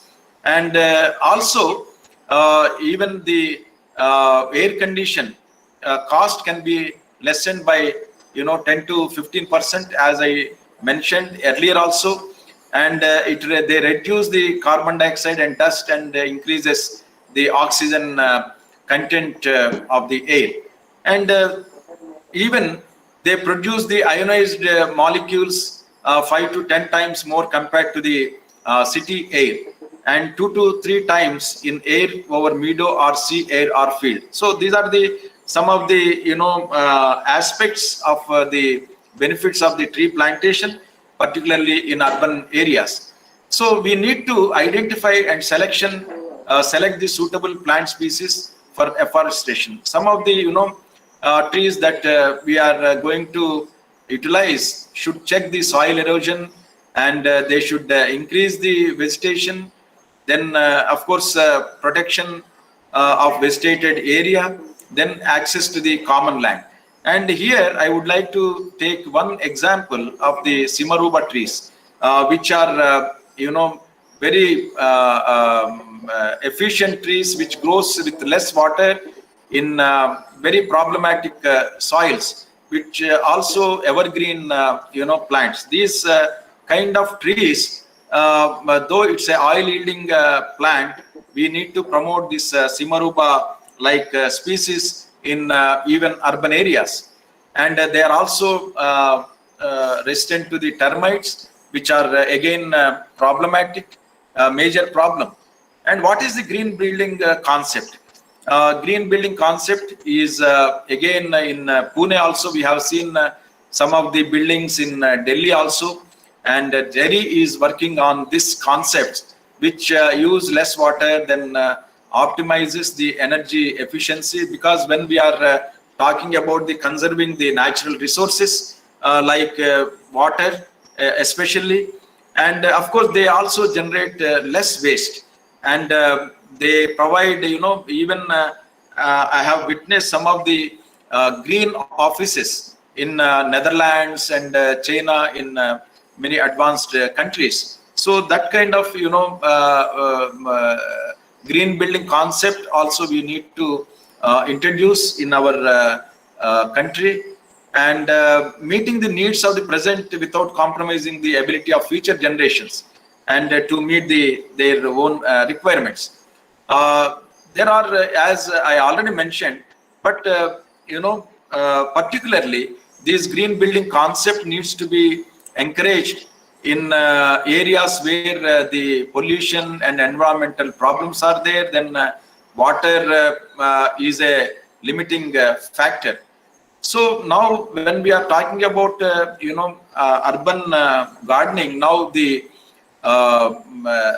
vertical gardens are becoming popular. Even we have seen in some of the Delhi, then Bangalore, Nagpur, some of the cities, even the metro pillars are having this the vertical gardens or the green walls. So when we have this hot and humid climate, like they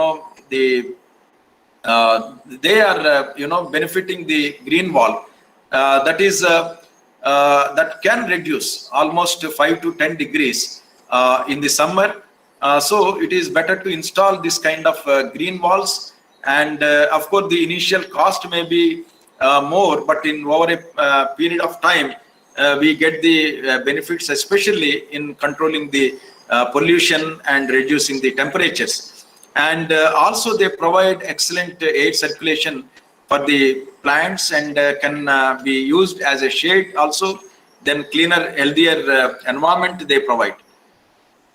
When we talk about the top 10 green buildings, for example, Pune I mentioned, Suzlon Energy Limited, then Biodiversity Conservation India Limited, Bangalore, Chennai, even the Druk White Lotus School in case of Ladakh, and Auroville, then Dehradun, again in Chennai, Raintree Hotels, and even the Rajiv Gandhi International Airport, Hyderabad, then Nokia in Gurgaon. All these are some of the top 10 green buildings in our country. So again, when we are talking about the pollution, the indoor air quality is also very important. So these are the indoor plants they provide. They make every office and home look great, and we all know that. And even they are proved to be potential in absorbing the harmful gases, and also they act as the filters for air pollutants. Then, according to the NASA, they have identified some of the plants, indoor air quality improving plants, and you all know the indoor air pollution leads to the many diseases like even cancer, asthma, allergies, and even immune disorders also known to be caused by the indoor air pollution. And some of the plants can remove up to 90% of the chemicals in the air in only just within 24 hours. These are all the scientifically proven. And the three main household toxins that are concerned to us are benzene, formaldehyde, and trichloroethylene. And we talk about the most effective in removing the indoor pollutants. These are the some of the plants like cyclamen, then baby rubber plant. So many plants are species are available for reducing the indoor improving the indoor air quality. This is the just an example how roof garden design we can have in urban areas. Many hotels you find even the Navsari Agriculture University, the Horticulture Department has developed a rooftop lawn and garden. They have made a model, and these are the some of the aspects I have just given. And the vertical garden, of course, some of the designs I just meant here, and this can be created in our balconies, in the front spaces, wherever the walls are available, and with some supporting structures, we can have these vertical gardens. And of course here a vertical garden frame less than 30 kilograms per square meter is desirable. And even we can have a metal frame, then a PVC layer can also be included for erecting these vertical gardens. And if you see the because of this transpiration, it does not raise the temperatures ranging from 4 to 5 degrees above the ambient, and sometimes they are very cooler. And there are many species which can be utilized for this vertical gardening. And sky gardens are the future projects you might have seen in many articles. And of course these are even the offices, the vertical gardens, vertical farming concepts are coming. We had the NAS has organized a vertical farming conference way back in 2019, and the policy paper has been brought by Dr. Brahm Singh Saab, Padma Shri Dr. Brahm Singh Ji, who has made many recommendations, including the vertical gardens. These are some of the backyard gardens. Just I am not going into the very details, but this is one of the best examples of in situ conservation of the genetic resources. And these are the ornamental vegetables can also be used. Then aromatic plants, and now we are having the aroma vertical gardens, aroma walls concepts are coming. Then even balcony gardens concepts is coming. Then even within the kitchen, some of the herbs are grown for ready to use. That kind of concepts are already existing in the countries like Singapore and Malaysia. And the plant boxes, these are some of the examples, and roof and terrace garden. Even we can use the aloe vera, and there are many, even nerium species can be used, dwarf. And of course, we also can create, we can also create a little world, the bottle gardens. That is, we can select any glass bottles. This is also known as the terrariums, which are becoming very popular in urban areas. And these are the window boxes. And of course, we need to take care, and I would like to mention here, particularly the window boxes, or when we are using the indoor plants, the Pusa hydrogel is one gel developed by the Indian Agriculture, ICR, Indian Agriculture Research Institute, the agrochemicals division. So this can be utilized for saving the water, and even we have standardized for some of the ornamental species, where even 1 gram for 5 kgs of soil can be added, so which can reduce even watering can be done every alternate 3 days. So such kind of even material can be used. And these are the some of the flowering and herbs, vegetables which can be grown in the window boxes. And these are some of the gems of Delhi. You all may be knowing Rashtrapati Gardens. And what is the economical impact of these gardens? If you see now in urban areas, especially, the jobs are created for this vertical gardens, and of course they can benefit people for their earning or for their livelihood, and they also create local economy, and also they provide the aesthetic security for the urban areas. And most valuable resources like the compost that would otherwise go waste in city can be even we have seen many such kind of plants operating in Delhi and also Bangalore. The urban compost is recycled as urban for the use of urban gardens. So there is one example taken from the Kenya. See, in some of the slum areas, they develop these gardens like vegetable gardens and even the flowering gardens, and they convert this kind of waste into wealth. And of course, we need to create the environmental awareness through educational approaches. As I mentioned, now schools also we find eco clubs where they teach about all these what I said in the previous slides. And there is also the Green Olympiad, which is organized by the Terry, and it's always telecast on the Doordarshan. Then many awareness activities are taken up by the NGOs, then academic institutions, even at our university also we are trying to have hearty ecotourism concept where we initiated to educate the school children and also the people who are interested in the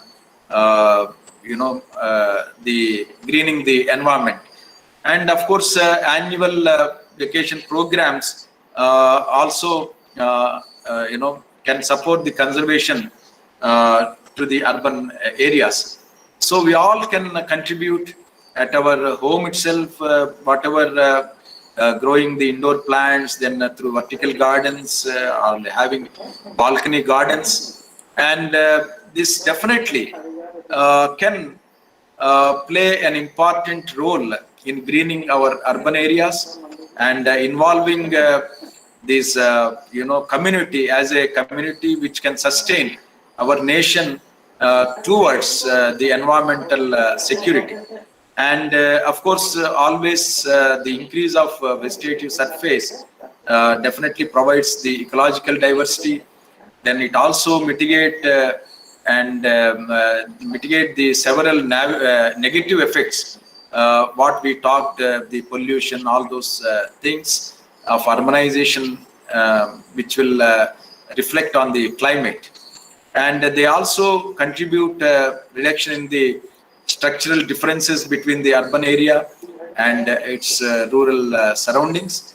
And of course, by planning this management at our home landscaping can also brought changes in our mindset, and whether it is psychologically also contribute towards securing our mental health, and it will definitely contribute towards the positive contribution as a overall quality of our own lives. So definitely the future is in our hands, not anybody else. So I think with this few ideas, I once again thank the organizers and the Honorable Vice Chancellor Saab and the organizers for giving me the opportunity to share on this important topic. Thank you very much. Thank you and regards, sir, that you have given so much of nice information to in horticulture science. Sir, we are always grateful to you. And VC sir will tell something. Dr. Our VC sir. So thanks Namaste. Thanks from my side also. It was a very meaningful lecture, and so many things really, you have highlighted. Maybe all the participants are immensely benefited from your lecture. Thank you very much. Thank you very much. Thank you, madam. Honorable Vice Chancellor, sir, Dr. T. Jankiram, YSR Horticulture University. We are very much thankful to you, and you have presented so nicely regarding the vertical garden, that is rooftop, and also the green walls. And we are very much grateful to you for the last minute you have accepted our request. So thank you very much. Thank you. Thank you. Thank you very much. So thank you all participants, and we are very much grateful to all speakers. So today is the end of the day, and we have lot of thanks to all the participants that you have throughout the day you have patient hearing to all our speakers. So thank you again. And also please announcement, tomorrow also we have program, interface programs also, so there also you can join. Thank you and have a nice evening.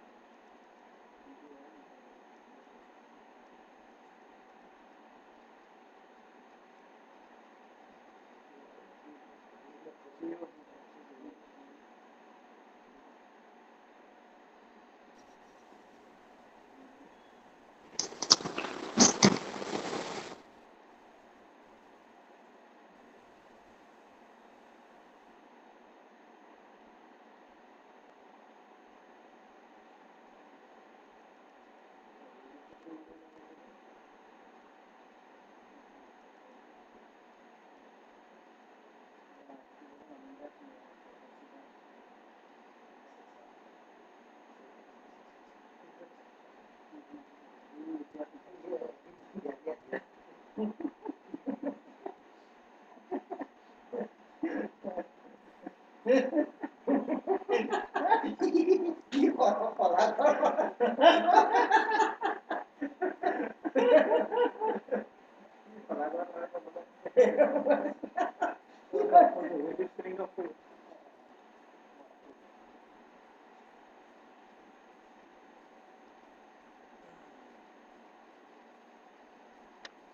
you share